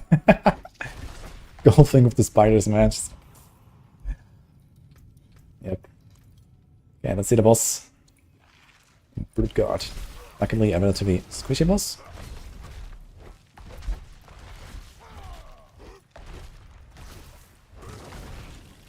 No funny one-shot like last time. But we're doing a lot of damage anyway. Wow. And now we can start upping our glyphs here. And one thing is, if you don't have any rare glyphs, which could happen, do not level your magic glyphs, because they will show up at like the top of the glyph interface later. The higher level glyphs always show up at the top. Here's Undaunted. One thing I like to do is I just put like everything I would enjoy to use at some point at level 2, and then it will be at the top of the glyph thing. So maybe Dominate. In Barbar we don't really care, but Undaunted is actually something we can just boost now. Maybe we can actually throw this in here. Oh, it's also Willpower. But let's do it anyway. I was thinking this might be a Dex one. But yeah, we don't really have good glyphs yet. Okay, and we got a Morgan's Works. I like that dungeon. Yeah, wudijo double T, thank you. What's the most viable build to kill Uber Lilith in Season 5? Anything on Sorc that has good single target, I guess, since you have Teleport, and Flame Shield, they can kind of cheese off the fight. You go like Prudent Heart aspect, Flame Shield, you can kind of just like tank all the mechanics, I guess.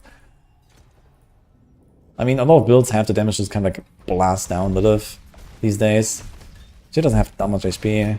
Maybe you stagger her, kill her, that's it.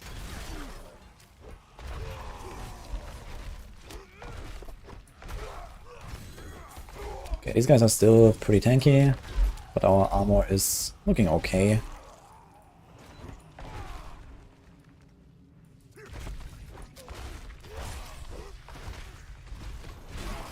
Okay. Love that charge of the Ancestor Echoes. So that makes it like already feel much smoother and much more fun. I love that charge aspect. This is definitely something you want to have.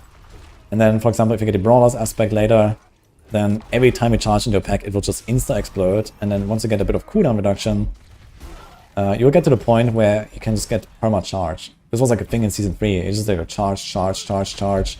Like everything was kind of like charge, and then you have like your flavor of killing the non-existent boss, because in Season 3 we had the vaults.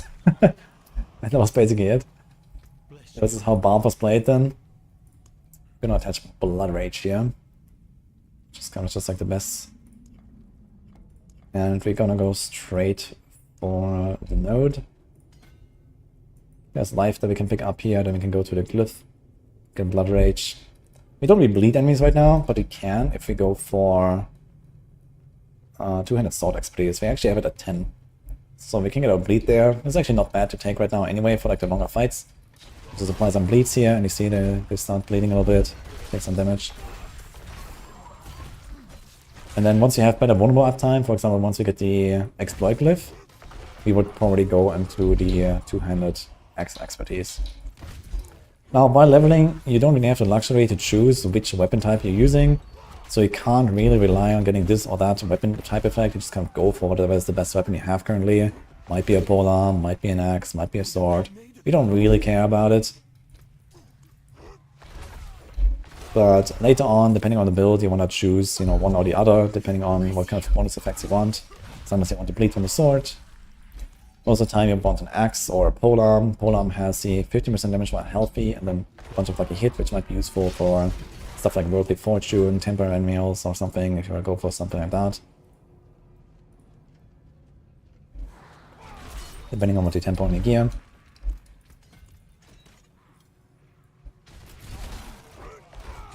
I'm kind of just waiting for like a better glyph drop. I don't have any good strength or dex glyph. On the starting board you can put strength or dex. So once we get any of those, we're just gonna activate it there.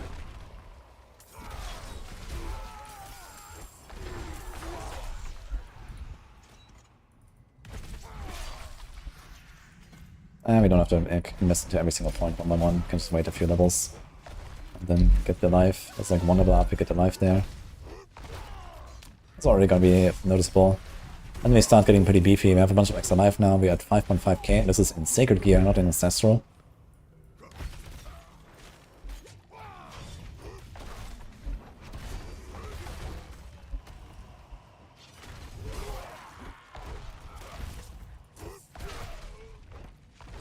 Wouldn't have made it without you.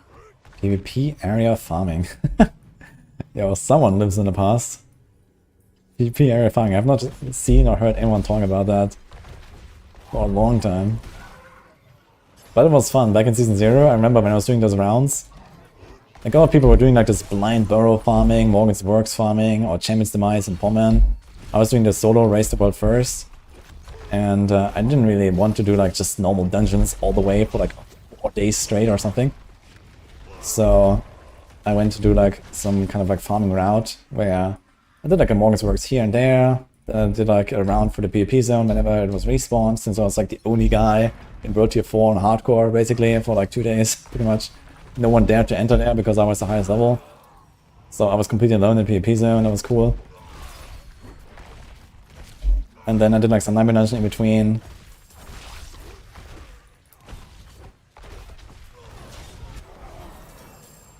Yeah, we're getting a lot of nice ancestral loot here. We have a bunch of, there's a helm, there's a chest, got some weapons. So we're getting there, very good. And we got an event. We're probably gonna hit 55 in this dungeon with that event. Let's go.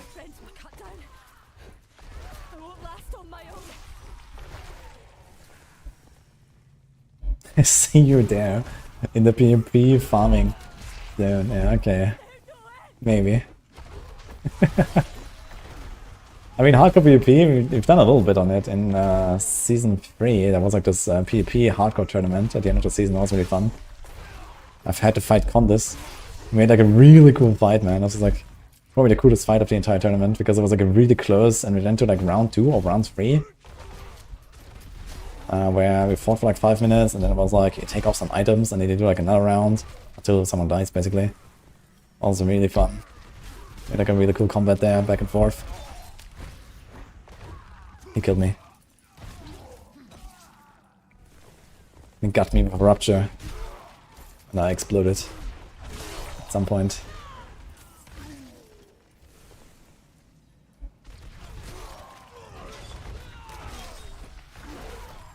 Okay, we are at... We got Brawl. Can we activate that one? It's also willpower, man. Only willpower glyphs. A bit unlucky. I think I can manage from here. Get the life though. Very cool. Now here's one thing to be careful with, at least on hardcore. It might also be a problem on softcore, to be fair. If you get like a survive 30 seconds event, this is by far the hardest of these events when you're undergeared, because it just spawns a billion elites. And we don't have a scroll of escape yet, so on hardcore at least, no scroll of escape is kind of rough at this point, and you might have to scroll out, for example, maybe restart a dungeon or something, if it's too hard. So you want to be careful with that when you're like really struggling. You don't want to go into this event and just die because there's like survive 30 seconds against like 50 elites.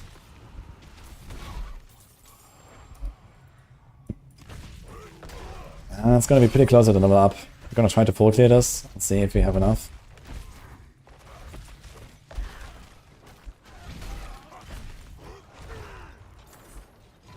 $18 hours left. Let's see if we can actually upload this run into the next 14 hours. 18 hours. I need roughly like 3 hours to encode the video, and then probably another 3 hours to upload it. So, okay, that's gonna be fine. The stream, I will just get to it immediately. And then people also need to watch it. I think you need a couple upgrades soon. Oh, thanks for the tip, man.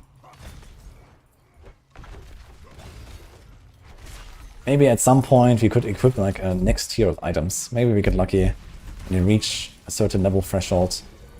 Maybe in around 1 level from now. Let's see what happens. Next Nick. Curse event? Nope. Okay, we have to go into another dungeon. It's not gonna be enough. So let's just go to the boss. I could also just finish it somewhere else. Can get the life notes, see what they added. We have 6k now. A lot of damage.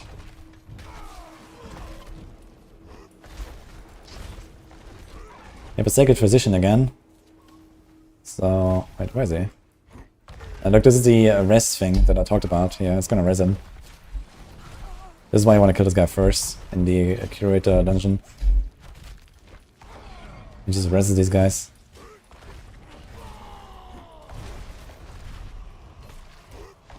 Okay. Greater affixes. Wow, 2 items actually. It's kind of funny to get these low-level greater affix items. I guess he's level Undaunted. Undaunted is a kind of nice glyph, but I can't activate it right now. I'm not sure about this one. I think here, without level 15, we can only activate a strength glyph. I think nothing else. Maybe willpower. 1, 2, 3. I think it's only strength here. So we're missing glyphs that we can actually use right now. Okay, we're gonna do the Light's Watch. Level 24. But before that, we're gonna go to the stash and just throw anything in there. So we can actually pick up items. Where can you meet me IRL? At Gamescom, actually. I'm going to Gamescom. I'll be there at like the Diablo booth and PoE booth and some other stuff as well, probably. Okay, so I'm just gonna throw all the stuff in here. We start with a yellow item, so I know where is our loot here. And we do Light's Watch. Now, if this is an actual season start run, you definitely want to finish the dungeon to make sure that you get a sigil at the end, because if you teleport out, the dungeon will close after 3 minutes, and we're gonna like stand in town, you know, deal with our gear and stuff. So make sure the dungeon does not close on you. In this case, you can kind of just like rush the boss, and you're probably gonna barely get the level up, and that's fine. So let's try that.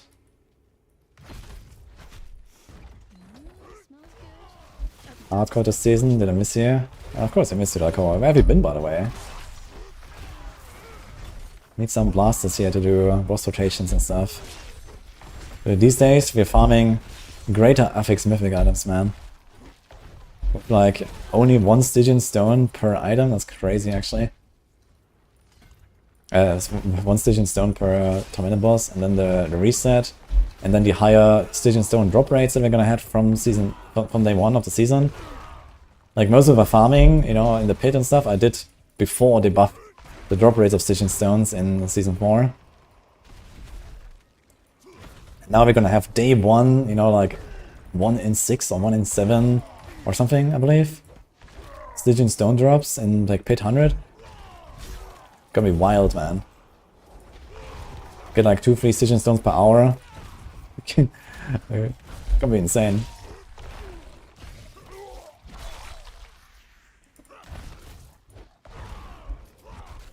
Just found that greater affix cooldown Shaco, man. Okay, here, very dangerous dungeon actually. Arsonists are these arrow dudes. Here, they shoot these fire arrows on the ground. It's like one of the types of bandits that can have these arsonist guys. And they will probably 1 or 2 tap me at this point, so we're gonna be very careful with these. Everything else in here is kind of whatever. But these arrow dudes, don't walk into them, you can easily die on hardcore.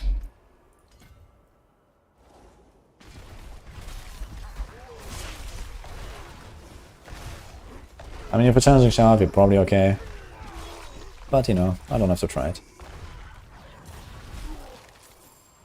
Okay, get a Watchman. We can go for this part. We get a little more XP, it's fine. We're kind of killing stuff in a good pace, to be honest. This is going relatively smooth for just full sacred right now. I wish I had a bit more rest so I don't have to feel that threatened by some of these elemental attacks. As a barb, you really have to invest into rest early on. You need like, you know, 3, 4, maybe 5 items, just like roll rest everywhere. Especially all rest is usually something you want to go for on barb. For example, on rogue, you also need a bunch of rest on your items. Usually in late game, it's like 2 items of rest they have on rogue. Where on barb, you can also get away with like 2 items, maybe 3 items with all rest though. On barb, you usually go for all rest. On rogue, you usually go for single res fire and single res lightning on your gear, because you get the other resistances from most of the paragon, and then you do the sockets here. On barb you have barely any rest anywhere on your paragons. There's a bit of fire rest somewhere, I think a bit of cold somewhere, and that's about it. So usually you just go for all rest on a barb, but you go for individual rest on a rogue. So there's like these kind of nuances here. And something like Sorc just doesn't go for rest at all, you just get it from paragons. We have 35. Can equip Ancestor Loot, which is all in our stash, unfortunately. So I think we're gonna slowly finish this dungeon.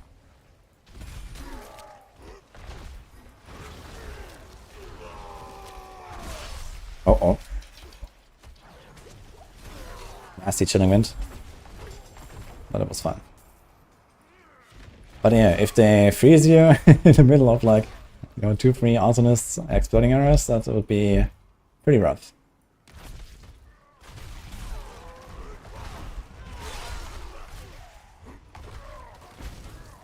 Interesting, I hit him through the waller with the upheaval. He barely did any damage. I'm not sure if I actually hit him properly, but he was vulnerable. Let's wait for the charge.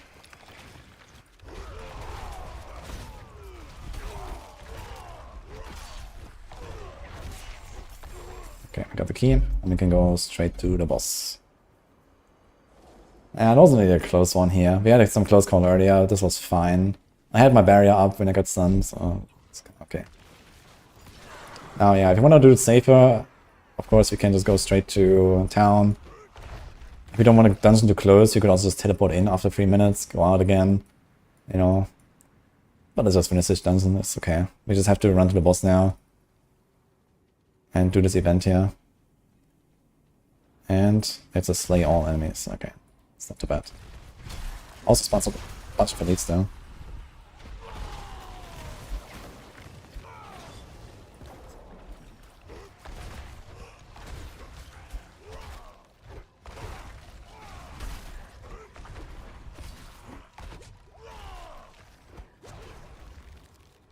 That's please, dude. Okay. Cold enchanted. They need like a few hits and they'll freeze you, so gotta be aware of that. So that's why I was cutting this guy so much. Kind of just like go for the big packs and then run.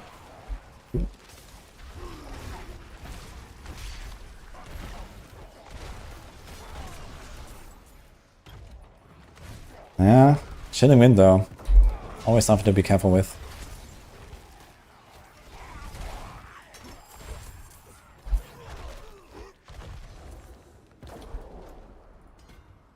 We have 0% blood rage so far, but at this point you might have the tempo already. Very likely actually. Usually by around level 70 or 80 or so you have like all the tempo manuals. So at this point we probably have most of them, and you could assume that one of them is the damage while berserking temper, so we can start putting damage while berserking. Try to up our berserking game a little bit. And we can go for blood rage. Also, since we bleed enemies with our two-handed sword expertise, we also proc berserking from that. Let's forget it. Okay, finally. We're just gonna run to the boss now, it's fine.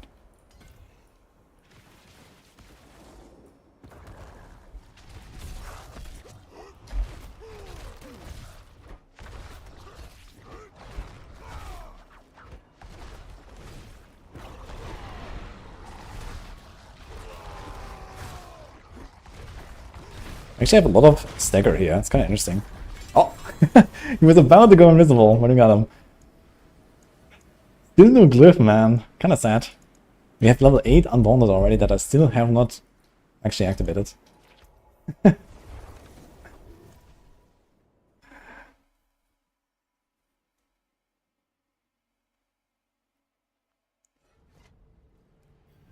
think chain lightning is gonna be that good. Chain lightning is gonna be very good, yes. Oh, we got a Juggernaut aspect. Now that's a really good aspect to get. Unfortunately, shitty stats on this. Now let's see what kind of items we got here. Let's take all these items out again. We can almost just get everything in the inventory. Ah, it works. Okay.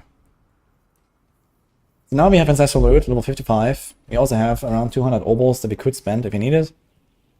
Oh, that is very good. Maximum life, greater affix. The funny part is, even though this is a low item power item, maximum life actually has scaling with item power compared to most other stats, like strength.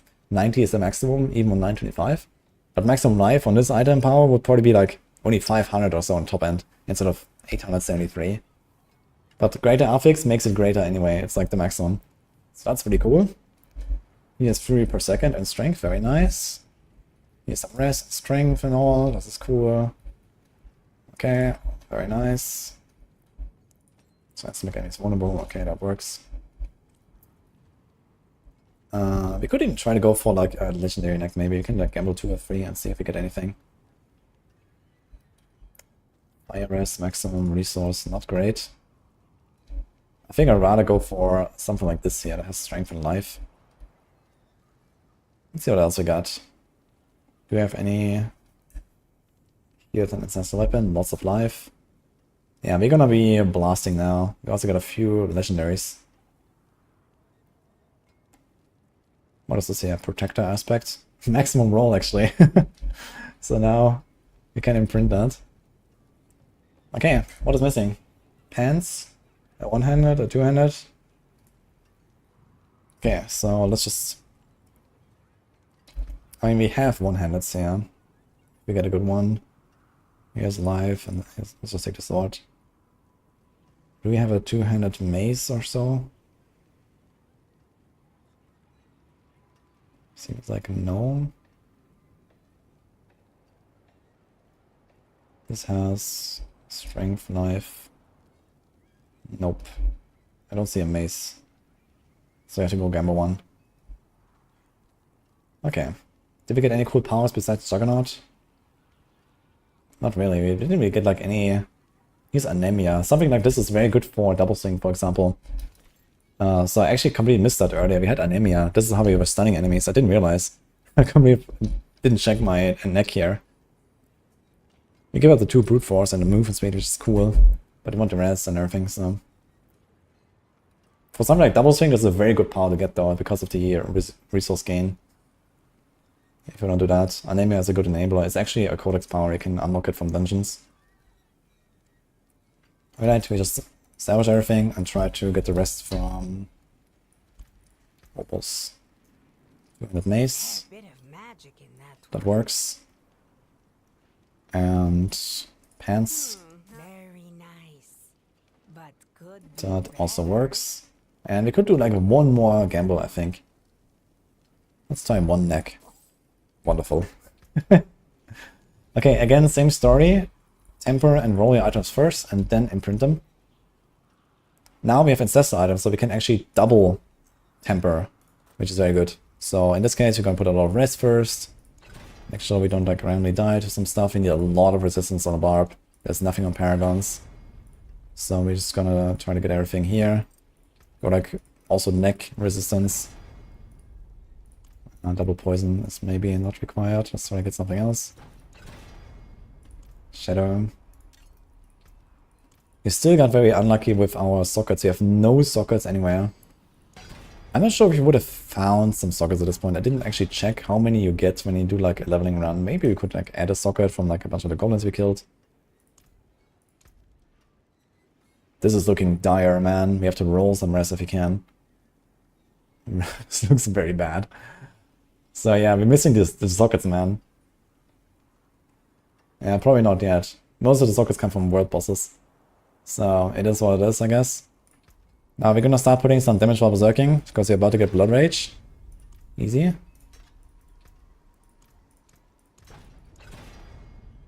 Damage while Warcry is active, not very useful. After Berserker, neither is that. Yes, damage while berserking. We need, I think, 250, right? 300 actually. So I guess we're gonna keep tempering that. In this case, we also have to be more mindful about keeping our berserking up with upheaval.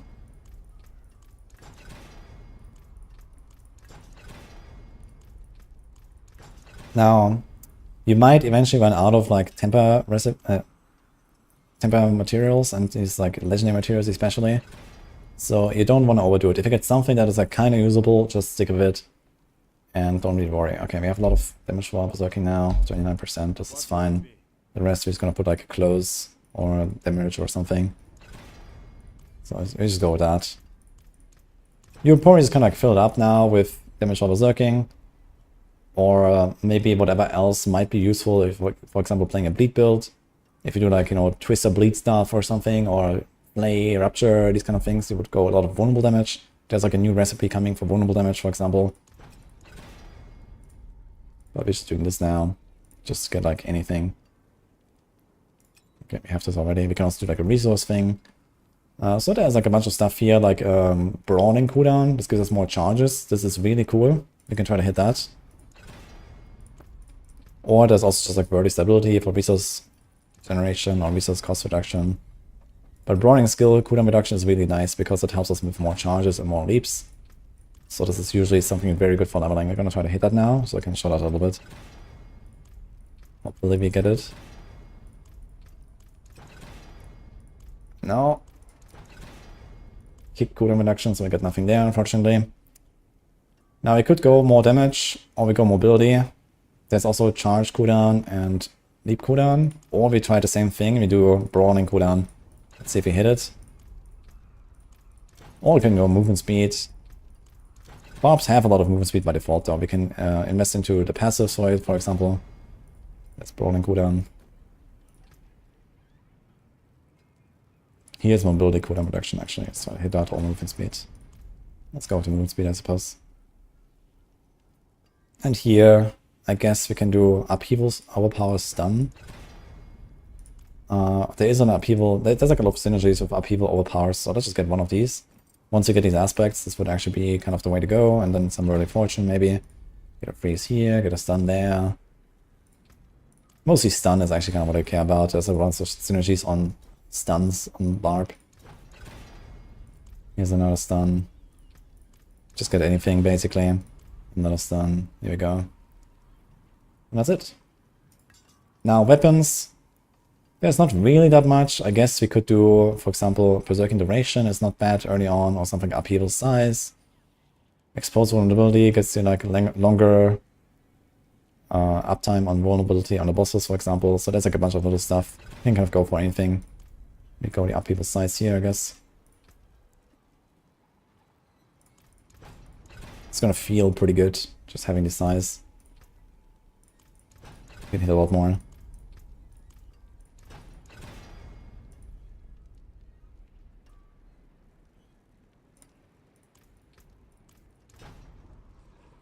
Steel Grasp. We could include Steel Grasp. I would mostly do this on... we got the Bash Cleave thing. Bash is unfortunately nerfed quite a bit. To the point where I don't think you really want to level with it. It might still be good enough to level with it, to be honest. But realistically, Bash is more of like an endgame build now, I'd say. Okay, do we have anything else? There's like one more thing. I guess just to like, I don't know, Berserking Duration, maybe we hit that. At this point, for example, Elemental Surge would not really be helpful anymore. Elemental Surge is kind of good until this point here.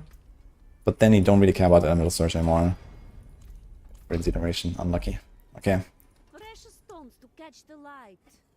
Now we could do the bigger rubies.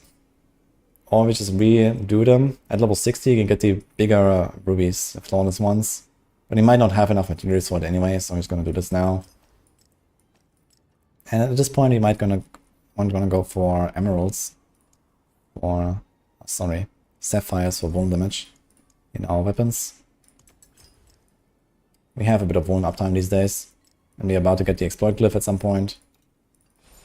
So we're gonna do that. Now, not looking great on the res, so this is our main objective right now. Anything that is like a crappy stat, we're gonna try to roll into res. There's life. That's something. Dodge. Here's lightning rest. This is actually really what we need. This one is okay. We're not gonna touch this. This is okay. We could try to get a life roll. Maybe instead of one. Life rolls on the weapons are really useful. Strength. We're gonna go for strength these days. Chance to restore resources, not very useful. We got more strength. We have a chance to make enemies vulnerable. I will try to roll this off. I'm trying to get a res. Here's... Dude, man, a cold res also is looking terrible, man. Let's go lightning. You have to go so much for res, man. But if you had any kind of sockets now, we would be okay. Especially at 60, we're gonna get like plus 30, 30, 30, and then we would be okay. So for now, it's kind of scuffed. At least we're gonna have a Juggernaut. We just found a Juggernaut. We had 6k armor, which is not bad. But Juggernaut kind of just like solves your armor. So this is a really good power to get for leveling.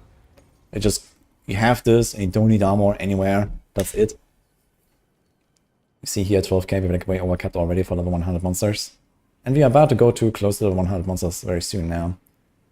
Okay, what else? We have Weapon Master's power. We can go the Protector again. He Protect. We can do Dust Devil with Whirlwind. We have 2 Dust Devil powers now. He has also Berserk Fury, kind of nice power to get early on. It is not a good endgame power, but for now it just kind of feels good, so we're gonna keep that. I mean, do the Walking Arsenal thing again. Smiting. We do the charge power again that we had. We have Concussive Strikes there. I actually never imprinted that again on the other item. We got a Hectic. Not too useful. Did we have any other offensive powers? Anemia is something we could throw in there, but we want to not waste our resources. This is not something I would really want to imprint.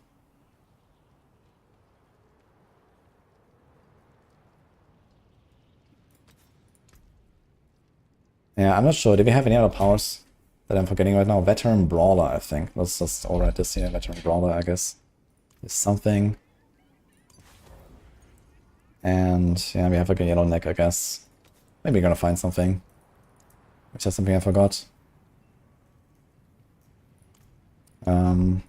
Offensive. Nah, we didn't really have. That was conceded, but that's also something I would not really imprint now. Even though, okay, we do have Protector.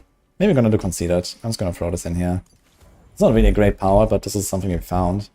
So let's go with it. And let's try this out. We have 15k life. We should probably just go and craft a higher tier dungeon now. And just see what happens. Let's do like a 31 to 35.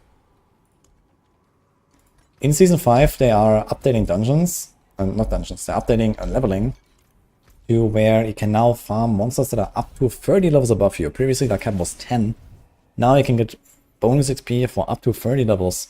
So once you are strong enough, you kind of want to go to plus 30 monster level to get a lot of XP. It's going to be really fast. If you can blast through those dungeons now, this is around this tier. Let's see what the monster level is. 86 is perfect. So let's see what's the damage. Okay, not perfect. And we still have to be careful with some of the resistances. So my fire, cold, and poison is pretty low. But we have a lot of life. We have 15k life and we're capped on physical res. So this is fine. And we're about to get Blood Rage, which is a pretty huge bonus. Okay, let's see. We had 3 hours now, and we're ready to blast. And this physical damage does nothing to us now. That's good. Yeah, this is like the power of Barbarian, 15k life. This is usually kind of like the life value you want to hit when you're like around level 90 to 100 on most classes. But we have a bunch of life rolls now on our weapons. We have the Imposing Presence for the 15% bonus. And we are just kind of like already pretty tanky by default. Ah, yeah, fresh meat, let's see.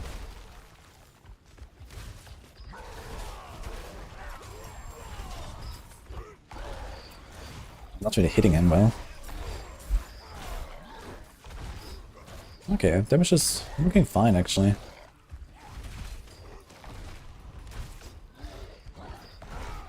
he's just not touching me really. Okay. So this was a butcher here, plus 31 levels, looking fine. Without blood rage.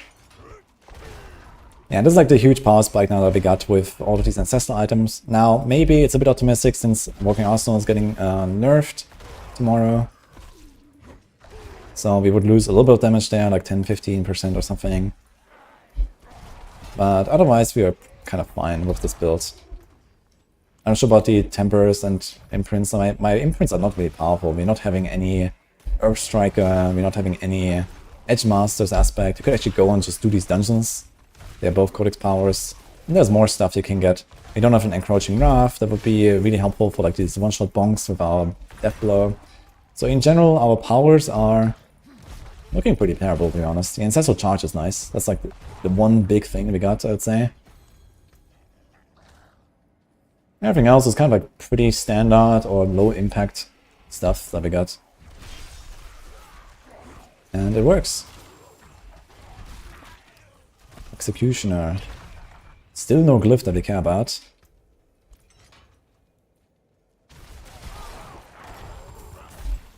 And now once you get a few more upgrades, for example, if I just do like 1 or 2 dungeons now, maybe get a few legendaries.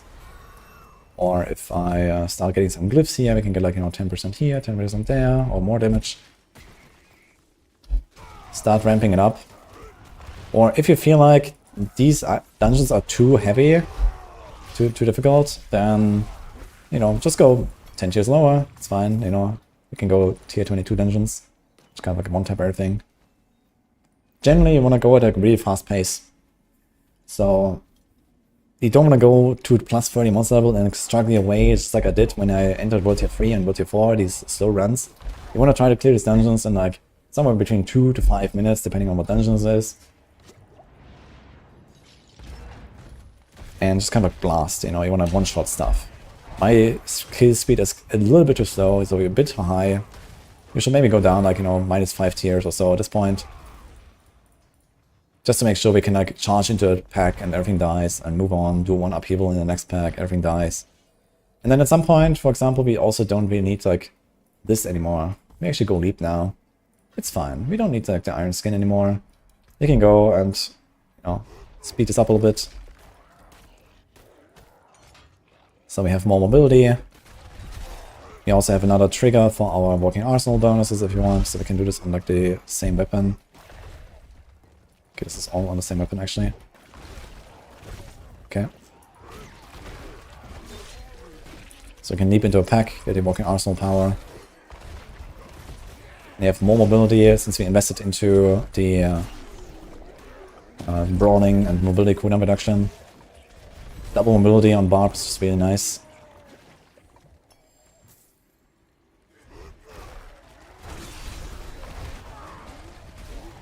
Can also probably replace the challenging shard soon, at least once my rests are capped. For now we're gonna keep it, because my rest is not capped, but once we have the rest cap, we're gonna be fine. We're gonna be basically invincible at that point. Just one-shotting everything. And then I would probably start transitioning to like a double swing build if you wanna stay, really fast and efficient. Double swing with twisters is a really good leveling build. So, ooh, here we go. Let's see how many ways you can do. Did I just do a 450k overpower? I think so.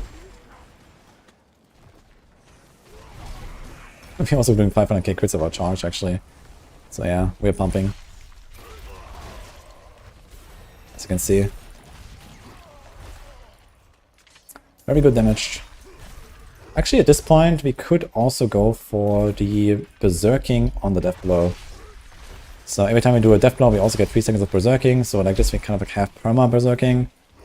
We don't really need that resource anymore. We have a bit of fury per second, we have the Walking Arsenal power, and you see even with like a left click here and there, we're just kind of full on resources all the time.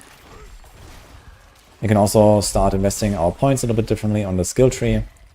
So, for example, we go for the movement speed now instead of prolific fury. We can do that. Maybe don't need exposed vulnerability that much. Got the thing done here. Got a ring. What do we got? Moonrise. I can start working towards bash if you want, or flay with Moonrise. Very strong power. There's also something I would probably even put into this build just like that, because we want to use a left click every 10 seconds anyway for the walking arsenal. So this is just like extra attack speed, extra movement speed. Just kind of like rounds out the build a little bit. So this is something I would actually equip or imprint. We got another curse event here, let's go.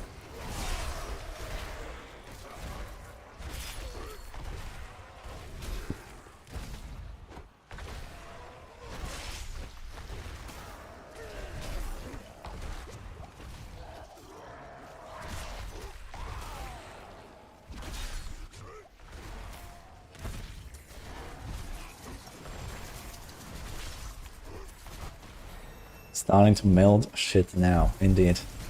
Yeah, and this is still without like really many synergistic powers. So we don't have any of the upheaval power or anything. I remember we had like this upheaval echo thing that I actually didn't imprint now. And honestly, this doesn't really go into an upheaval build because it's, as I said, it has like the shadow clone problem. It just doesn't really do anything. Later, at least, once you have a bunch of multipliers, it doesn't really work with anything as far as I know. So it did something while we had it, because we didn't really have any synergies. Okay. Do we have any glyphs though? That would be nice.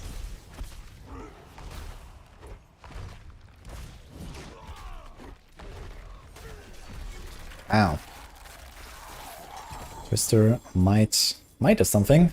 This is actually something we can finally activate as well. And here's a brawl, but it's only for the brawling skills.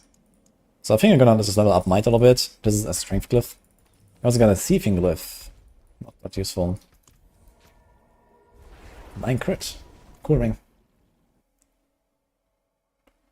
How important is all altars of Lilith? Yes. You're gonna go get them the first time you play the game. That's what you do. I guess another power, so this is actually a really nice upgrade. For now, we just tempered everything and we are kind of strong enough. So this is like the moment where we're gonna just like throw stuff into the stash, especially these legendaries. And then this is a good ring, this is a good weapon, but we wanna maybe try to replace our weapons once they have like 900 plus or something, not like waste our materials again. We just, at this point we would be kind of like bankrupt, I guess, with all the stuff we just did earlier. So don't overdo it. We get a perfect Moonrise aspect actually, that's crazy. So this is something we're gonna imprint at least on whatever is like useless here. Hectic, for example, we don't really care. So we get a bit of speed here. And we also wanna get a bit of speed, let's say, instead of the Fury generation maybe. More movement speed there.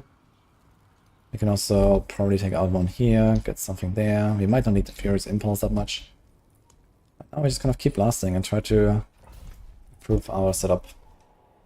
We're level 59, and as I said, we probably don't have anything at this point with materials and so on. If you actually don't get to the point where you have everything at least tempered, then just kind of like after every run, go temper something that you currently have equipped, just like improve your setup. And then after probably a few runs, you would be at the point where you have decent stuff. And then you just blast. As long as you don't have any trouble, and you can do like plus 20, plus 30 monster levels, you just keep blasting. And then maybe at level 70 or 75, you're gonna look at your stash, you look at what you got, and just take out some items, do like another gearing session, and you get ready to blast to 100. If you get like any really big upgrade, like you get like a huge power, like I just found a Moonrise, which is kind of cool. Not like a huge power, but you know, it helps out with speed and stuff. You can just go and print it really quick between your runs. And we're kind of at the point now where we could also go and, let's say, farm some Helltides, go farm some maybe Infernal Hordes as well if you want to try that from the new Season 5 event. I don't think it's going to be very effective to do Infernal Hordes for XP, but you might get some of the new uniques there, or some of the new aspects that you want. Especially, for example, for Barbs. Shard of Raphael drops there, Crown of Lucian. Both these items are pretty important for these basic attack builds. You want to have those at some point at least. If you want to go Bash, for example, you can start working towards Bash build. I'll probably wait at least until you have like Moonrise, Adaptability, and Shard of Raphael to play Bash, since they nerfed the tempo a lot in Season 5. But maybe it's gonna be fine. Maybe you can just go Bash, you know, with less than that. Just the two aspects, maybe. Wait for the Shard of Raphael later. It might be okay. Bash is a very powerful build no matter what. Oh, I actually forgot to include the might glyph. So we have that here. So this is a strength glyph. We're gonna put this, and we're gonna put this. And we have 8% extra damage of 200 weapons. Finally, you got something. Still looking for our... He has crit chance against bleeding enemies. We are bleeding enemies, but we're also kind of one-shotting a lot of stuff. So we don't care that much about this. I'm waiting for another glyph. Territorial is kind of nice. I could say a bit of damage reduction. Wrath is kind of cool. Once you have a bit of crit chance, you get Fury all the time from critting. It's also a good resource tool on many builds for leveling up. And then depending on the build, there's like other stuff. Mortal Draw, since you are weapon swapping all the time, also not bad. Gives you a separate 18% chance to crit. It's not plus 18% chance to crit, like you know, crit chance on your character, but if your first crit roll doesn't crit, then you have another chance. And what else is missing? Exploit, very good. This is like something you want to activate. You can actually put it on the starting board. Exploit glyph works on the starting board on a buff. It's very strong. They don't have it yet, unfortunately.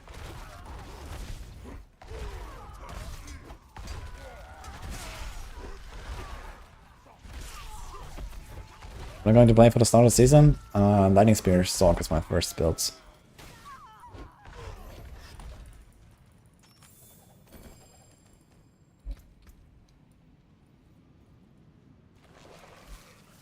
Yeah, no glyph yet. You have the glyph socket there unlocked. And I guess we just kind of... You can get the damage reduction there if you want.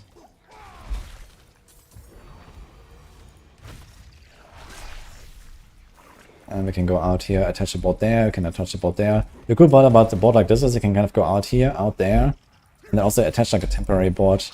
So depending on if you want to like respec at level 100, you can make like a more optimized like leveling board. And just kind of go and rush like legendary nodes, you know, do a decimator node board here. Do, I don't know, like a weapon master board there for the weapon swaps. And then depending on which build you're going for, you're just gonna like respec at 100. So you can optimize this a little bit if you want to be more efficient, but this might also mean a lot more like Paragon management and like respecking and stuff. It's kind of up to you. I like doing that and do like freestyle Paragon boards on the fly. Don't really look at a planner like every 2 minutes. But for this you have to need to have like a pretty good understanding of like which Paragon mods are there, what do they look like, and so on. Which is probably only really feasible for people that actually main a class multiple seasons. It's totally fine to go for like an endgame Paragon board as well. Leveling is relatively easy, and you might not be like 100% optimized. But you can just like, you know, build whatever build you're following, like whatever Paragon board you're following. And you might not be like at 100% capacity, but like 90%. That's still fine.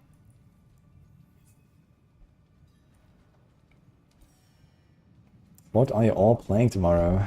That's a good question.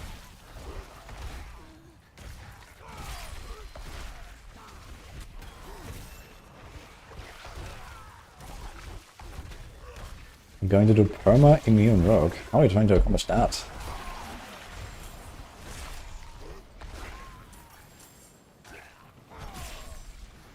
Did this guy die from thorns when he jumped at me? Do I have thorns? That would kind of funny. I have 70,000 thorns. It was actually thorns, man. He jumped at me and died from thorns. How do I have so much thorns? Do I have the aspect for it? Hey, we have a Death Wish aspect on the 2 in it. I didn't realize. That's kind of funny. This thorns actually does a lot of damage, man. Look at this. When they hit me. Did like 50k or something. all the berserking damage that we have, and blood rage and so on. Agile, Hull City, Hectic, pressing shout every few seconds. Good luck, man.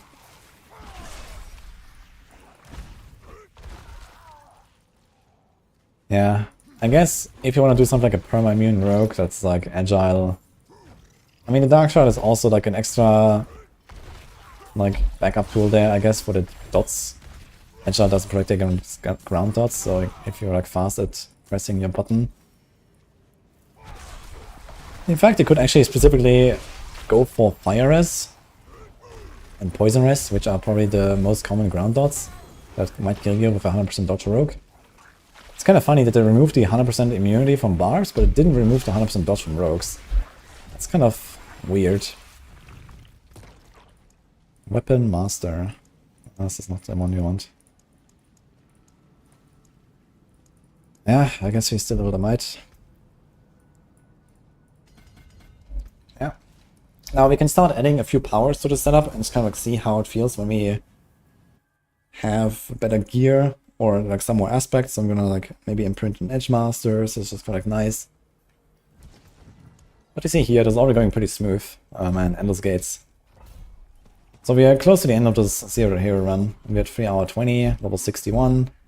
Going well. And I'm also going to the wrong direction here. I always keep running up to where the occultists used to be. Very far up in the town here. But let's do that. See how that feels. We just add this one. And then, for example, Berserk Fury is also something you could replace. Since we have Fury per second anyway. Could do an accelerating to make this more smooth. Or the brawler aspect. This is something I talked about, so I can kind of show that off, what this looks like once we have this. This is very good. So with charge, when they die in the next 2 seconds, they will explode, and it's pretty crazy. I don't have any other source for Fortify besides Thick Skin. Thick Skin can kind of just like solve it if you have 2-3 points in there. Later on, most builds go Warbringer on the Legendary Paragon node. Or you can also go for an aspect, but yeah, I usually don't want to go for the aspects since it's like a temporary choice maybe, the aspects.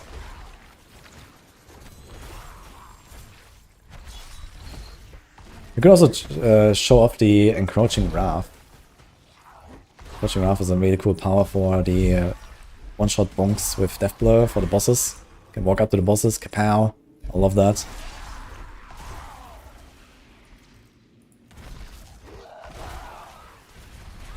But let's see here. Charge will just kill entire packs now with the Ancestral Echo, Ancestral Charge and the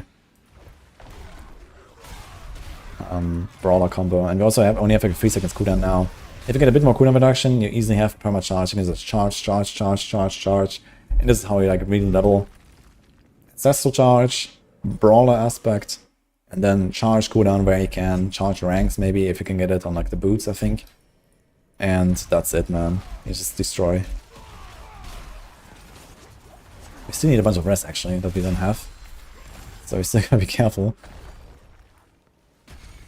But you see here, even on single target, we actually destroy the elites here. Kapow. Bam. Yeah, and then, you know, very soon we could go for like Warcry now, or I can go for Rallying Cry if I want to have a bit more speed for now and a bit more resources. We don't really need a challenging anymore once we have our reses figured out. Yo, 1.1 million overpower crit. Kapow. Getting there. Always pick up the stuff for the salvage. Early on your first character, it's definitely worth picking up like even rares, just like auto salvage these rares. You don't really care about looking at the rares anymore. This is the point where we only really save these legendary items. So we find legendaries, we throw them in the stash, and we go.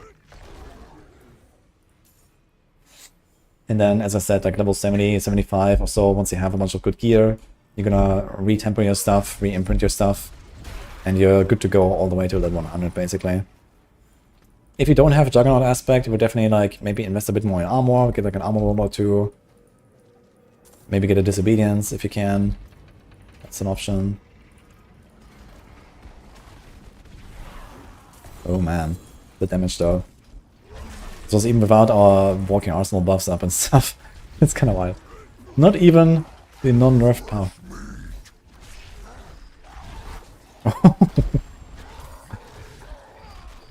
Yeah. Pretty good damage. Martial Cliff. Wow.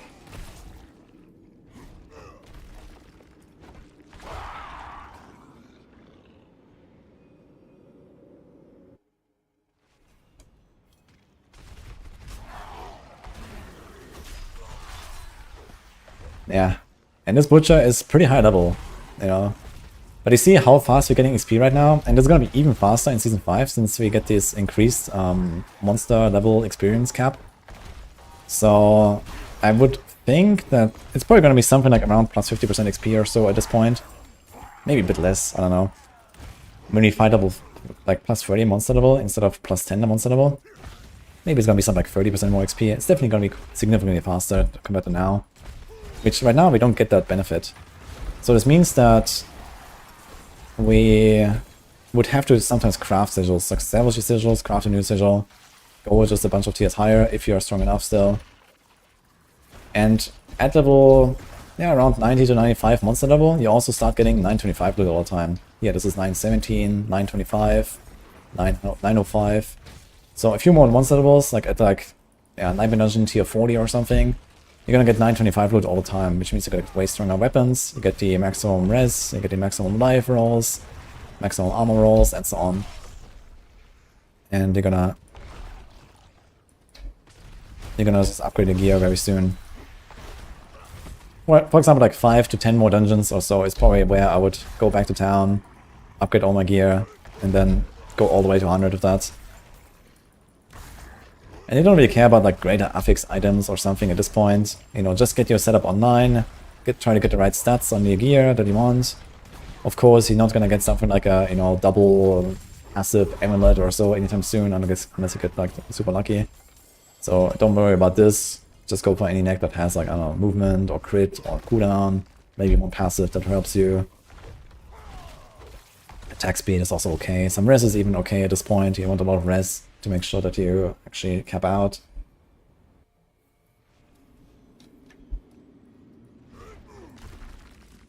A lot of people hyper-focus on greater affix items, but the truth is they don't really matter for, you know, anything in like, at least at this point, you know. Once you go like pit and you want to try to go towards like pit 100 plus farming and stuff like that, yeah, you definitely want to have some better gear, want to try to master work it up. But we're not quite there. Oh, I charged straight for him, unlucky. But it doesn't matter, I guess. Okay, did we get anything? Still not looking great yet, to be honest. So here, we can do Decimator. So to get some overpowers in there. It's like a nice board. So we pick the life, get Decimator, get a glyph. That's a good board. Pick this life up here on the side. We're gonna be at close to 20k at this point.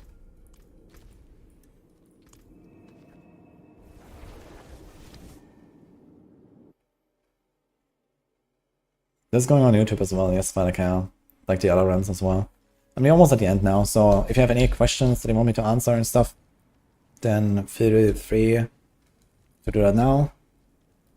Look, we got a lot of good gear here. This is Strength Life. You can roll this to Armor, to Res, whatever. This is like a good pair of pants. This could serve you all the way to level 100, for example. Something like this has a greater, but it's life per second. Nothing really crazy. I would probably even roll this off. It has Res, attacks reduce away cooldown, Strength.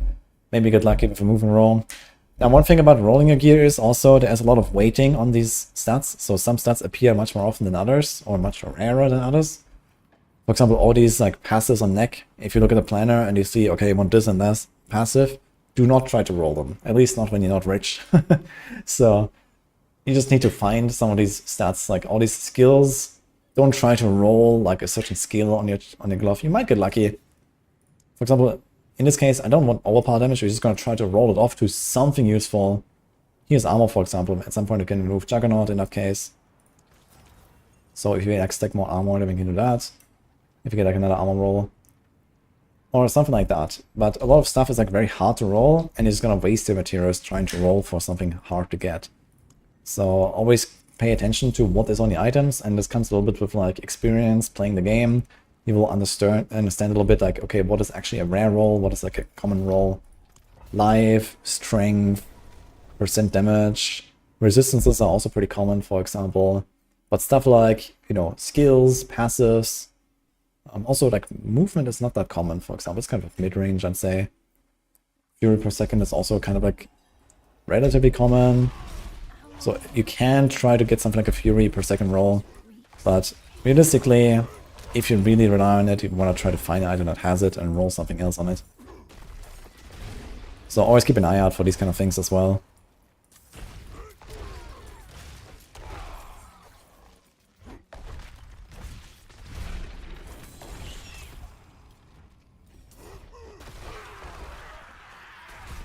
Yeah, at this point we are destroying and we don't even have like all the right powers and stuff. And yeah, as I said, now you can also like slowly start transitioning to other builds. So for example, we have found some of the Twister powers. We could do Whirlwind Twister, we can do Double Swing Twister. These are actually better leveling builds than this at this point. This is like, you know, the good starter build. Walking Arsenal, Upheaval, Death Blow, Charge. You just kill everything without any powers. But we can speed this up now. If you go all the double swing stuff, maybe I can show it run and kind of look and show what this looks like. We like retemper our weapons and stuff. There's like chance to cast Twisters twice and Twister size and these kind of things. And once you have these tempers, you're gonna start popping off. And everything just dies. You walk into a pack, you do a shout, everything dies. You walk into the next pack, you do a shout, everything dies. You don't have a shout ready, you swing twice, everything dies. So that's kind of how Double Swing Twister works. Very good, very fast leveling build. And then you work towards Flay, or you work towards Bash, or maybe the Death Blow build, or something like that. There's a bunch of cool stuff in the next season. There's also like a Hellhammer Strength Stacker or something that Conus is cooking right now, so I'm kind of excited to see that one.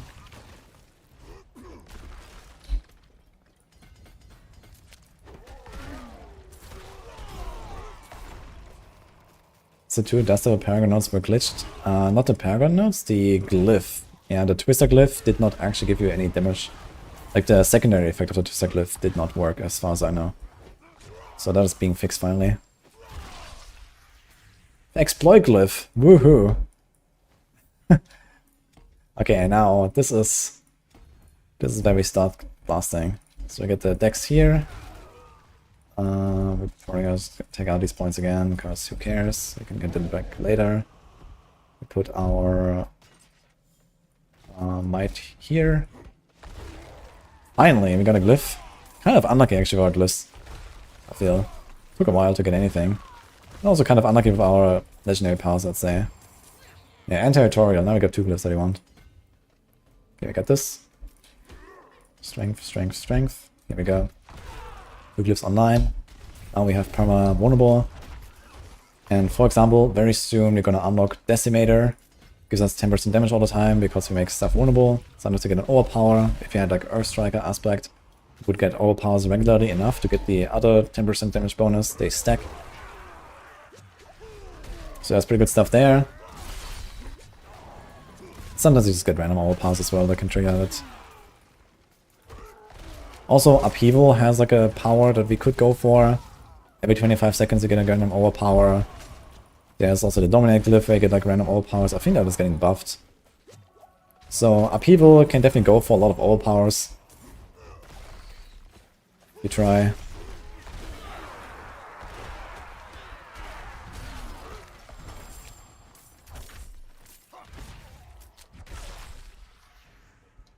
This is not Season 5 PDR. This is Season 4 live. If you want to finish your goals, you have like, I don't know, 16 more hours or something. Or the servers go down at some point. Mortal Draw. Now we're getting all the glyphs, man, look.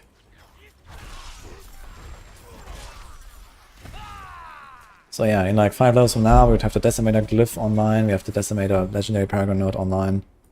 We can up this here. You don't necessarily have to push your glyphs to 15 if you already have them active. Like here, this is active. this is active. We don't necessarily need to go for the bigger radius here. We could maybe save a point or two or so, but just get the early levels, try to get the effects a little bit up, and then they can push into 15 later, especially if it's not the right glyph that you have. Will I be doing a Druid 0 to hero? Well, I could start it right after this run. It's 1 AM already though, and I also want to still work on some planners, so probably not. Okay, anything else you can upgrade here to kind of like show off some more power? Yeah, let's see. So we can check for some other powers. We can do an accelerating instead of smiting. That doesn't really help us.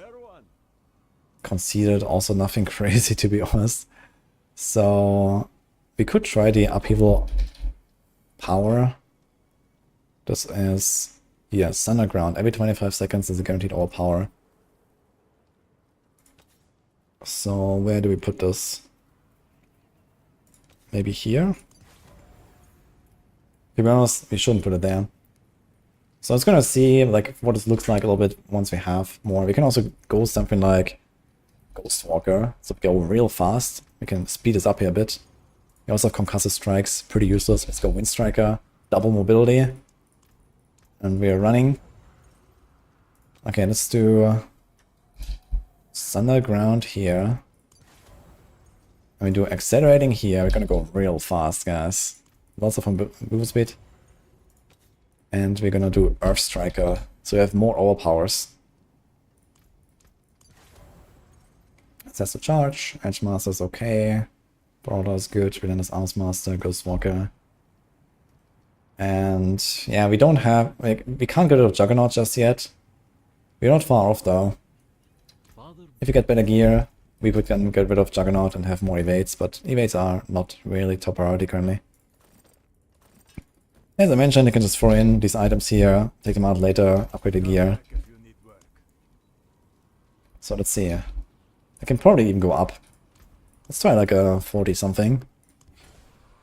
42 flooded deaths, unfortunately behind Stronghold. Forbidden City. Pretty dangerous dungeon. I still don't have any res. It's kinda rough to prepare. Maybe we should look for some res on any of those pieces. What do we got?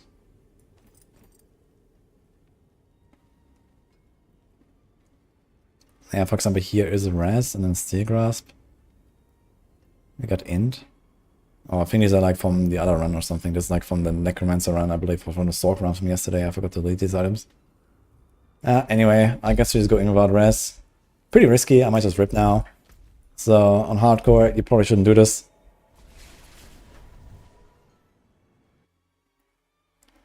Sizzling Blade, Rouge, back in action. It's already back in action on Season 4, actually. Since the mid-season patch, it has been mega buffed. Sizzling Blades is very strong. What leveling build for Lightning Spear Sorc? You can watch my Lightning run, actually. My Sorc run from yesterday. Should be up on YouTube, or maybe very soon. But either way, I leveled a Fireball into, yeah, basically whatever you find. So Frozen Orb, Fireball if you get the gloves, Chain Lightning. They also get some Chain Lightning powers from the Season Journey. Look at this. These are level 99 monsters, man. Plus 34 levels. We have 1 tapping elites. This is the power of the Barb now. And we're just like charging, killing everything. Now the main priority would be just go like more cooldown reduction, get cooldown reduction wherever you can. Try to get that brawling cooldown reduction tempered, mobility cooldown reduction tempered. And you see how we're running now with like the mobility aspects? We are fast. So we just charge. I don't even have my walking arsenal bonuses half the time, it doesn't really matter for most of these packs. Charge, charge. Pow, do a leap, charge in there. So this is kind of how it works now. And this is still with like a 818, 842 weapon. Most of these items have 2 stats because they were yellows at some point. So there you go.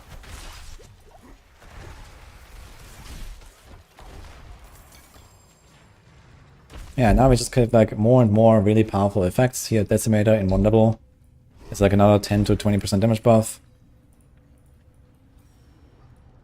And we're probably gonna start one-tapping bosses even if they're plus 30 levels. No one cares.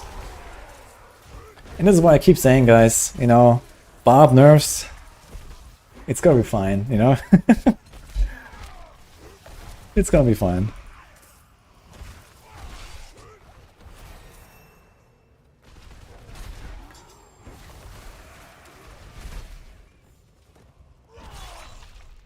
Most of the stuff I'm using right now is actually not getting nerfed at all. So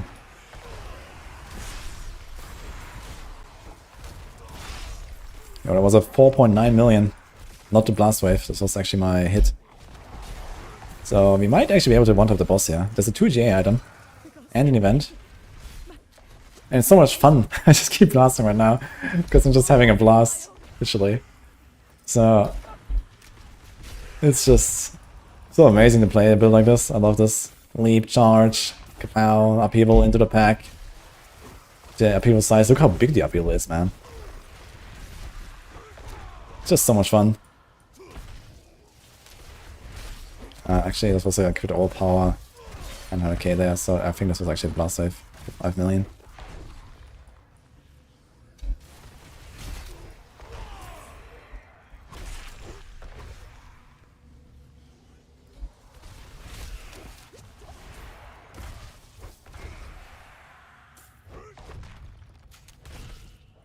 Maxo has not updated the changes for Immortal Rogue.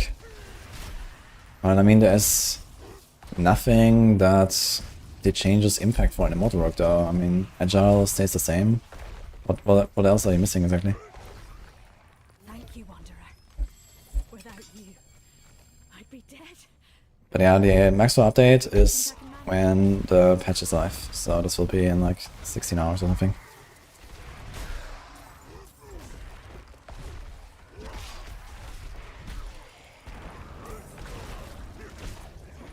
Will Maxo's leveling guides be out?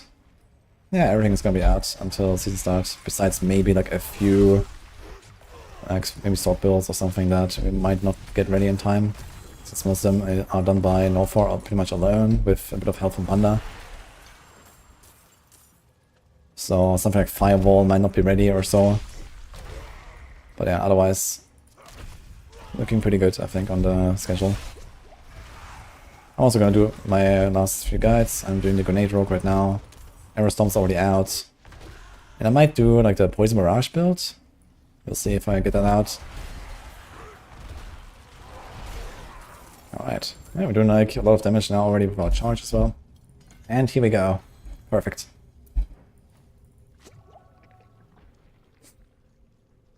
Alright, let's see what happens. We do this, this, this.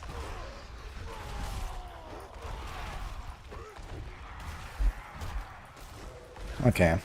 Didn't get any lucky crits or something, unfortunately. With Encroaching Wrath and Guaranteed Overpower, you could actually, like, I didn't really play around, for example, the Earth Strikers now, so I'm not sure when the Overpower happened. If you play around the Earth Striker, get the Guaranteed Overpower on the Death Blow, Kapow, you'll probably one-shot this boss. So you can do that. But yeah, I think this marks the end of the run. This looks crazy strong, and they said double swing is even stronger. Yes. This is how we double barb, basically. We had 3 hour 40, like around 4 hours would be like level 70. I can even do it faster, like especially softcore. And you know, I've been kind of like chilling in town sometimes, talking and whatever.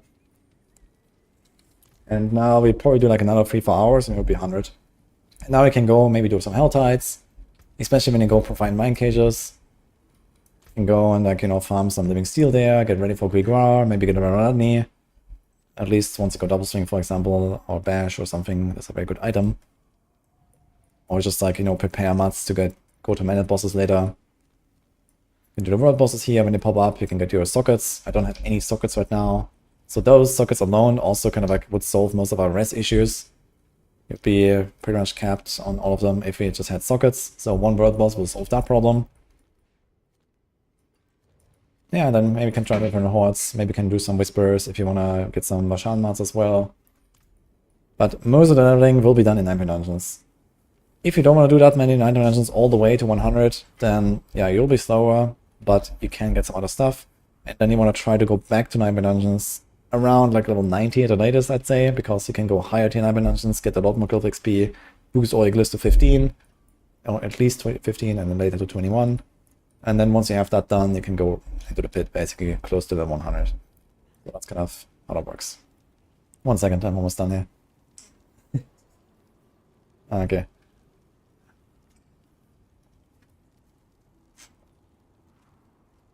Charge is hard to hit bosses with a controller. Yeah, I think it kind of goes through the bosses with controller, right? So that's a bit annoying.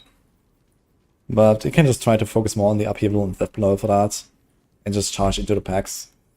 So you might be, you know, a bit slower there on the bosses, but that's okay. Is there a guide to this specific build? Yeah, I have like a 12 months of old guide or something for the Creator's Barb. I'm not sure if we actually have something similar to that. I guess like upheaval might work kind of like this on max roll. I'm not sure exactly what they're cooking there. So you can check out the upheaval guides, I guess. Okay, any other last questions before we finish this run here? That are like Barb related. Let me just see if there's anything. Okay, otherwise, I guess we conclude this here. So for you folks, hope you enjoyed this. Let me know how you like it. Good luck in the season.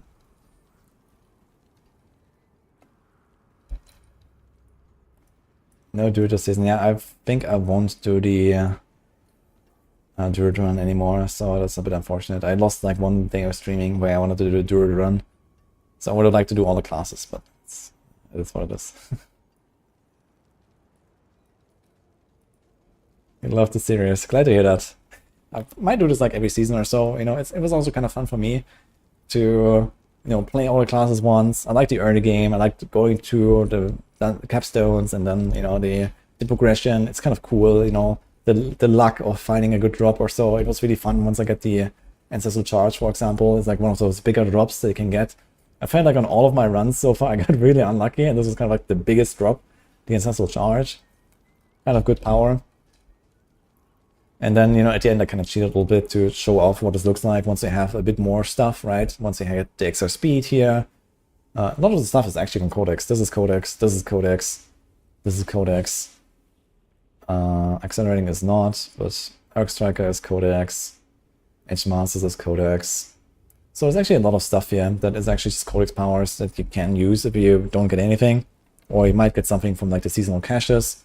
So of course there would be probably like, you know, some extra mods, some extra legendaries and so on that you get. Maybe even some uniques at this point from the season journey. Maybe you get some lucky unique drop and you can play around that a little bit. So depending on what they actually give us, I don't know, you're gonna be even more powerful. But yeah, that was the 0 to Hero Barb, guys.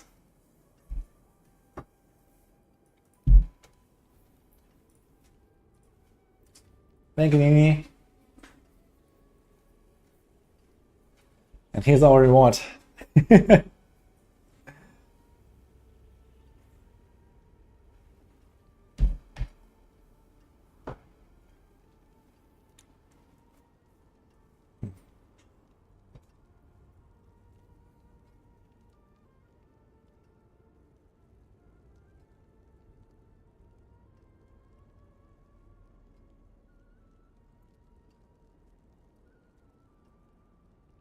There's a specific way to get unique items. Yes. From bosses mostly. Type exclamation mark boss loot. There's a cheat sheet. Actually, I need to tell the guys to also add all of the unique loot from Infernal Hordes, I guess. There's also some of the new items that drop from Infernal Hordes. Right now we assume that all of the new stuff comes from there. So we could probably add that to the boss loot cheat sheet, since that's kind of like the purpose, right? You can see where all the uniques come from.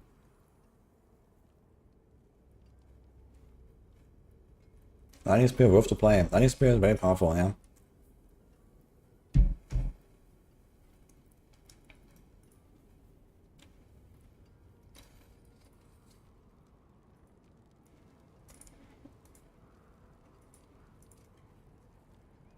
Is channeling good? Channeling is good, yeah.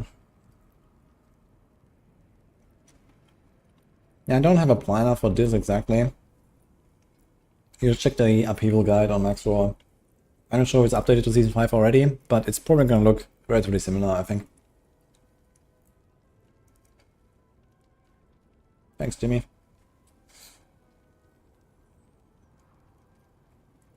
Is momentum viable now? Yeah, momentum is actually very strong now for meta builds. I would say I just play every meta build of momentum at this point. Unless you really want to go something like puncture plus twisting blades or so, but if you want to go combo points, you can do it with blade shift as well. And you don't need the puncture necessarily, just go for momentum, you get energy, defense, speed, damage, like everything, man. Momentum is really powerful now. Kind of wild. And not only that, but instead of going for these crappy damage damage against crowd controlled enemies tempers, you can actually go for Dark Shroud damage tempers. And you have a lot more additive. You actually have more damage going momentum, in addition to all the other stuff. Momentum even for Andy. No, Andy is not many build. Either do it with puncture or with barrage. Momentum doesn't help you there. You have to go close quarters.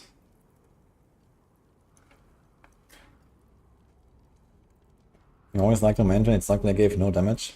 Honestly, I'm kind of surprised they added 50% damage to momentum. That's crazy. I mean, it does make it like, you know, kind of like more competitive with something like precision. But, you know, those two passes have like really opposite purposes, right? One is for range, one is for melee. So it's not like they're competing with each other in a sense. But close quarters competes with momentum. And to some degree, precision does. And especially for melee builds, close quarters was always the way. And now, close quarters I feel like is kind of almost dead.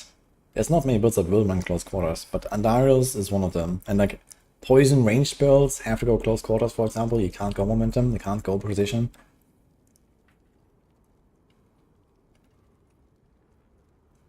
I guess one thing that definitely needs a bit of a bump is exposure at this point. Exposure is nice, it feels really good to play. But having like no extra damage, it's just the stun grenades that do some damage, but you kind of have to invest into grenades.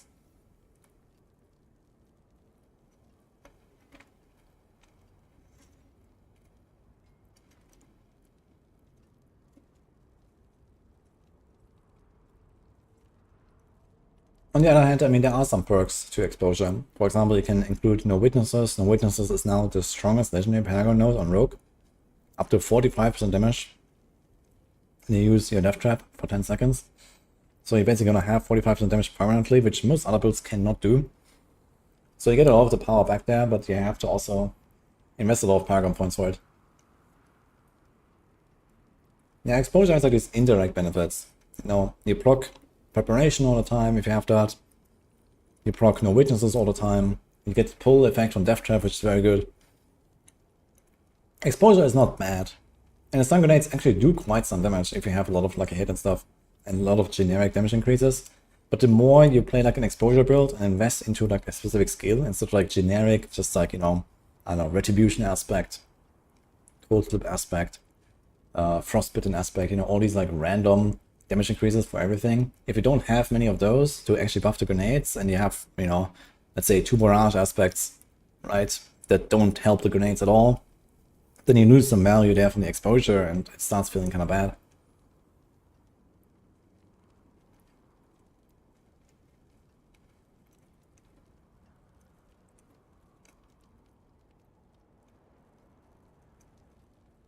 There's no change on the poison TP guide on max force since Miranda is buffed. Yeah, it might still be the season 4 version. I'm not sure. Mippy is doing the Twisted Blades guide now. I was doing the Twisted Blades guide until now, but I passed it on to Mippy. I'm kind of like not doing that many guides currently, because I'm also working on Spiritborn stuff behind the scenes. So I gave the Twisted Blades guide to Mippy. I'm not sure if he's done yet.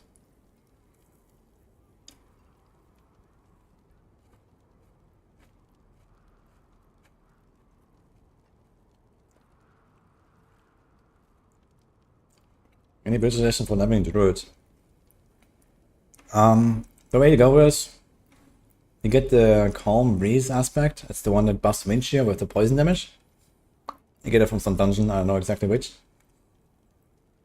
And then you use wind shear to kill any elite. You just put it on a neck or something.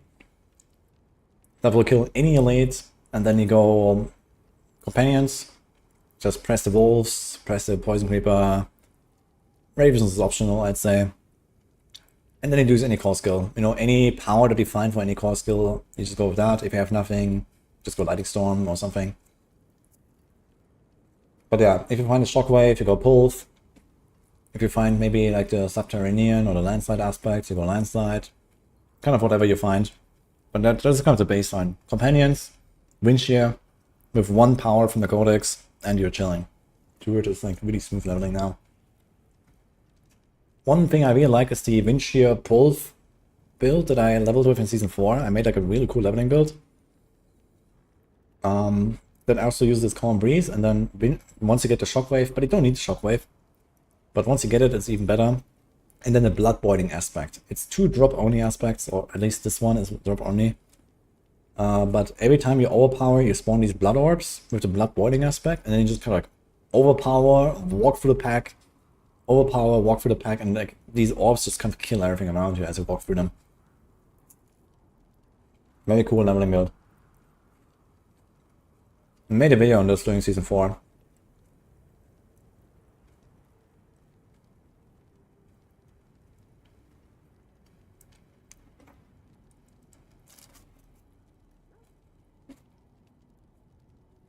Playing that right now on Necro is crazy. Yeah, Blood Surge or Blood Lance with that blood burning power is also very nice.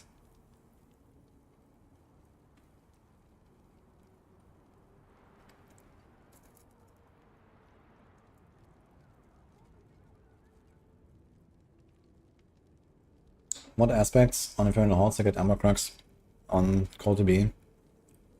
There's like a bunch of like generic powers, like Inner Calm you could do. Smiting is not terrible. Just, I don't know, accelerating. There's a bunch of stuff you can go for. Maybe early on you might have more resistance issues, use your call points until inner sight. Can go aspect. What mythic should we craft first chance on Rogue? Terror's Might. Unless you really want to use Shroud of Kanduras. Shroud of Kanduras is a very powerful item. But Terror's Might is insane for defense. Some builds might also want to go for Stardust. Stardust is very good for anything that's not a common point build.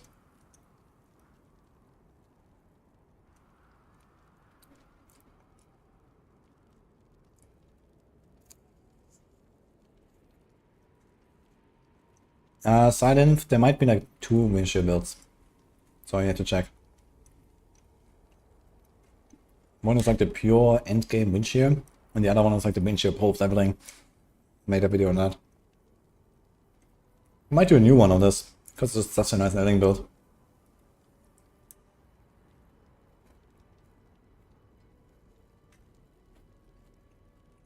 We do Andi and Kanduras. Yeah, of course, if you want to play Andariel's Rogue, then you can do Andariel's as a first craft. Very good build. Okay. Peace for now.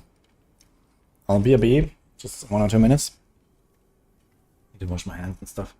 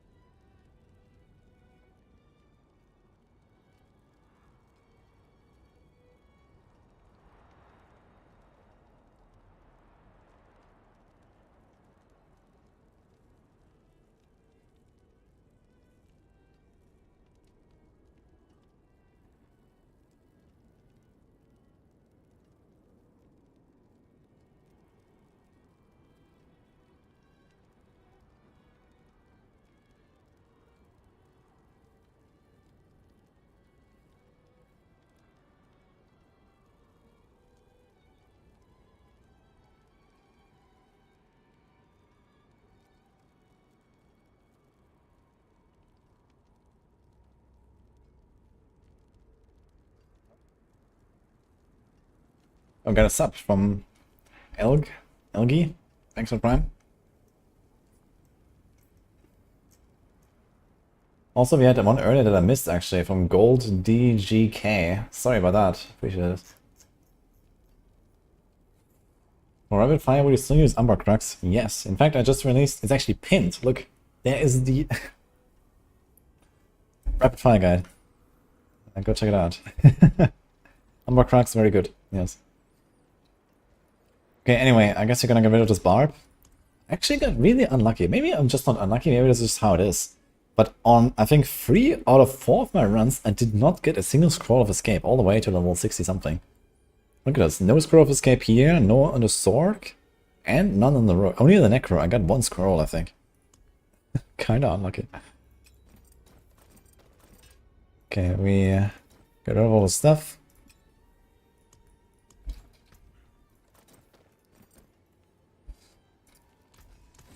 Wow. Father bless. That's good salvage. Okay. PvP area. You wanna go PvP to death now? Ah, it's fine. Actually, it would be a funny thing though to send out these characters. Other people also have to have like something like level 60 to 70 characters or something.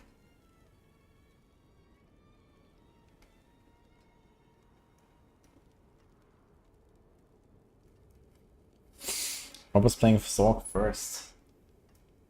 Ah. In D3, I think he also used to be like a pretty big like Sorc, not Sorc, Wizard enjoyer.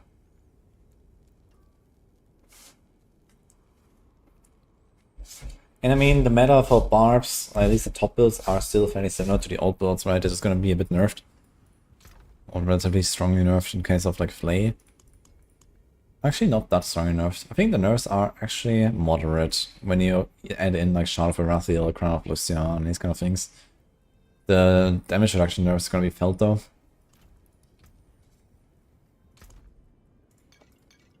Anyway. Best class build. I think the best class overall is probably Rogue. Has like a lot of really good builds, and then also Sorc. Those two are looking like the top 2, I'd say. If the others like slightly behind, but everyone has good builds, everyone has S tier builds. I think this might actually be the first season that every class is an S tier with at least a build. So that's kinda cool. No. Can you put this in the planner? Let me just check real quick what we got on max for here with our Barb. Let's see, upheaval. Is it updated? Quake, Bash. So these are season 5 already. You can see the season 5 tags. Here's upheaval. So it's not season 5 ready yet. So this is probably still running. This has unconstrained. Yes, charged, leap. Kind of close though, I guess. There's like more endgame and pit stuff. What's the starter version? Let's see. Mid-game. Game. Rise a little bit. This actually has Bash. A little bit as well. Hellhammer. It's a little bit different. What about the leveling version here? Let's go leveling Barb. This is also season 4 right now. It says Iron Maelstrom, Charge, Leap. This is getting kind of close. Walking Arsenal. Yeah, this is pretty close. So I would say just go with this. Yeah, it's still the season 4 version, so it's going to be updated probably today at some point. And I'm not sure if they're going to run Iron Maelstrom. You can run Iron Maelstrom. I kind of skipped that, and I went with just Iron Skin for the most part, since I was like mostly like like fighting an uphill battle. Iron Skin is very powerful, and I had Death Blow as well. So yeah, Leap once you're blasting. Before that, Iron Skin, and then Death Blow instead of Iron Maelstrom. That was mostly it. We then this Arms Master, exactly the power. Devilish, fierce. Yeah, okay, these are both drop powers, so you can't actually get it from Codex. But yeah, this is exactly the one thing I unlocked from Codex as well myself. So yeah, that's pretty close.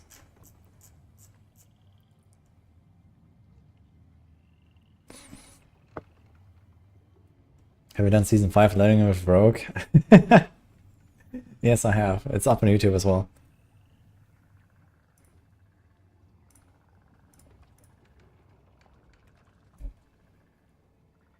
Just got a PvP zone real quick.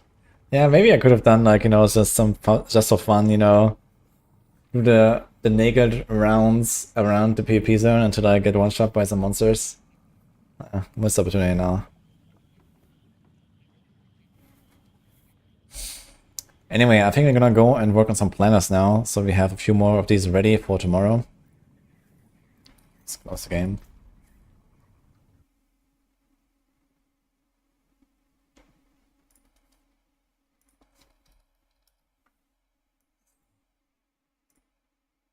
So here's our Discord.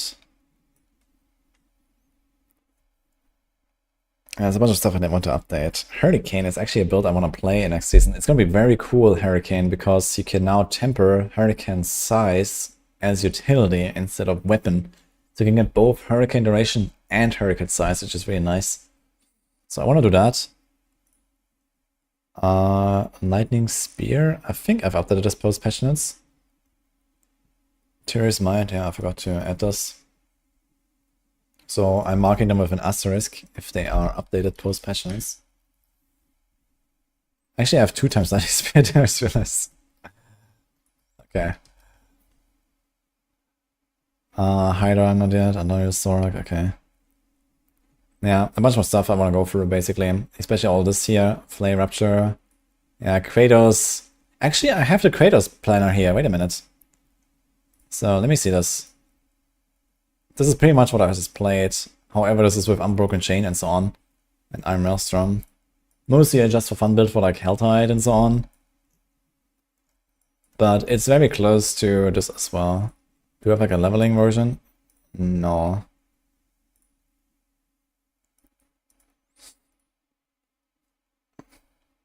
Slayer Crown. Yeah, I mean, honestly, why not? What's that crown? I guess this could be a shaker, shorter cooldowns. Just like spam. It says Locrin's Talisman. Wait a minute. Is that correct? Grandfather, Locrin. How much maximum fury is this? 159. Yeah, we don't go for... Yeah, honestly, why not? Let's do a shaker.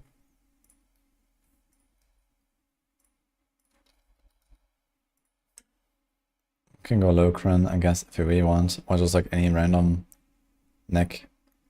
This has lots of crit chance. Gonna be like crit capped.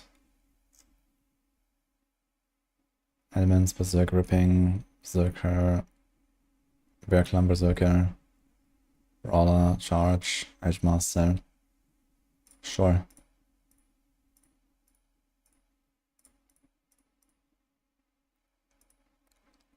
So yeah, this is not exactly the build. You can do like maybe a combination of the upheaval leveling guide for max roll and then this here.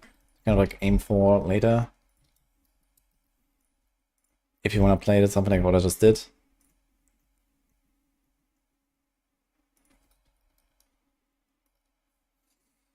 Yo, Rikers Raiders. Hello guys. Welcome. Hi Nemesis. Thanks for the raid.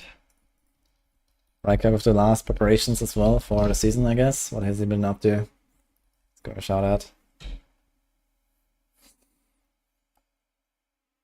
Sorc and Barb will be great. Yes, Sorc will be overall one of the strongest classes. Barb also has pretty good builds.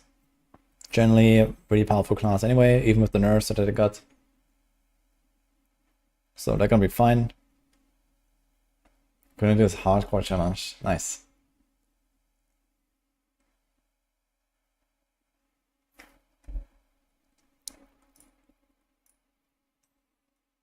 Handshot Victimize, yeah, that's kind of dead, I suppose. Let's go and delete that planner. Pinch-Shot Victimize is not coming back for the season probably. There's gonna be Pinch-Shot Position, if anything. So let's do this. Our builds are the most powerful. Chain Lightning, Lightning Spear, Fireball, Frozen Orb.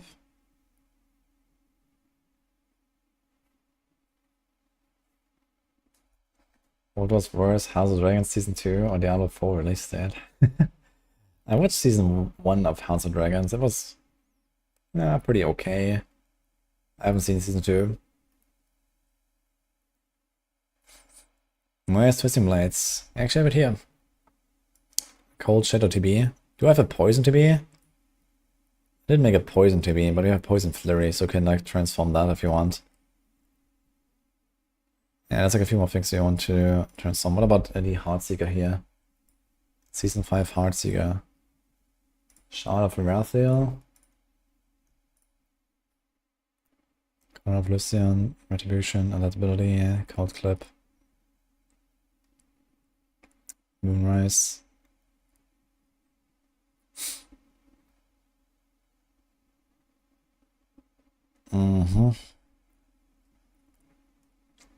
Yeah, we're probably fine, even with the Crown of Lucian. Okay, how much does it cost, right? It costs 25 prime resource. I think this is still the same, right? Let me check. Shard of... Costs 25, so that's the same. We have a Stardust, so how much is that?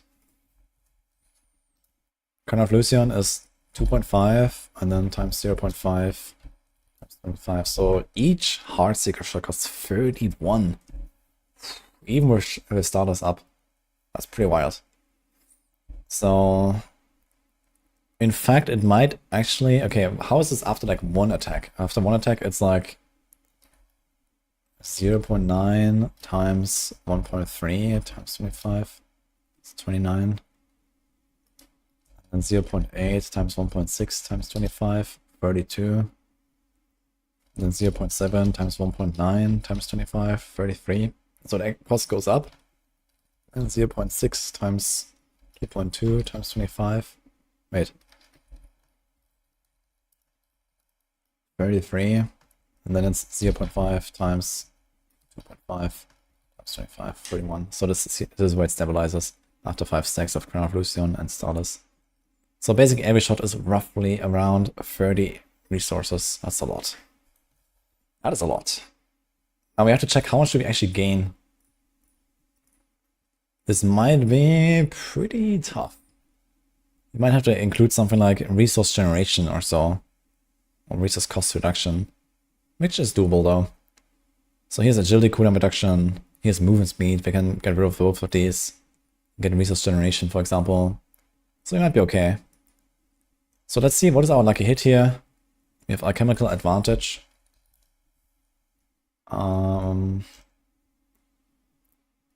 Lucky hit bonus is 46. This is another 35. So we have like 80% lucky hit. Is there any other like hidden lucky hit? We could do a Fist of Fate. We probably want to do Fist of Fate actually. Funny enough.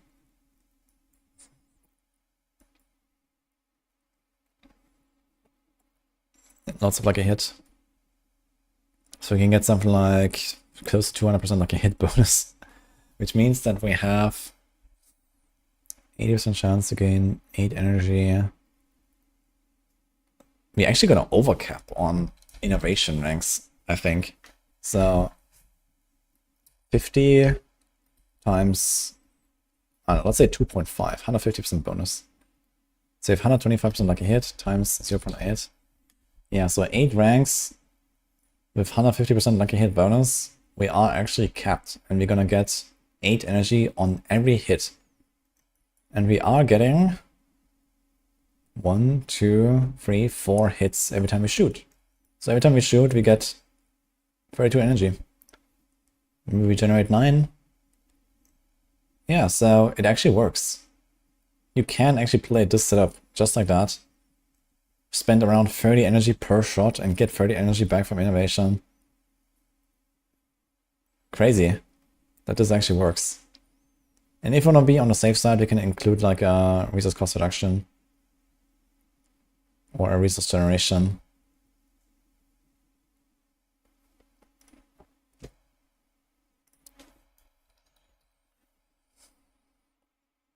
So 15 resource cost reduction is like -4, -5 cost. Relatively good. Just to make it like more smooth and in case like you hit nothing and these kind of things. And yeah, I think we're just gonna put Fist of Fate instead of Retribution. We keep Cold Clip, keep Moonrise, Adaptability, and that's it. Crit, lucky hit.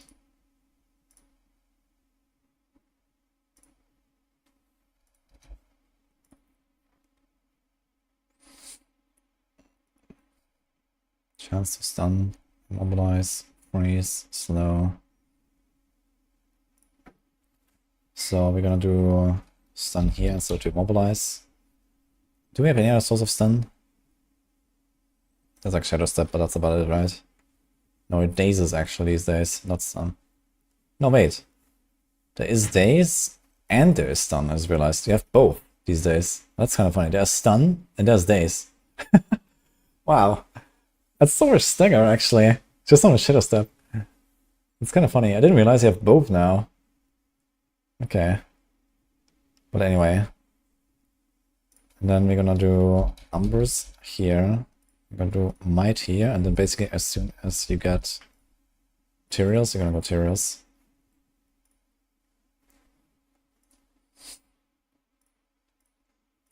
So then we would actually do this now. Ruby. Ruby. Do something like this. Discipline, Dogmatic. Thanks for the prime, by the way. Appreciate that. But now it's not be any good. Heartseeker is okay because you get a lot of buffs. Amber Crux, Shadow of Raphael, Crown Fusion, lots of damage buffs. If Victimize was still working properly, it is unfortunately bugged in Season 5 the way it looks. It's not gonna have like a lot of damage multipliers that should apply to it, but we have so much extra power that it almost makes up for it. So I'm just kind of like updating the planner here right now. It is still playable. It's not like the top tier build anymore, but it's still playable. Okay, now we make another neck here. We put skull. We make another ring here. And we put skull. This is like pretty much every single rogue build. You put Tyraels and then you put skulls everywhere. And then you make... Where's our armor coming from? 11,000 armor. Lots from pants and boots. There's armor on the boots. Okay. And a percent armor here. We also do not need, I think. So, what can we do? Second wind. I'm gonna take a second wind actually as a temper. You're gonna get barriers all the time. We're gonna do this. Dex. And this is actually not enough. We need one armor roll. Okay. Just like that. Okay.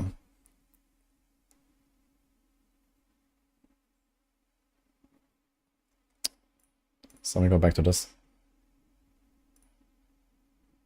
Okay. Now, how is this? Rapid. I think instead of something like rapid, you would actually have to include like a resource power to make this work. Fizz Ubers, Fizz Standard. I think Fizz is just not a thing actually. This is like straight up just go cold clip. So we need the resource power to make this work before we get stunned. So what do we got? Dark Dance, no. Rapidness, Umbral could work. Damaging Elite grants 4 energy, that's not enough. Ah, gain 40 energy after killing an enemy with a basic skill. No, that's kind of funny. Because Victimize does not count as a basic skill kill. Starlight Aspect, gain 40 primary resources for every 10% of life that they heal. Now, how can we heal that much? Probably only really works with siphoning strikes that we don't have. There is Subverting Dark Shroud. I think it will be hard to play with Shard of Erathiel and Crown of Lucian. You probably have to give up one of the two to make this work without Stardust, guys. Like, it will just be too costly to make this work. You have to not play Crown of Lucian until you get Stardust, I think.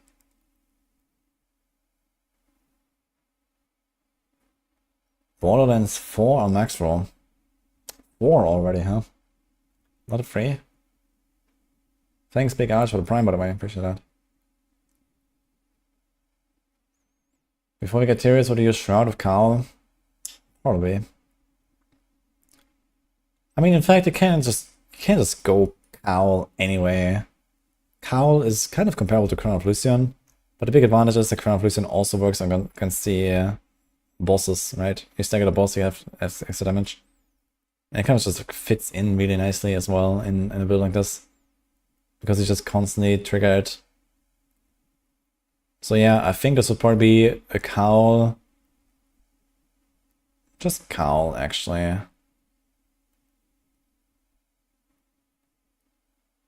They actually have 3 ranks to innovation tempered, I just realized. 110% chance. Oh man. I'm not sure if it can double proc. I don't think it can double proc something. If you have more than 100% chance to proc something, I think it's just capped at 100%. I don't think it can overcap it. So in this case, Heartseeker has a chance of 50%. You know, 50% and then times... Sorry.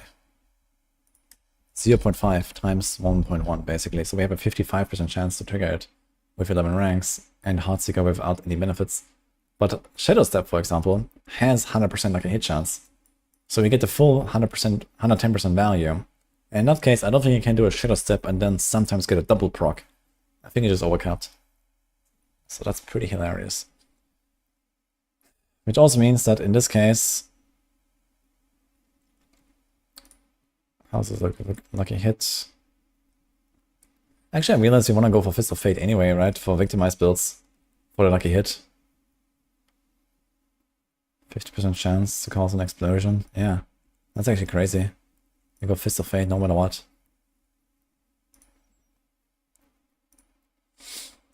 So I think we just do Cowl for the early game.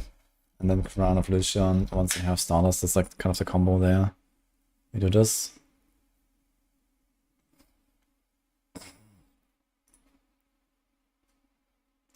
And the resources are probably gonna be okay, because Stardust, guys, gives you almost, like, it almost offsets the penalty of Lucian's crown, but not quite.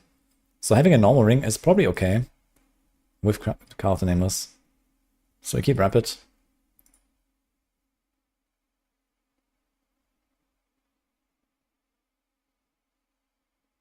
To do this, we go for this one.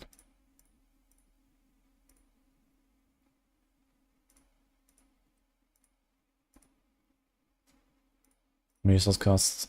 Okay, and here agility cooldown. I guess you can also do resource if you really want, but it should not be necessary. Now, the thing is, what do you do before you get all these uniques? Yeah, I mean, the build will just be kind of scuffed, honestly. I would not recommend playing Heartseeker before you get Shard and Amber Crux, I guess. It's just what it is. I'd like to get more points in Smoke Grenade. Also, do we have full trigger attacks?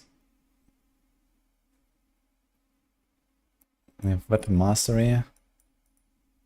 It's okay. We don't have Unstable Elixir, so I would like to get that as well. Oof. Yeah, we kind of need the Poison Trap to get a kind of advantage. And we need the Smoke Grenade to get the damage there. And we don't really have the points. There's second mid already. We could take out of 2 points from innovation, put them in Smoke Grenade, but also not that crazy, or put them in Unstable Elixirs. I guess we just kind of ignore Unstable Elixirs, because we can get a lot of other powers here. Got a crit. Yeah, that's fine. Yeah, Fizz, Ubers, Fizz Standard. I'd say screw it. You just stagger them, kill them. That's it. No fizz. There's a cursed touch. Nope. We should delete both these. How's this looking? We got tricks out of trade. Exploit, fluidity, ranger, ambush, canny, control. Cheap shot is there. Exploit weakness is there. Deadly ambush is there. Okay. No, no. Eldritch Bounty is something I actually would like to have, if we can. Here's an Eldritch Bounty setup, instead of no witnesses. So if you want to go for the more damage, it's 20% damage, and here we gain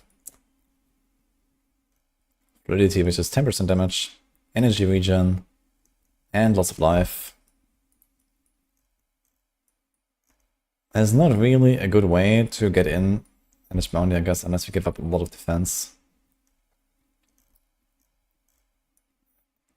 So I'm actually not going for it. It's kind of wild. On a build that always imbues, we're not going for Eldritch Bounty. Kind of interesting.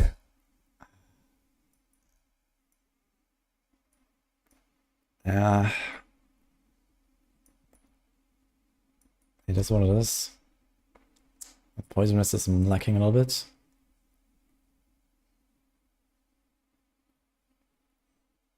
Poison, cold. But you can get away with like a little bit less rest there. I wonder if you can maybe change this a little bit. This has 38,000 life and materials, which is plenty of defense. I wonder if you can like start removing points here. There's like, you know, 5 points there. But it's like so efficient. It's 2 travel nodes that didn't get life. It's so good. This is really good. Yeah, there's so much like efficient pathing, I feel, that I don't want to give up. We could try to cut this off, but then you have to get a path somewhere else. 3, 6, we can go out there. 2, this is actually only 5, we can go out here. I could try to make a variant, let's see. What is the shortest path?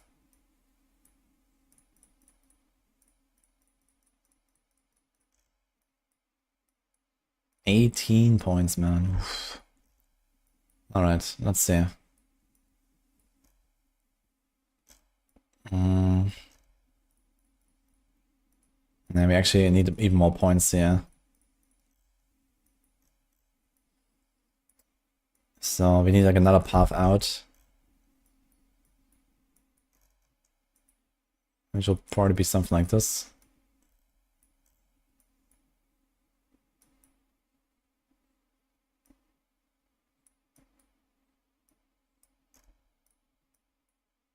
$9 points. Maybe we can get there. 11 points. Okay, we got the full vulnerable power there, so we can remove these things. It's minimum.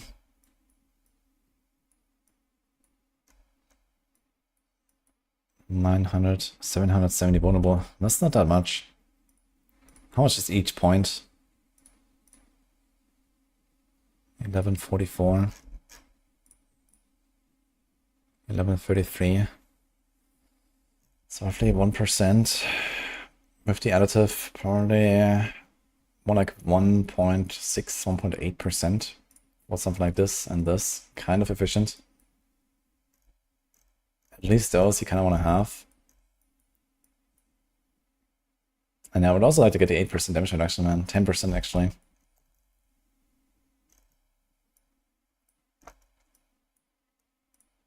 Also this here, I mean, you always have everything vulnerable.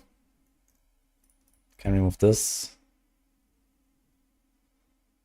Shit, we cannot.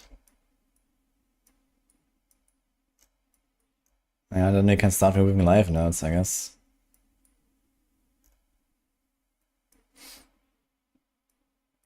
This is like 1, 2, 3 points instead of 2. Not very efficient to remove that. Yeah, I think we have to remove this.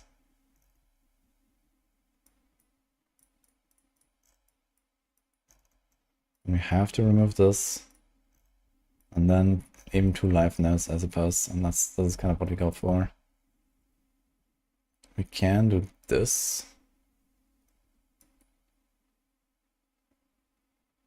We can even move those. So 1, 2, 3.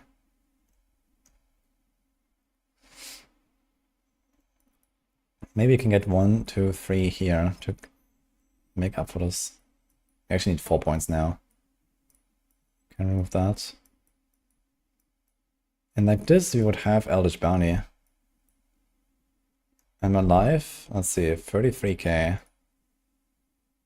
It was variant 5, I think, right?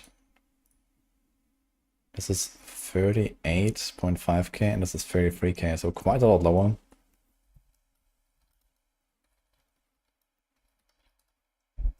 %14 lower.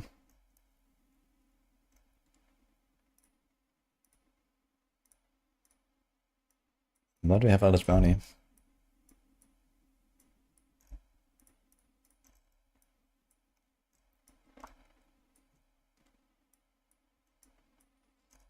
Probably okay. Those 2 points would be really nice. Give up a bunch of the like additive there and stuff, which is relatively nice notes. They are there. Could also remove this, do this, and this instead. 2dr, bit of damage instead of the 10dr from poison from trapped. But we kind of want to have poison trap or Couchos running most of the time. So I kind of like the idea of this. Barrage of Andariel, not Flurry. I mean, there's like the Cold Barrage build, and then there's the Andariel build that now also runs Barrage, yes, because you just have so much like a hit you can get in AoE packs from piercing enemies, branching bodies. Like the total amount of like a hit is pretty large when you shoot into a pack with Barrage. I already played like the Poison Barrage build, and also tried it with Andariels, for example, and that was really nice as well. And now maybe has revoked the Andariel guide to something like that as well.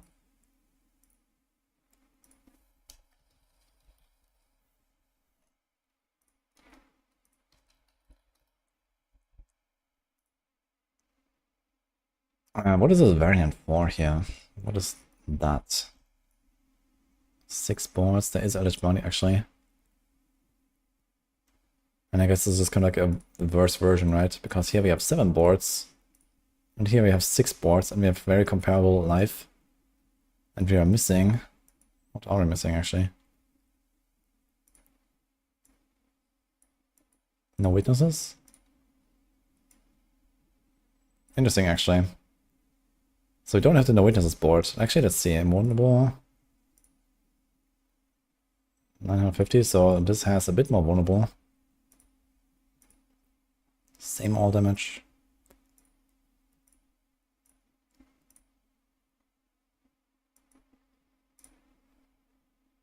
And we still have fluidity on Tricks of the Trade board. No ambush. I think we don't have ambush glyph, right? Okay, so this variant is kind of dead. Let's do this.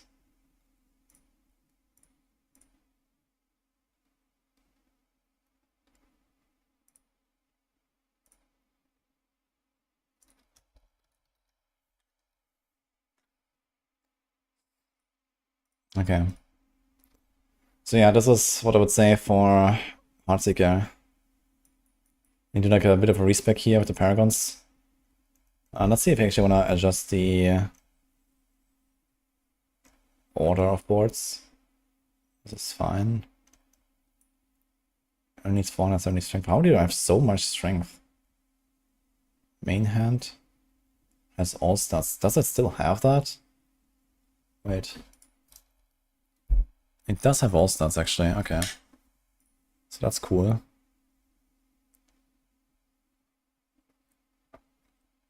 Chest armor also has all stats. I think that is getting removed though. But this is still fine. Here it doesn't matter. Okay, I like this Paragon board. So we have 7 boards. Look at this. 1, 2, 3, 4, 5 legendary nodes. 6 glyphs. Kind of wild, actually. Okay.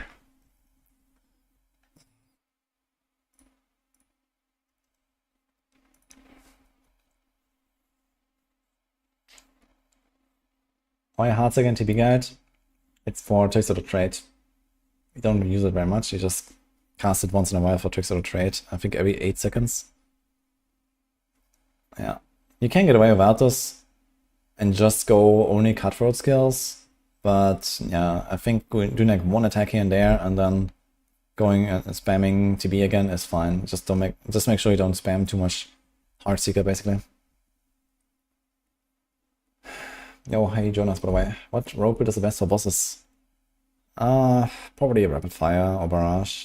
You just kind of like walk up, spawn your totem from Armor Crux, shoot into the boss, and either you stagger the boss first and you kill it, or you just kill it if you have good gear, I guess.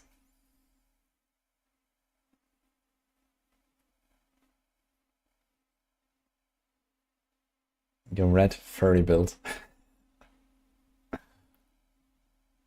If Victimize isn't bug, Heartseeker is very, very strong. Heartseeker will be an insane build if Victimize is working like it did in Season 4. But on the PTR it was buggy and there's no indication that they fixed it. But yeah, you can get ridiculous damage on this build if this is just like Season 4.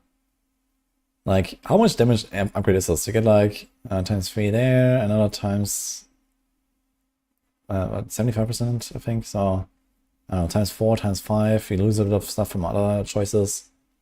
But yeah, probably it's something like triple the damage of Season 4, I would say. It's, and probably more even with the Fist of Fate and stuff. It's pretty cracked.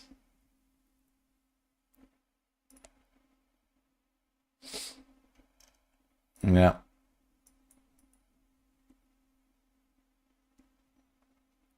So totally insane or completely dead. It's not completely dead. It will work, it will just not be as insane. Even with the bugs, it will kill stuff, for sure.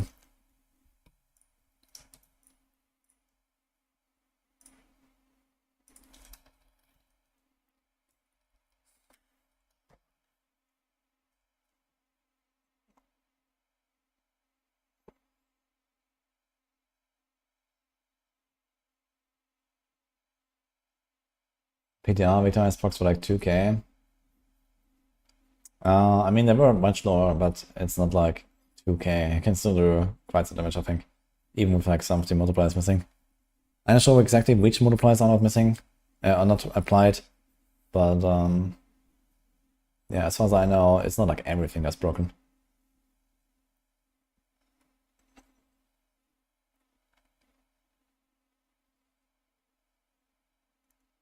Yeah, it's a get more damage than Victimize.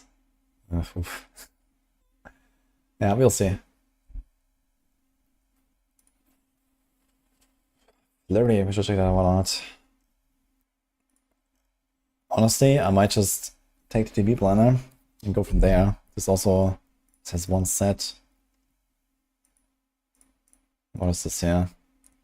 Tricks of the Trade, Canny, Eldritch Bounty, Umbral Crux, Circling Blades. Okay, where's my TB planner? Maybe it's gonna take the TB planner and go from there. Since this is updated. Standard, Ubers. Thanks, Fabio, for the Prime.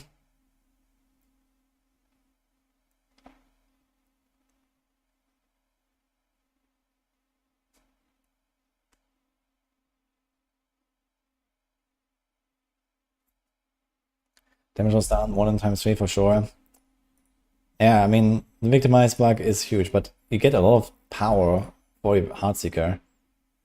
Yeah, maybe just don't play Victimize and you just go Close Quarters, for example. That's also an option. So you just shoot at stuff. So I'm not sure if Victimize will work. If Victimize is really not doing anything, you can switch to Close Quarters. Instead of vulnerable damage, you can temper a bit of like damage per Dark Shroud Shadow and then some damage versus crowd controlled. and you have the other list, and then just like kill stuff. Or you go exposure, honestly. Go exposure. Could like poison trap plus death trap. Pull stuff together and shoot. That might be an option. I don't know. I would level with Firewall into probably Chain Lightning or Frozen Orb, and then Lightning Spear later.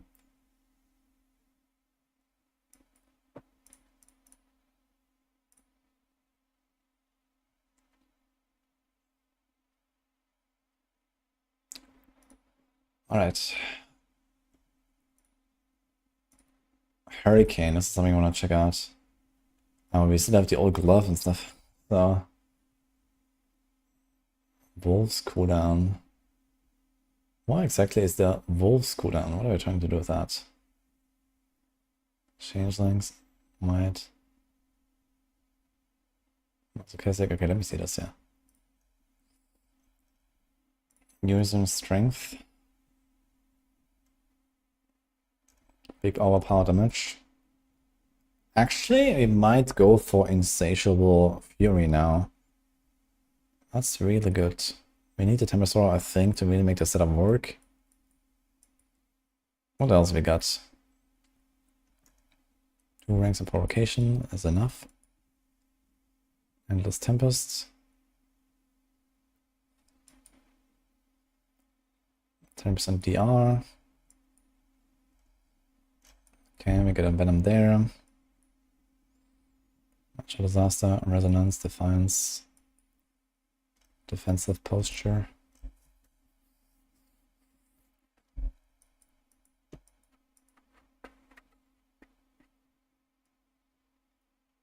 Bulwark, Fortify.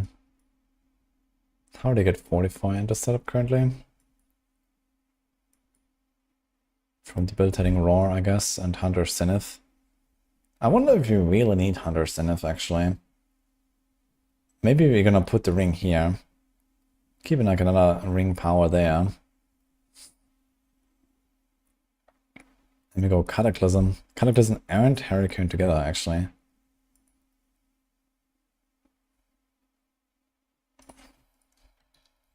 Muralnick. As crit, movement speed while Cataclysm is active, Endless Tempest. And you'll 100% increase damage. That's a lot of damage, man. I guess the main problem is we have to be careful to not accidentally use Cataclysm with provocation. Get vulnerable all the time. How long will this last? Endless Tempest. This is 3 ranks. 2, so let's say 6 ranks. So it's 30% increased duration. 25%, I guess they multiply. So, is it 12 seconds baseline or what? Okay. 12 times 1.3 times 1.25. So you have 19.5 seconds. And then if you go for Cataclysm cooldown reduction, let's see what you can do if you do this. Here's also Cataclysm cooldown reduction. There's also a missing, I think this should be Clarity, right? What's the damage? Ah, okay, I remember now why we have the wolves. It's for Clarity. I need to press wolves sometimes. So we can't actually do all this Cataclysm cooldown reduction. We have to go to wolves.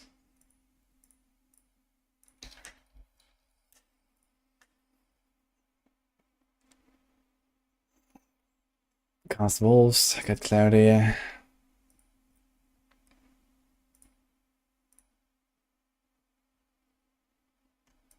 Does Clarity work for anything? Your next core or Wrath skill? So this does not work for Cataclysm, right?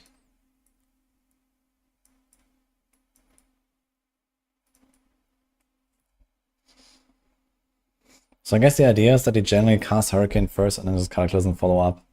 Kind of this will still do something, but you don't want to like eat the provocation, and you can't get the 100% crit chance there. It's just kind of there to buff you. And then we can say, okay, we don't care about Hunter Zenith. Don't really have to go for like the debilitating raw all the time, but debilitating raw also puts us into bear form, so it is kind of nice to have Hunter Zenith there. Also gives us quick shift ranks, which are pretty good.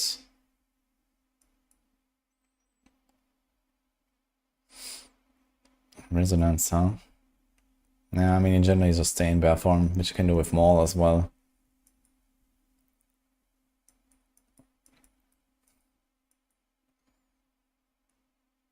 But quick shift lasts 8 seconds these days. That's easy to do since you want to press Wolf, Raw, or Wolf, Maul. So we do that. It's pretty nice. Lighted Senses gives us the R. We got Iron Fur. We got Werewolf transformation as well here. But don't care too much.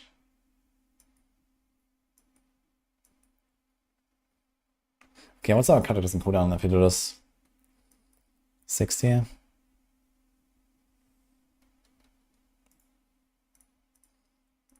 We do Calm Before the Storm. Nature skills have a 10% chance to reduce ultimate cooldown reduction by 2 seconds. This has a pretty high like 8 chance, so I wonder how reliable this can reset itself.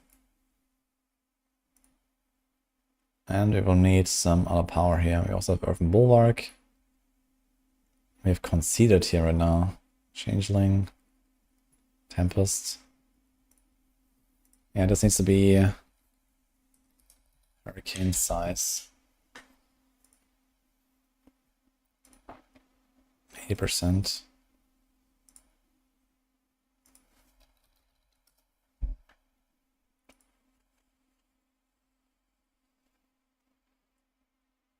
You have 2 armor rolls here. Holy. And a life per second roll. That's kind of funny.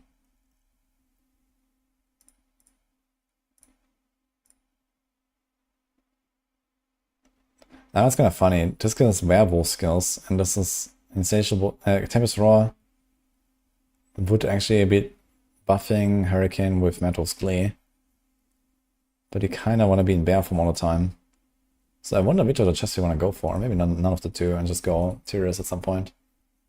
I need to see them.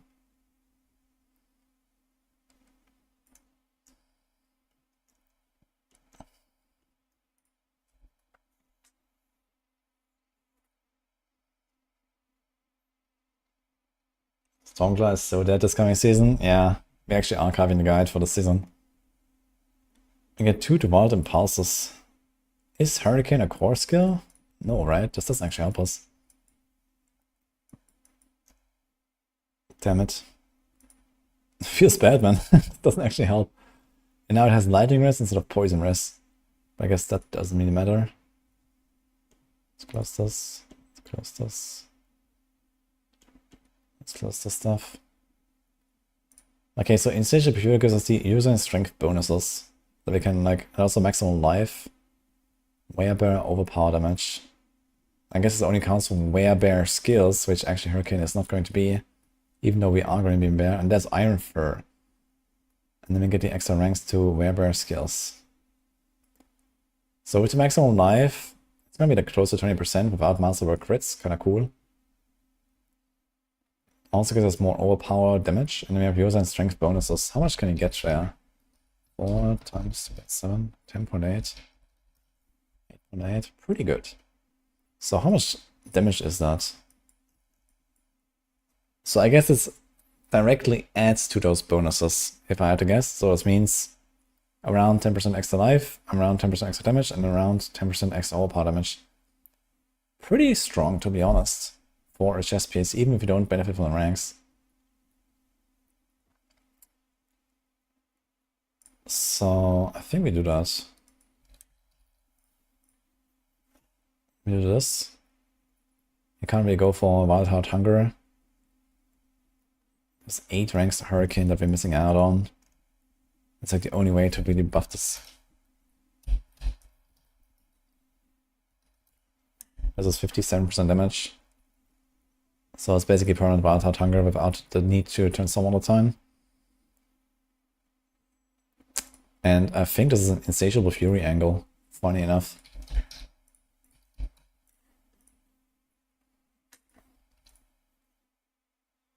Very weird. Tempest Roar, Insatiable Fury. This is so weird. But yeah. Attack speed doesn't help us anyway. The life is worse than on Insatiable. Disintegrate Gate also doesn't help us that much.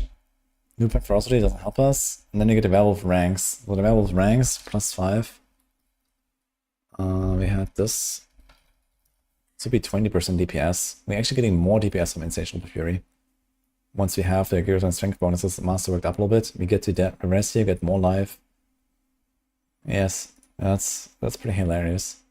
And the funny part is actually we're gonna get more ranks to debilitating roar. Which makes it a shorter cooldown in case we ever don't get Hunter Zenith procs.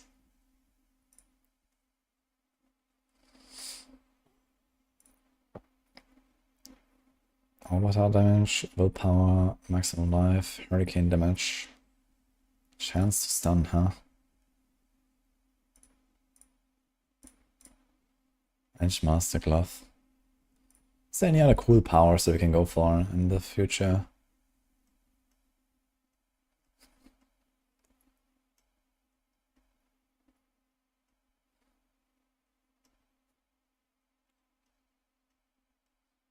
There's nothing new here, I think.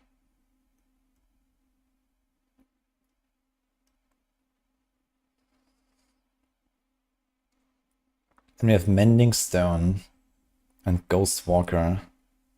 I guess I'm not gonna do that. It would be cool to have the Unhindered. We could still do Mending Stone. It's a 16 seconds cooldown. It's gonna get +6 seconds. The baseline has 9 seconds, so it's 13. So you actually have perma assault, but just pressing Earthen Bulwark. It's probably still cool to have. Movement speed. 62%. We have movement speed, We need the Hurricane buff there, so yeah, we can't really fit in. We could remove Defiance. Defiance is not that crazy. You can go movement speed if you want. Just to cap out.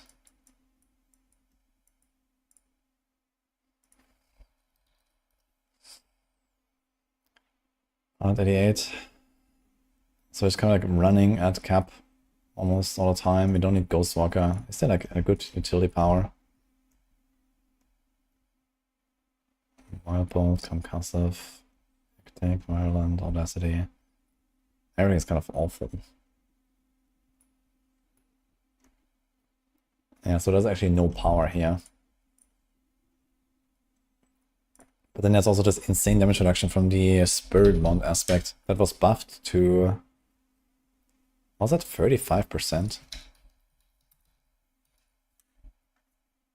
Oh, never mind. That was actually wrong in the updated patch notes. So that's back to 17.5. Okay, so this is not really required in that case. So we do the Mending Stone combo. It's fine.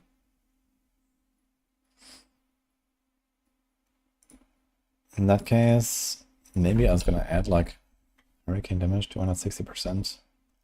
How much is this? 42k, 50k with a pot maybe. It's like 500% overpower, 1000% overpower damage. And then a bunch of hurricane damage. Close. Let me go back to Defiance. You're at almost 190% speed.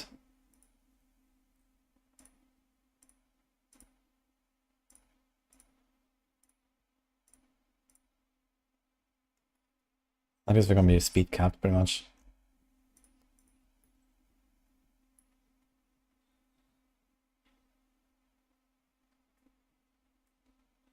I think so, yes. I think there's no World 4 exclusive uniques anymore. That used to be a thing, but no longer, I think.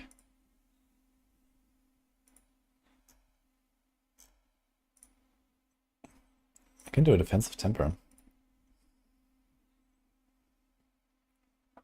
For some reason I removed Earthen Bulwark duration or Earthen Bulwark cooldown.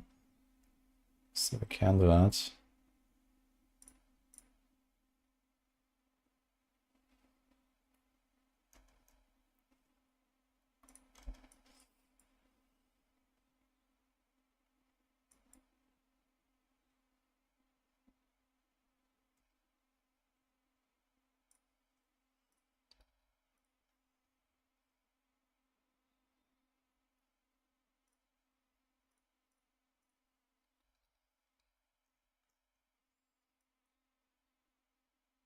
It's like poison res. Here's poison res. Damage 2 poisoned. I actually have to check what they did here with the Druid Paragon notes.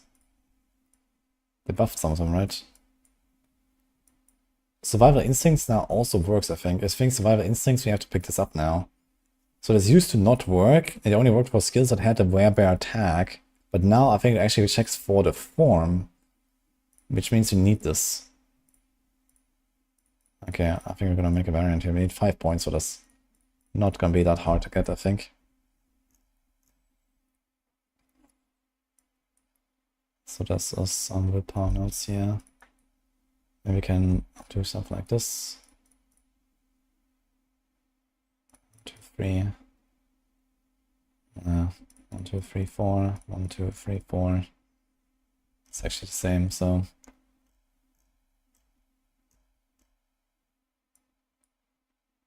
Yeah, Rapid Fire is going to be one of the best builds in the game.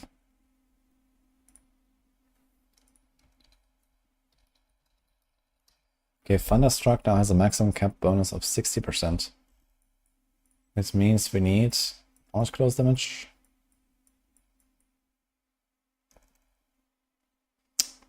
20%, so 300%, I guess. We have 246 here. Hurricane damage. So we need a bit more close. Oh, actually we have 296 from Paragons. I guess territorial. Okay, so that's actually almost enough. Okay, missing like 1% there. It's fine. We're not gonna change that. What build is this? It's the Hurricane build. Was already a big thing in Season 4, is much better now in Season 5. If you like Righteous Fire in PoE, then this is the build. That's my crit chance, yeah, 21. Ring has crit, 100 zenith. Okay, actually, how do we do this? I don't think we can fit in the Hurricane ring, or we just can't activate it all the time. I guess we just have to deal with it, that maybe only every second time or so we're gonna get Cataclysm. And we're gonna do it anyway, just like walk into the boss room, press Cataclysm. Maybe that's just how it works. Cataclysm lasts around 20 seconds. But you won't be able to reset it. So I guess every second time we do Hurricane, we're gonna do Cataclysm. Symbiotic ring. Kinda weird. But yeah, we have to do a wolf cooldown. At least I can cast every 5 seconds. Get the shapeshifting bonuses.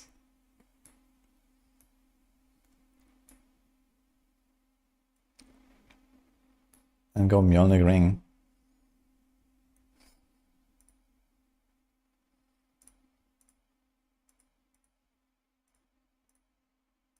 Go more quick shift as well. What is the new Hunter Zenith? I think it was actually nerfed a little bit.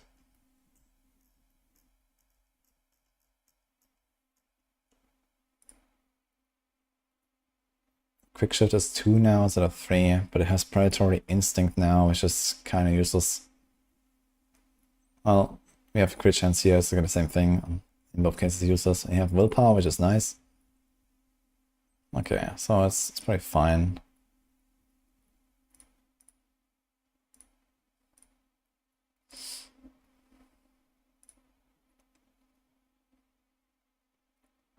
That's actually... yeah.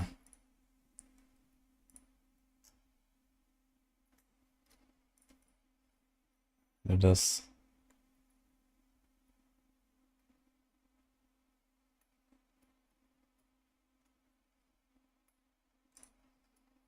Kind of weird, man. Is there any other good utility stuff besides stun? Hurricane size is already capped. Barrier generation. I think this might work for Earthen Bulwark. I'm not sure. It used to be kind of buggy for a bunch of stuff. But it's gonna put it. It might just be the best way here. We don't really have any arcade in this build.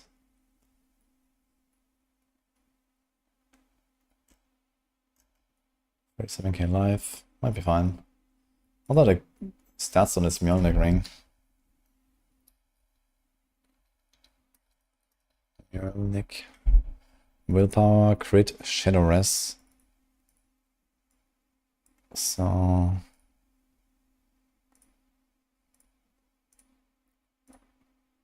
like this.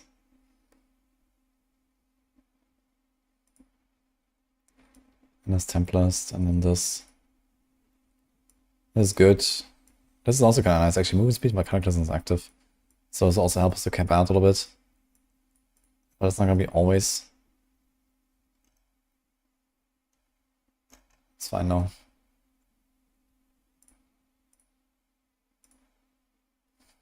Yeah, we don't have the Mjolnir ring in the plan. That's like the only item we don't have since they made it new.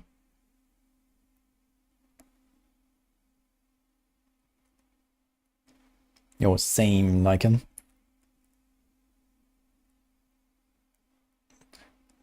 I mean, the season lasted 3 months, so that's what it is.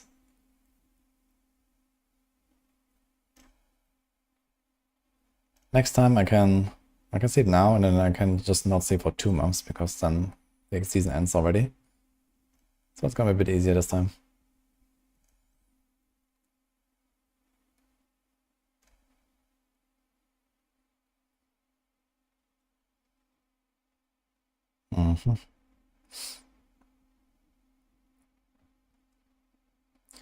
Okay, I think this is probably what I'm going with. Feather. Very nice. Calamity. Come before the storm. Now the biggest problem is we don't really have healing in the setup, man. We do have... okay, we have the Depositing Raw, right? It heals you. Okay, so this is fine, just on the bosses here. Just sometimes can't really heal. But every time you press Depositing Raw, you're kind of just healing to full, or close to it, I guess. We can do that roughly a third of the time, or roughly a quarter of the time at least. Otherwise, just kind of like stay away. So I guess that's how this... okay.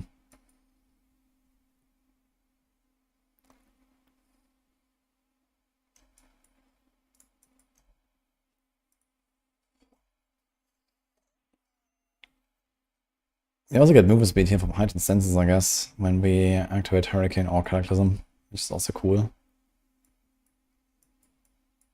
This vulnerable stuff there. It's like no chance in Hurricane, pretty much, I think.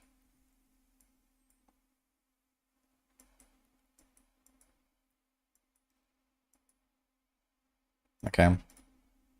Yeah, vulnerable there though, for Supreme Cataclysm.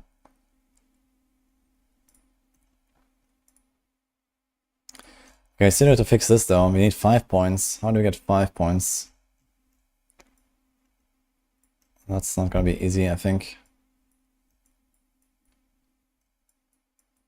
Because of the survival instincts that we have to include now.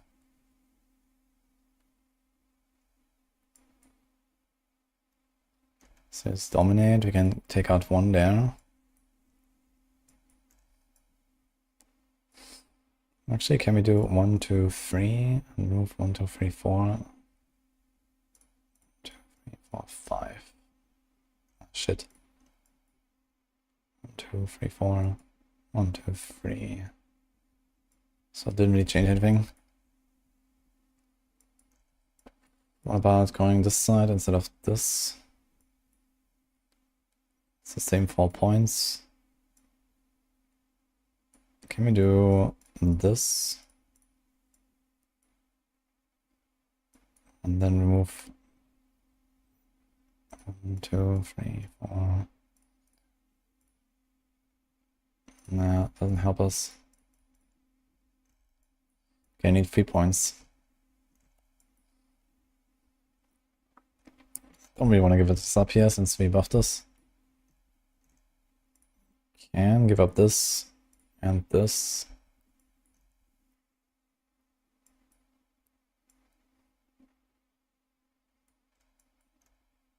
And we can also remove this. Okay, it works. This is acceptable.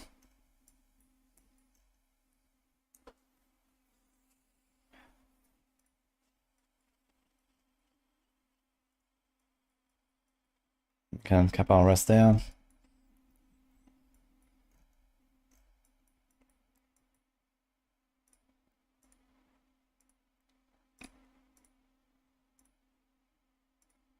We actually had a board here with Survival Instincts. Okay. Then we had one without. Now we have it again, so I wonder if there's a huge difference. Looks like it's pretty much the same stuff.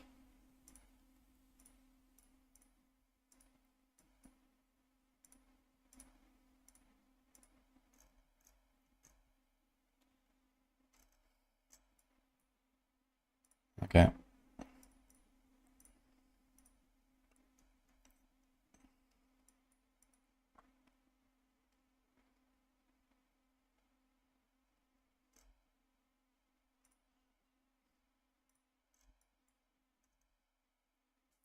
Also, damage losses is to not go for the greater affix. It's like this. What's this? It's like 4.7% DPS loss. Not going for greater affix hurricane and going for greater affix move speed instead. But it's gonna feel so much better. Now the question is, would we go for Tyrio's Might on this build? It is probably a defensive upgrade, but an offensive loss. And can we make up for the offensive loss somehow? Maybe not, honestly. It's like, okay, it's roughly 20% DPS. 25% maybe with the life and all power bonuses. I don't get any power either way. But Tyrio's Might has a lot of defense. So you might want to do this anyway, just to like never die from a movement speed cap. Maybe you can get like extra power somewhere from having the movement speed from other sources.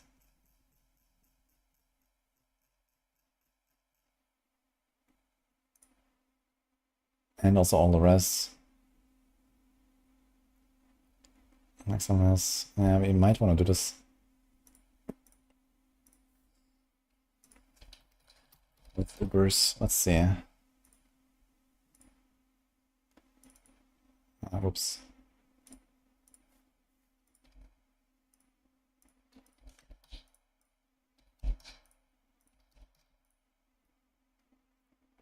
Yeah, we can get some damage back from just like, for example, removing move speed here and putting hurricane damage, for example. So we get a bunch of the power back that we lost. Put skulls now. Then we do skull here. Then we do skull here. And then we do new pants. We can go for a lot more willpower. Oh.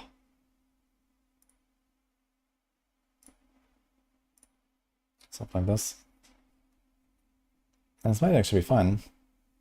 Our movement speed is 153, we get 24%, so this is 177, and then Ghost Walker caps us. We have cap movement speed, lots of defense, and only lose a tiny bit of damage. I think that's okay. Go Tyrio's Might later. There's no other Ubers that really fit in, I think. Grandfather doesn't work. Can't do the Helm, can't do Starless. Okay.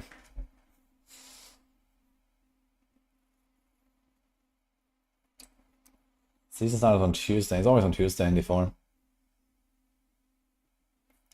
Plans updated with unique changes around 1 hour before season start. Because we data mine it. Do we have the Hurricane? We have it here actually. Updated. Definitely gonna play this build this season. I played it on season 4 PTR. It was really fun. I played quite a bit on the PTR actually. Landslides, updated, okay. What rouge build will be good? This. Maybe not the Heartseeker. This, okay. This. Yeah. Almost everything. Everything is good in season 5 versus. Druid is like more on the, let's say, balanced side compared to some other classes.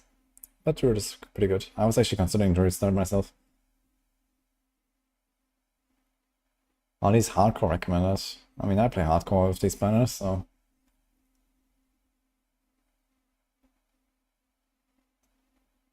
Traversing Blades following up compared to Barrage. Very good. Which one does T8 waves? This. Maybe not Flurry. But yeah.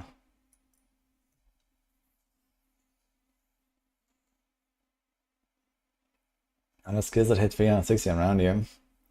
Whirlwind, I guess. Cataclysm, Hurricane. Oda to some degree.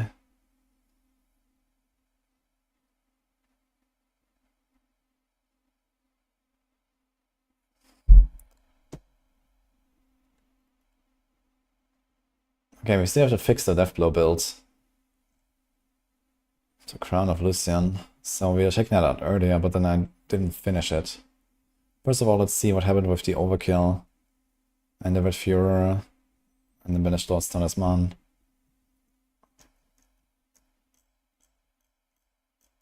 So we got this. That's Overkill. Do we maybe go for Maladnis? Maybe. Red Fuhrer. Okay, let's see this. So there's no more resources. 2 to core skills now though. Life attack speed is okay. Overkill has 6 ranks to Deathblow. Holy shit. Lots of fist damage. Oh, higher power. This is actually so good. Quite a buff. And Romaladnis, 50%, lose 10 fury. Like some resource, kind of helpful. And Red Fuhrer, damage attack speed resource, fire res. Blah. And 40% damage. So I think step 1 is we don't play Unbridled. We do Walking Arsenal. Unbridled will make this cost, I think it's 60 baseline. 60 times 2 and then times 2.5. So it would cost 300 resources to cast a single death blow with Unbridled and a Crown of Lucian.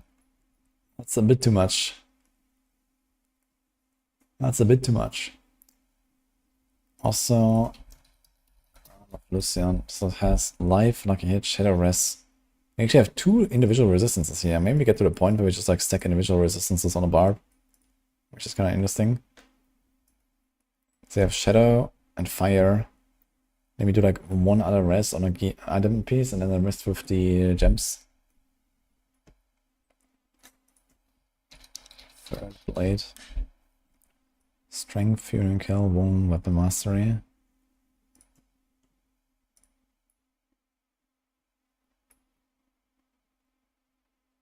Six ranks of core skills, which unfortunately no longer exists. So it'll probably just be a cooldown or something. And Imposing Presence also does not exist, so this will be Invigorating Fury now, I'd say. And then this would be, I don't know, Cold Res? Shadow and fire is covered. What resistances do we have on the paragons? I think there's fire and cold on this. There's auras, there's fire, and nothing else. So this will be amethyst. This will be emerald. And then this will be topaz. Is that enough? Also, imposing presence doesn't work here anymore. Invigorating fury as well. 14 ranks. Heal for 42% of your maximum life for every 100 fury spent. Okay.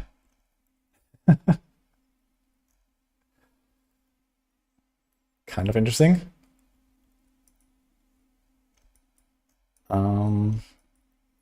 That healing is actually improved by willpower. So we get like 60% healing. 1.5. No, wait a minute. Get 3 procs of Starlight every time we spend 100 fury. And we're gonna spend. That's the walking arsenal. It's gonna be 60. 150 fury for death blow.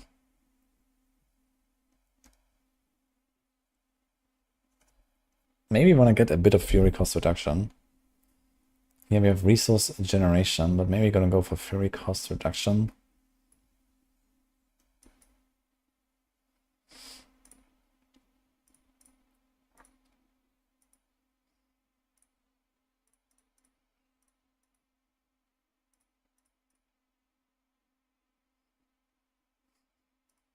Something like this. Oh no, we don't have the new updated power anyway.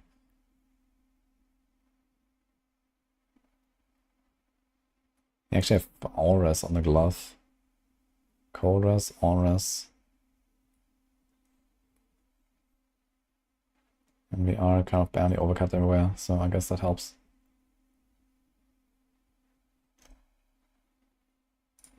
Now, if you play Walking Arsenal, I guess we can't do the Seagrass stuff. I'm not sure why I did the Seagrass stuff. Was it like extra weapon mastery ranks on this? Where did that come from? Ah, Crown of Lucion gave core skill ranks. Third Blade makes it a core skill. So that's what I did here. But I guess we're not actually doing this. We would have to go and do something like lunge. In fact, for some reason we have Combat Bash.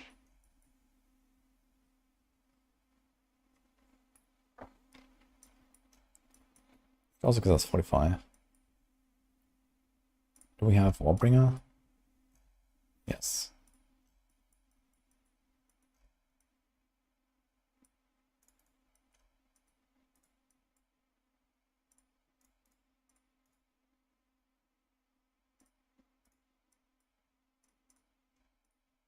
Let's do this.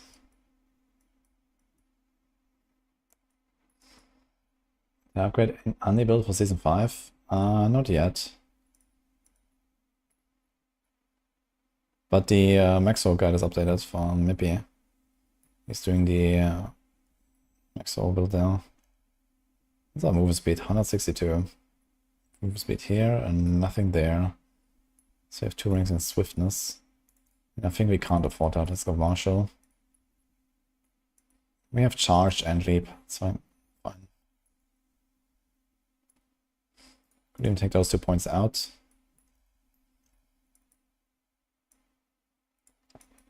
Go off swiftness there. We have Warcry, Berserking. Some Berserking there. Now we do Bludgeoning. We do Dual Wield. We do Slicing and Slicing. We have our Walking Arsenal bonuses.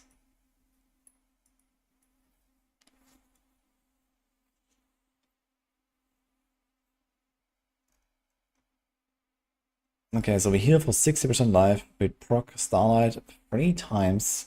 You get 40 resources each time, so it's 120 resources. And we have resource generation 22%. So this means... Let's do this with a calc to make this more accurate. This is 147. And then we also have willpower. So 167 resources. We are getting enough resources as long as we proc this 3 times per attack. Heal for 42%. Times, what's our willpower? 454. So we heal for 61%. So this actually works. But we need a lot of Invigorating Fury. And then we can't really do Terrorist Might that easily, to be honest. But there might be a way to fix this. Even with Terrorist Might. And Terrorist Might will make us very tanky. So this might be optimistic. What about a Healing Received roll? We can do Healing Received. How about that? Is that a thing on maybe our chest or something? Or here, which is like a remove a life roll? Yeah, 20% Healing Received. So how is that looking?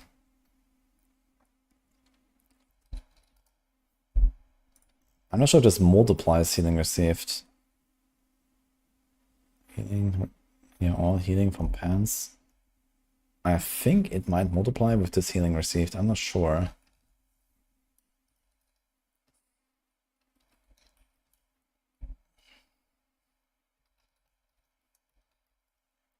So I guess we only need to hit 34% from Invigorating Fury. So we can give up more ranks.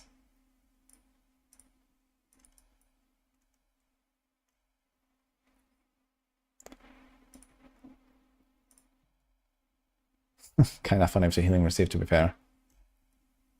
But okay, I mean, you have 55k life in the setup, so why not? And this, I think this doesn't even count. Imposing Presence. Yeah, this doesn't even count in there, so we have a lot of life. We're gonna be relatively defensive, actually, no matter what. Just so much life. Still have some fury per second, just to like smooth this out. So it's okay. We also have the extra fury generation here. We're actually gonna get too much, I think. We actually have too much. We can't even get away without the Invigorating Fury on the chest at all, I think.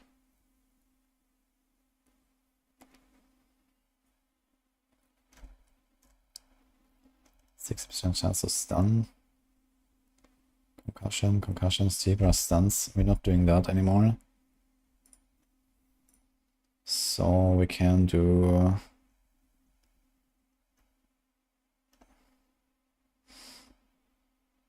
We have freeze, can do slow or mobilize.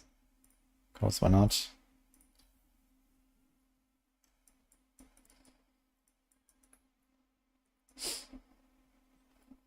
Okay.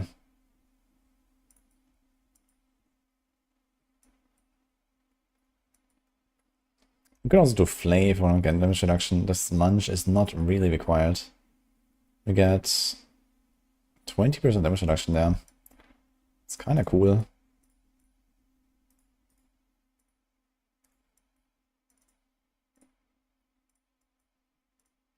Flay. Do wield. There is a sword.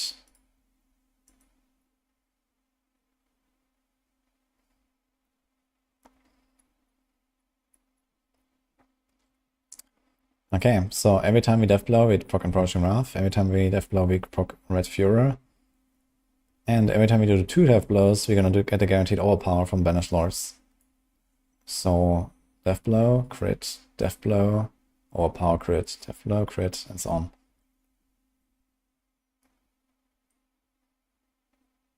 Okay, I think this setup works. How much maximum resource do we have? This is 194, but this is a bit more than it should be. I think this was a bit nerfed. And I'm not sure about the Red Furor. Where's that?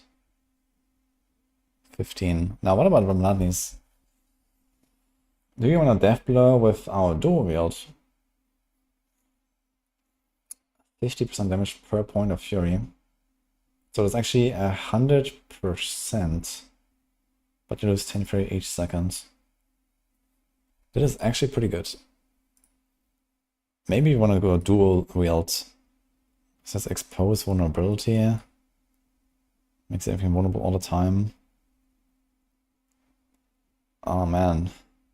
Berserking duration. If Deathblow damages one enemy, gain 20 Fury. We don't even need this with Starlight. We actually don't have to go for this. We can do the berserking.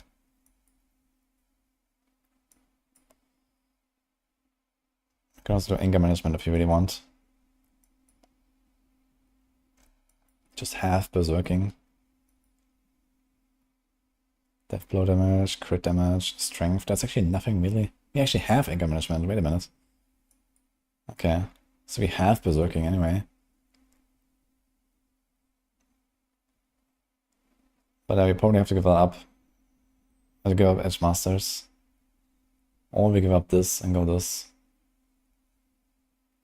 So with the resource generation we have, this is plus 22%. Plus 45, so it's something like around 30 Fury we gain. That we probably don't actually need.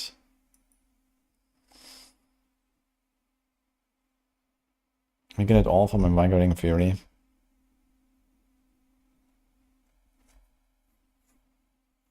Did I hide it in the past 30 minutes? I did not actually. Hey Boiler, how's that? Cry. What's going on, man? When do you place a bet on a hardcore race to 100? Yeah, I'm not sure if anyone is gonna like track a race or something this time around. We're not doing anything on Maxwell at least. Race to 100 is like very short these days and also not really kind of the objective anymore. If some people are tracking it would be cool, but...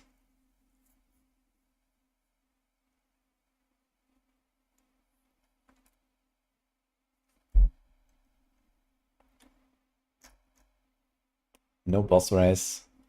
Yeah, I mean the bosses will also all fall probably in like the first 10 hours or whatever, or 12 hours. It barely needs Stygian Stones anymore to summon them. They have all been made much easier. We have very powerful builds. You can just go in and like destroy too many bosses really. Like once you're 100 basically, so as soon as you get the Stygian Stones.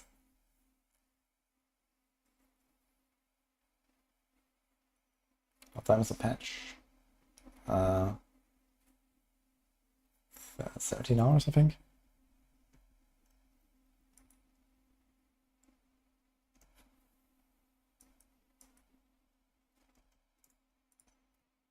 Okay, and we do Warrior Stuff Blow. We get Berserking.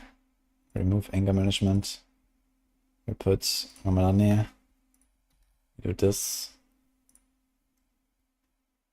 More power. So let's had Expose Vulnerability and Death Blow. So how do we get vulnerable now? We actually have relatively high like a hit chance, right? We can actually do vulnerable here. 30% chance to make enemies vulnerable for 2 seconds. Not that crazy. I would like to get maybe like 1 or 2 points in there for Expose Vulnerability, but maybe we're just gonna ignore it. And that is what it is. We have Berserking Duration, which with Anger Management wouldn't matter. In fact, it doesn't matter at all. I think Berserking Duration is not something we actually care about. You can also do Expose Vulnerability there. Or Pressure Point.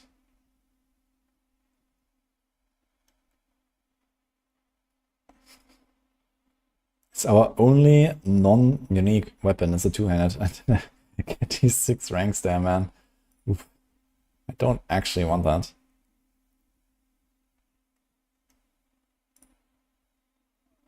But okay.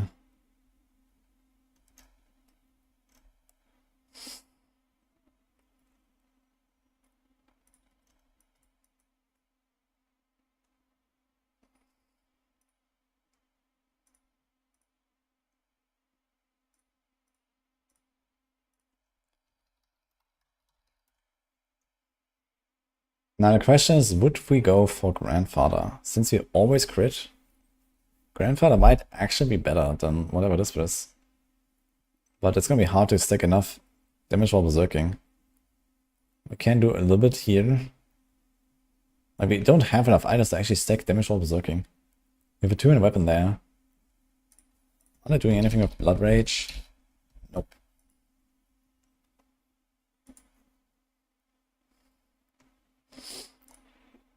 This is off the fortress. Okay, create materials. We do this. We do this. We do a skull. We do this. We do a skull. We do this. We do a skull. We don't need res anymore, so this could be resource cost reduction even. We can't reduce our cost too much. Right. But this is... it's actually too much. If we get a too good roll of resource cost reduction, then we're gonna have too much and we're not gonna get our beneficial talisman proc after 2 attacks. So we probably don't really want to do this. Chance to make enemies vulnerable. Like a hit, fury on kill. Crit damage. Attack speed. Could do attack speed. I wonder if we could actually just do something like Star the Skies. We can't fit Star the Skies, I think. So we do this. Grandfather. I need to see Grandfather. How's that looking? 150 all stats. That's a lot of all stats. And maximum resource. And life. And 300% damage. I think this might be better than Encroaching Wrath. We get the double damage instead of... what is it? 140% damage? I mean, this is just like 20% difference. It's not that much. Strength is slightly less, but everything else is more, which means also more healing received, more resource generation, dodge, res whatever. I think we might want to do a Grandfather for this. Even with the insane Encroaching Wrath synergy. And in fact, we just put Encroaching Wrath here. It's fine.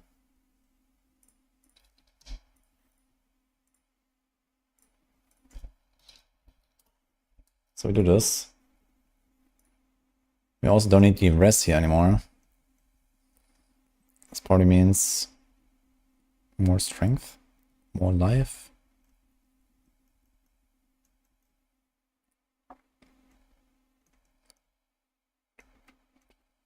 Let's just do that.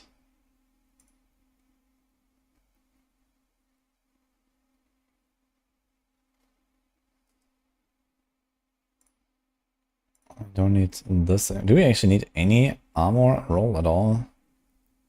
Barely.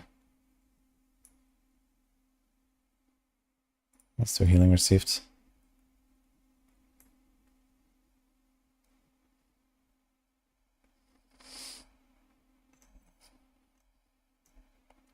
Okay, Tyr's Mike is extra movement speed. We're gonna have 184, and then we have actually capped with Berserking. That's cool. We don't even need Windstriker anymore. I'm not sure what I will do though. Windstriker is gonna be useless. Ghostwalker, Graven, Slaughter, Metamorphosis. Metamorphosis could be cool to get Unstoppable, since we actually don't have Unstoppable in the setup.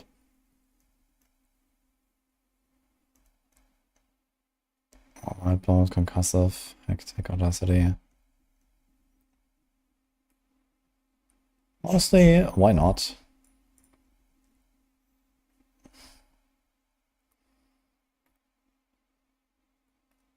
Alright, Skin Grants Unstoppable.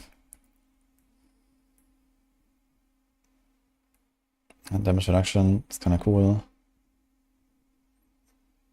Okay, so in this case, we go dual wield here, and we go slashing here, and we go bludgeoning here.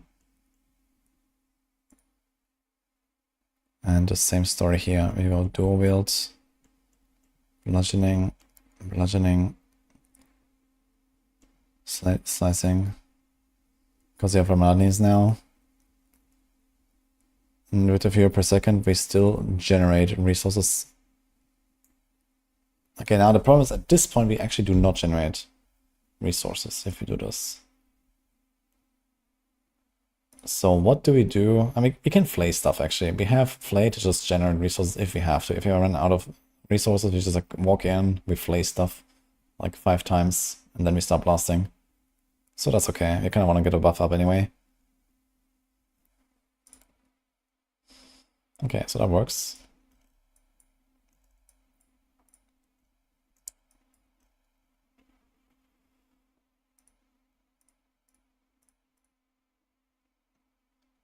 And in fact, even for the starter setup, we might not have to do this whole whirlwind shenanigans.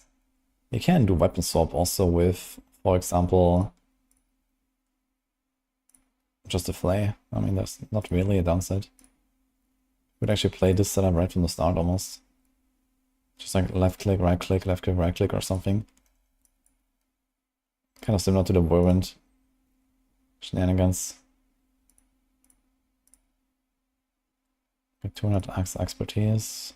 We're gonna get sword, which just gives us bleed. Does that help us with anything? There's bleed the R, for example.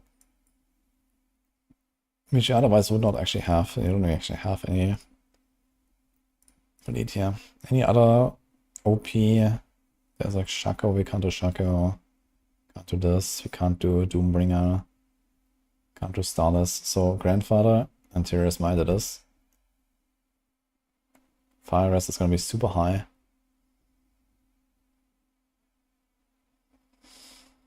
Just ring, emerald.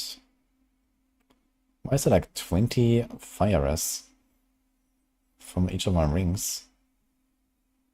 It's fire, okay, both fire anyway, so that's why. Okay.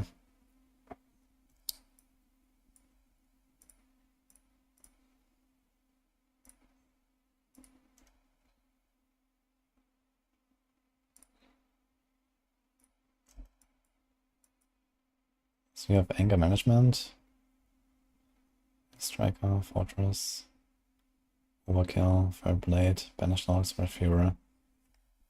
Yeah, it kind of takes quite a bit to really get a spill online, since you need like some of these income uniques, third blade, and so on. So I guess you can kind of assume that uniques are already present before you start a build.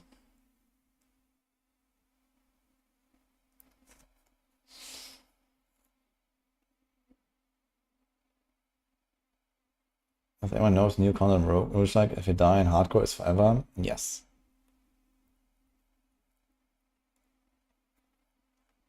It's just normal hardcore game. In fact, I did die on a PTR on my hardcore character there, which just spawned and he wrecked me with some invisible. I wonder if to fix it actually. Which I had like some invisible ground dot that I walked into and instead of it. So that was kind of cool.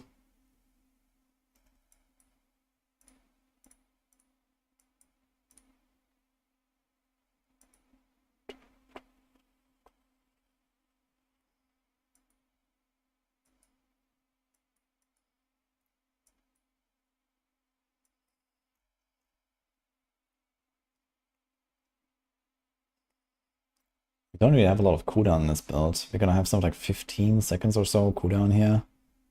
In fact, maybe at some point we're gonna go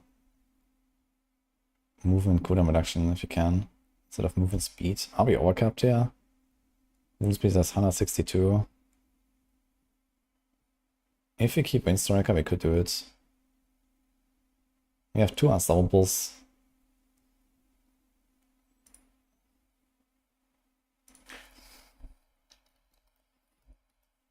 So we could do that. And then we can do mobility, skill, cooldown reduction. This will give us like minus 1.5 seconds each or so on charge and leap, and it's gonna feel a lot better, I think.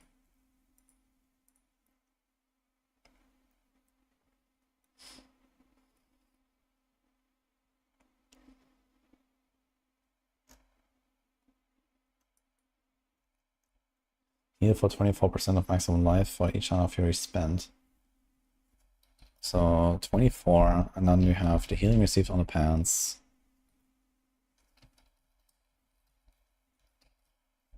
And then we have willpower. It says 100 and all 100 all stats right now. Let's just do something like this. Say times 1.75, so you have 51% healing received. So we're gonna proc Starlight twice, not 3 times at this point. Is there any other way to get healing received? No. No. maybe maybe we want to do this, to be honest. Kind of funny. Healing received.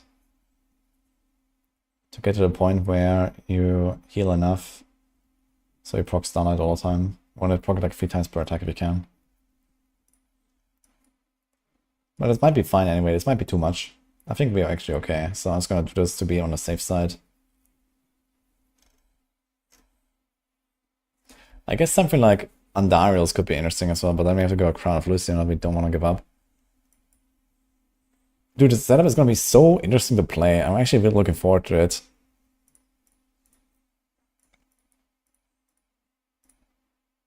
And yeah, Unbridled Fury is also actually costs 100% more, deals 100% more. I think I might have to do similar shenanigans with like invigorating, I don't know, Fury per second. Wait, what happened here actually?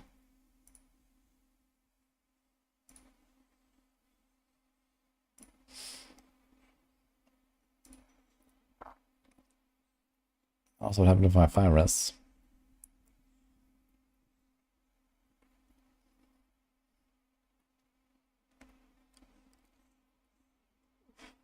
Grasping Whirlwind, huh? Imposing Presence. Okay. Invigorating Fury. Death Blow ranks. Cooldown, Strength. 17 ranks on Invigorating Fury, by the way.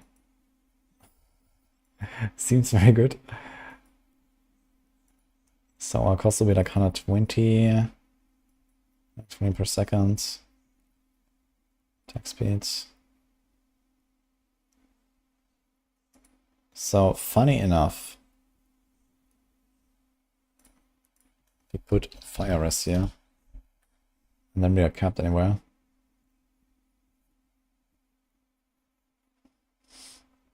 Cold rest, fire rest, gem.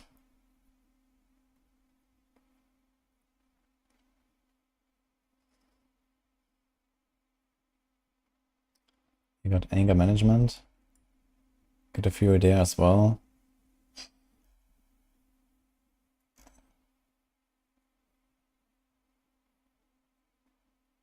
Okay.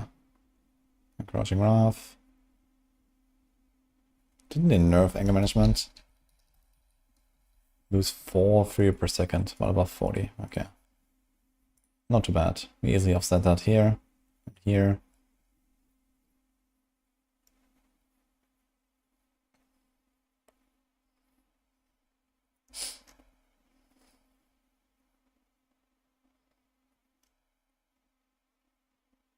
Hey Ganzi, thanks for Prime.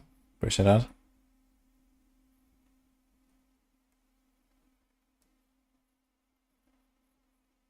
Please visit don't break all your free GA gear in Season 5 like I did in Season 4. I mean, the Eternal items, in fact, some of them might be stronger because, for example, now you can't get the Barb Tempers anymore for Martial Vigor or for Imposing Presence. So if you have these items, you should hold on to them if you're playing an Eternal. I mean, the uniques will be not updated. Just their powers will be updated, but the stats will not be updated, so you have to find basically all uniques anew. But some uniques actually kind of got worse, I think, depending on the build. Banishel's Talisman and Red Furor would actually be examples of that.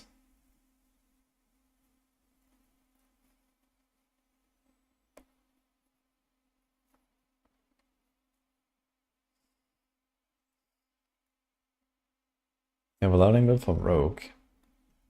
Barrage is very good to be. We have a bunch of leveling guides here as well on Max, so I can check out.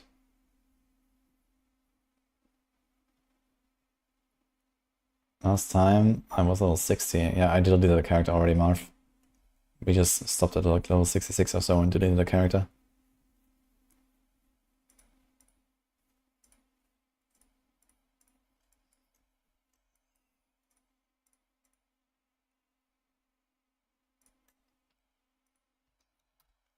Walking Arsenal, spam, then oops.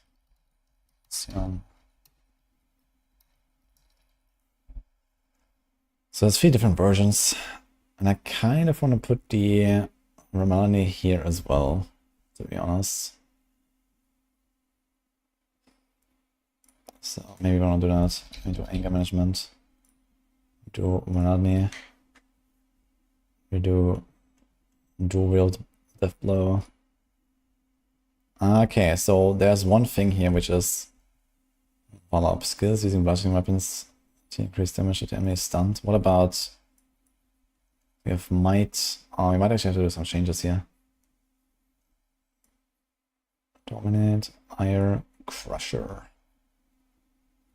While building a maze, we can't do that. Okay, so I have to change this glyph. Can we get something else? It only works for all power damage anyway, so it's like half the time. It's like 10% damage. While building a sword again, 5 fury when you kill an enemy.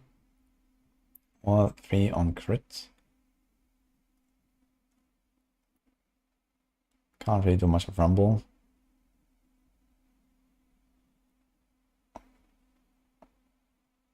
% crit chance against bleeding. So I want to do ambidextrous. Damn. Okay, so I don't really have anything to put here. Twister, we don't really spawn dust devils. We don't really have earthquakes. We don't need this. We don't need that.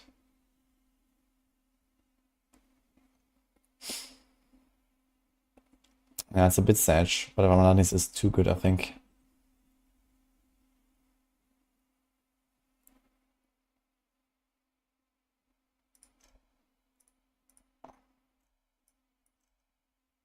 Okay, so ambidextrous, this is strength, and this is also strength. It's the same glyph, basically, just for one-handed instead of two-handed.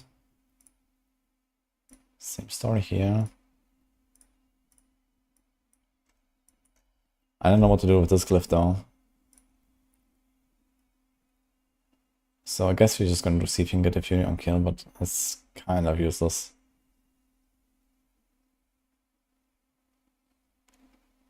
You can do Marshall.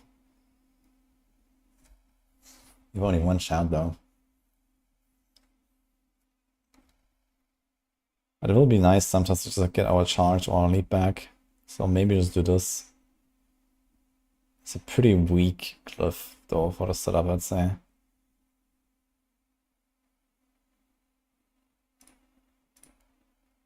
Can get some res. We actually can kind of just give up most of this stuff right later.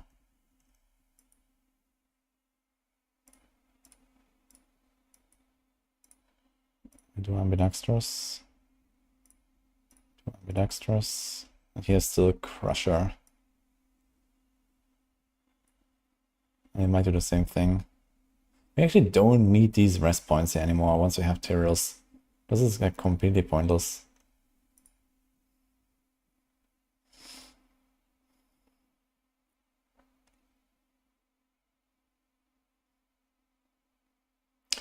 Killing a bleeding enemy has a 10% chance to reduce the cooldowns of a non-ultimate cooldowns by 1 second. But don't really bleed anything.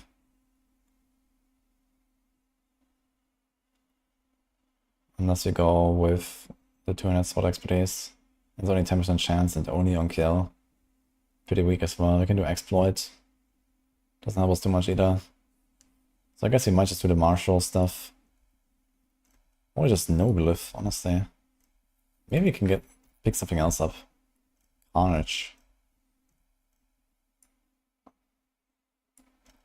I might have to redo this Paragon Bolt a little bit, to be fair. I think this martial glyph is not good enough.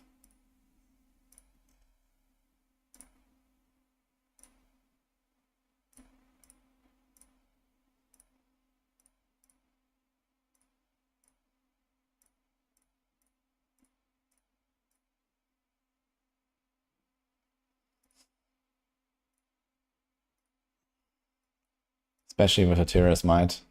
Don't need his res. You can give up all this res.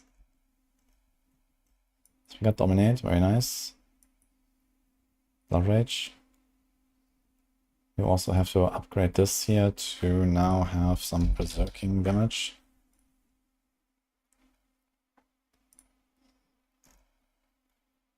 20%.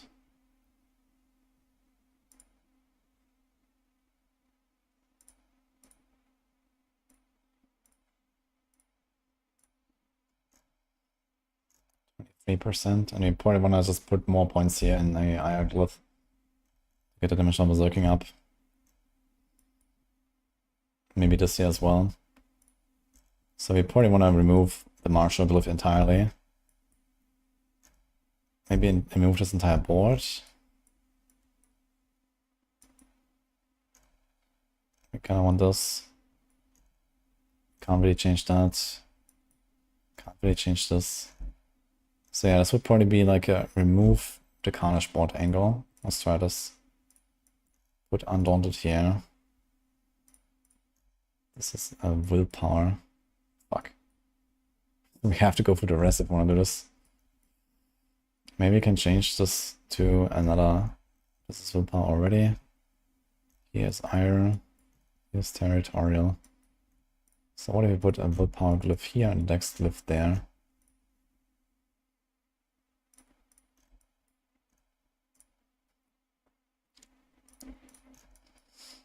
Then we have this armor problem.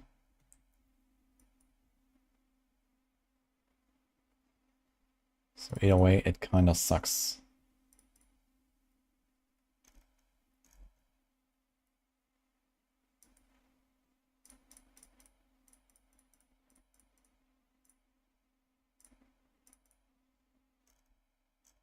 Uh-huh.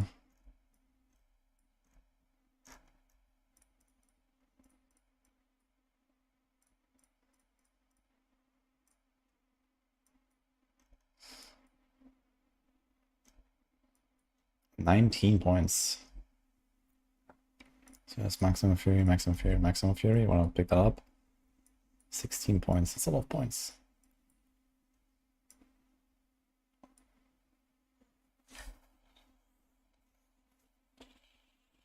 I'm not sure what to do with that.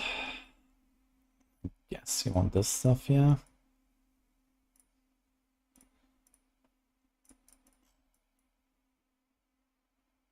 %. Is there any more?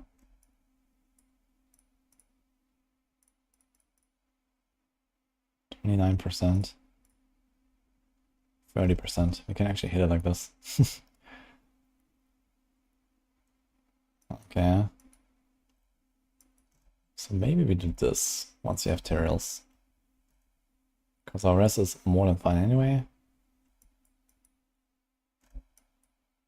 Also, we have this attachment here we can do. So we can give up 5 points there.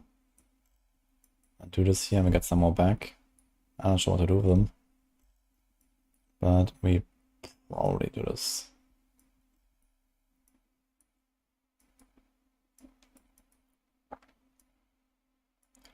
So do like a Tyrius respec.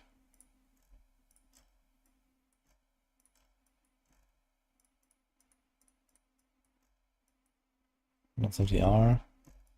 Here's more willpower. Kinda cool stuff actually. Maybe I'm just gonna pick this stuff up. Move this int. Just stats. Of course, why not? Damage to bleeding. Do I bleed somehow? How do we bleed? I don't have any bleed, unfortunately. It's 10 DR though. So that's a 10 damage to vulnerable.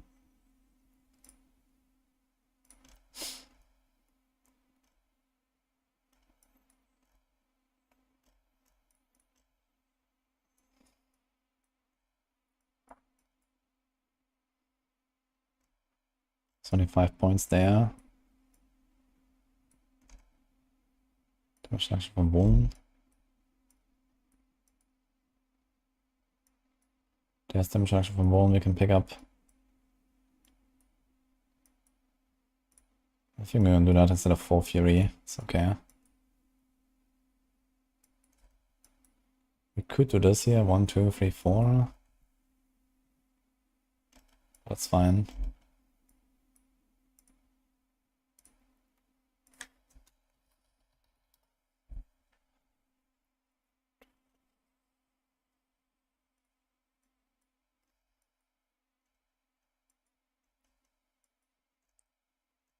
This set's gonna have so many stats, man. Look at the 640 willpower, 600 dex. This is actually with the non-buffed Grandfather. Grandfather is gonna have 150 all stats. It's gonna have even more. That's maximum resource as well. Percent damage. There's like so much stuff. I'll just go for like anything. So we can do something like this. Just very insane setup. And we do this and this. Dude, it's gonna be so much fun to play this build. I'm actually really looking forward to this. This should work really well.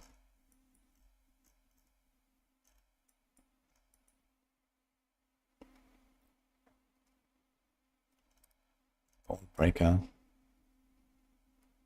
Damage action are fortified.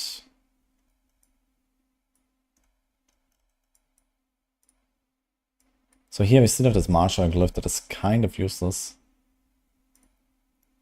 And I wonder if we can actually just do the same setup. Let's copy this. We import this and we see what happens if we just do this. Our res looks okay. Even without those points. Which is kind of interesting. I think we want to just pick this at least just to make the res problem easier. Take out 2 points somewhere. This like this is not really required to have all this damage levels looking here anyway in these things.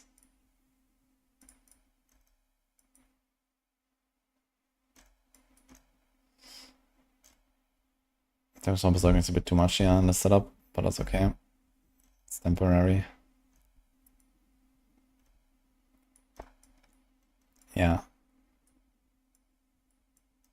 5 boards. Looks kind of funny.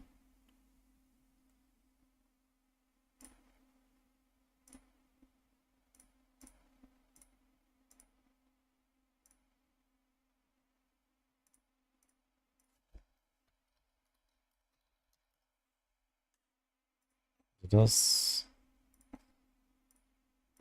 Do this. Oof. 50 build for sure. I mean, I played it on PTR. It was not like the strongest build out there, but now that, you know, all our stuff is nerfed on Barb, this didn't actually really get hit by nerfs that much. We switched from Unbridled to Walking Arsenal, which is a bit weaker and stuff, but we also got some benefits like Grandfather is now better and so on. I mean, okay, there's also port HG applies to other builds. But, yeah, we're kind of getting away with a lot of the stuff that is happening to Barb. Martin's got buffed, so that was really good. So compared to PTR, I didn't really lose that much, and I think that's gonna work pretty well. I think we can probably reach something like 500 million plus DPS of this with a fully optimized setup like this. That's pretty good. And you also don't rely on like staggers and stuff, you just kind of like go and bonk bosses with like hundreds of millions of damage. So this is kind of the idea here. Overkill got buffed quite significantly. Lots of physical damage, lots of soft blue ranks, lots of strength. Dude, we have 10,600 armor. If I remove this, we're gonna be at 8,000. We're almost at the point where we don't need an armor roll with the skulls here. If we had like a percent armor roll, but then we have to give up an Migrating Fury temper, which is pretty powerful. But yeah, it's kind of funny.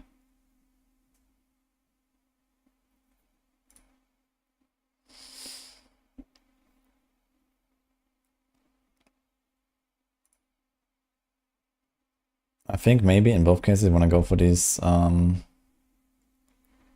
mobility cooldown reduction boots.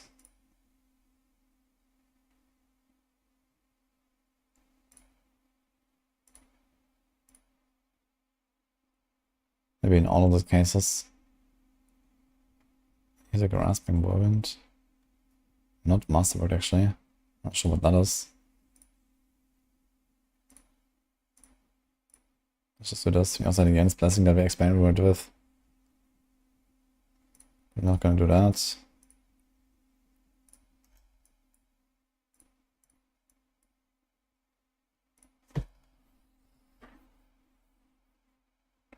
The updated Wind Force. I made a video on the unique bows on the Rogue, and Wind Force in general is just not gonna be used for anything. Yeah, Skyhunter just outclasses it, that's the thing. Skyhunter is just a better version. And if you want to do a non-precision barrage build, you're most likely playing a poison build, and poison imbue is not buffed by Wind Force, so doesn't really help you.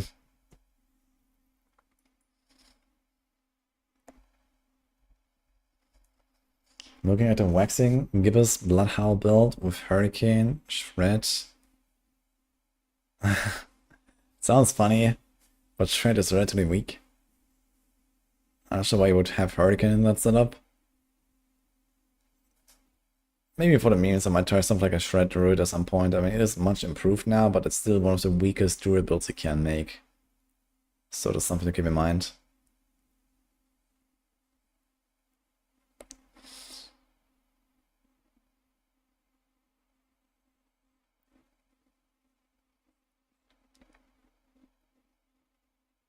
Just one more sleepless night until season 5. Now for me it's time to also go to sleep at some point. Wait, when does it start again? It's gonna be, I think, in 16.5 hours, right? So I want to get up probably in like around 12 hours, so I have like 3-4 more hours now.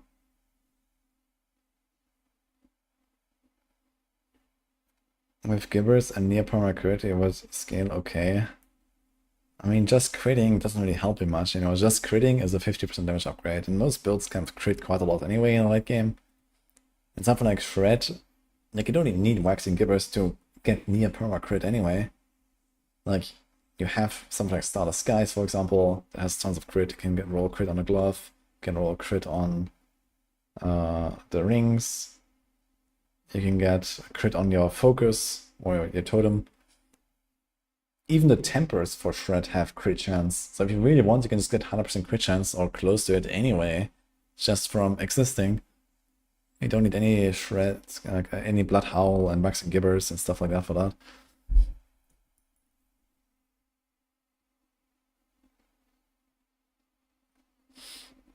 The influx of viewers, when does it go live?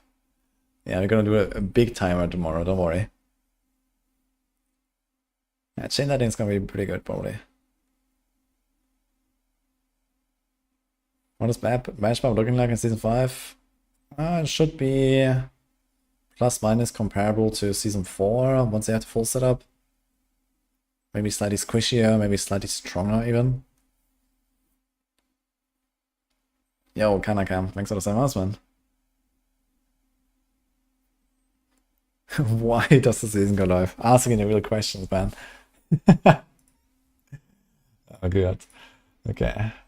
Okay, Death Blow. Done. That was actually quite an ordeal. Play Rupture. I'm not sure if we did this. What is this looking like? Rupture focus lower tiers, Flay focus higher tiers. No, it is kind of good. Starless. Moonrise. Rupture, Explode. Who do you go Fields of Crimson now, I wonder? Actually, guys, I'm gonna get some water. It's time for some hydration.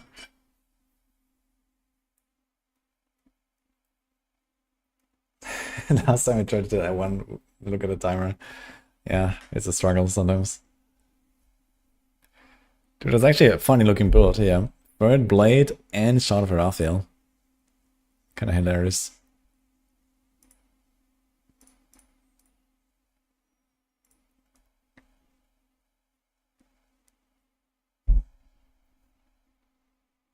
Maybe we're gonna check this out in a second.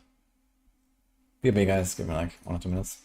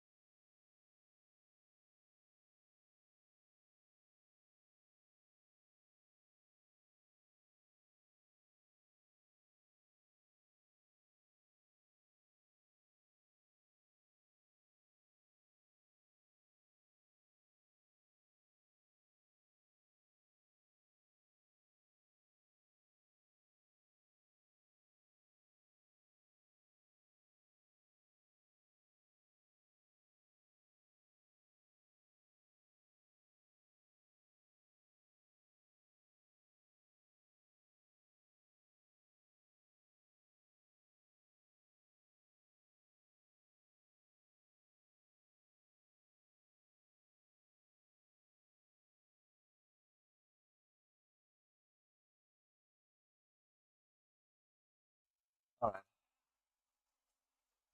Actually, guys, I think it's time to, well, not go batch, but I have to do a few more things before batch time.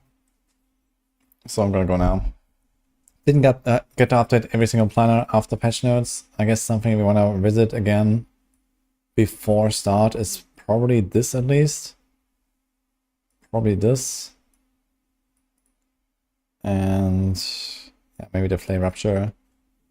Maybe this. So we have like, you know, probably a few hours tomorrow when I go live before the season start, where I'll probably fix a few more of these. Bone Spirit is something I want to check out again, but I think nothing really happened on the Necros anyway. Yes. So, thank you all for the support today. Hope you enjoyed the Barb run. I'm gonna actually have to make sure I upload that. I have to let it encode and upload. So hopefully we can get that ready before I go to sleep so I can upload, because I have relatively slow internet right now. I can't just upload a 3-hour video or 4-hour video very quickly. Can you make Stormclaw? No, I'm not gonna make Stormclaw, sorry. You can check out our like old Stormclaw guide on Maxroll and go from there. For the season we archived it, but you can find the archived builds here. There's a button. So there's like, for example, the old Walking Arsenal guide, there's Stormclaw, the Ash Red. So if you're looking for these, you can go from the old setups and start there. Try to make something out of it.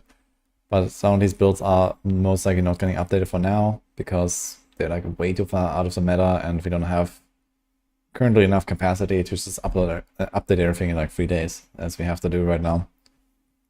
But you can kind of go with that. It's just not a great build compared to others.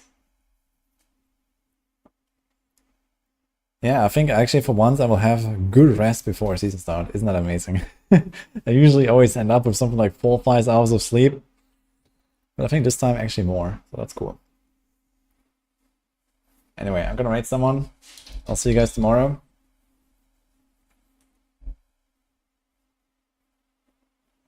Dat mods is here. We can raid dat mods. How about that? Anyone else here?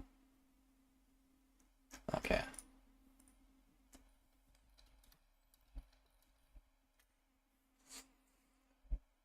Let's do that mods. And I'll see you guys tomorrow. So I'll be here a few hours before season start, probably something like 2-3 hours in the afternoon for me. We have to have a patch pre-download that I actually have to do. I hope it's not gonna kill my stream when I start downloading. Oh no. So I might have to throttle the download actually, but you have 1 hour to download it. Shouldn't be that bad. Yeah, good luck tomorrow, guys. Have a good one.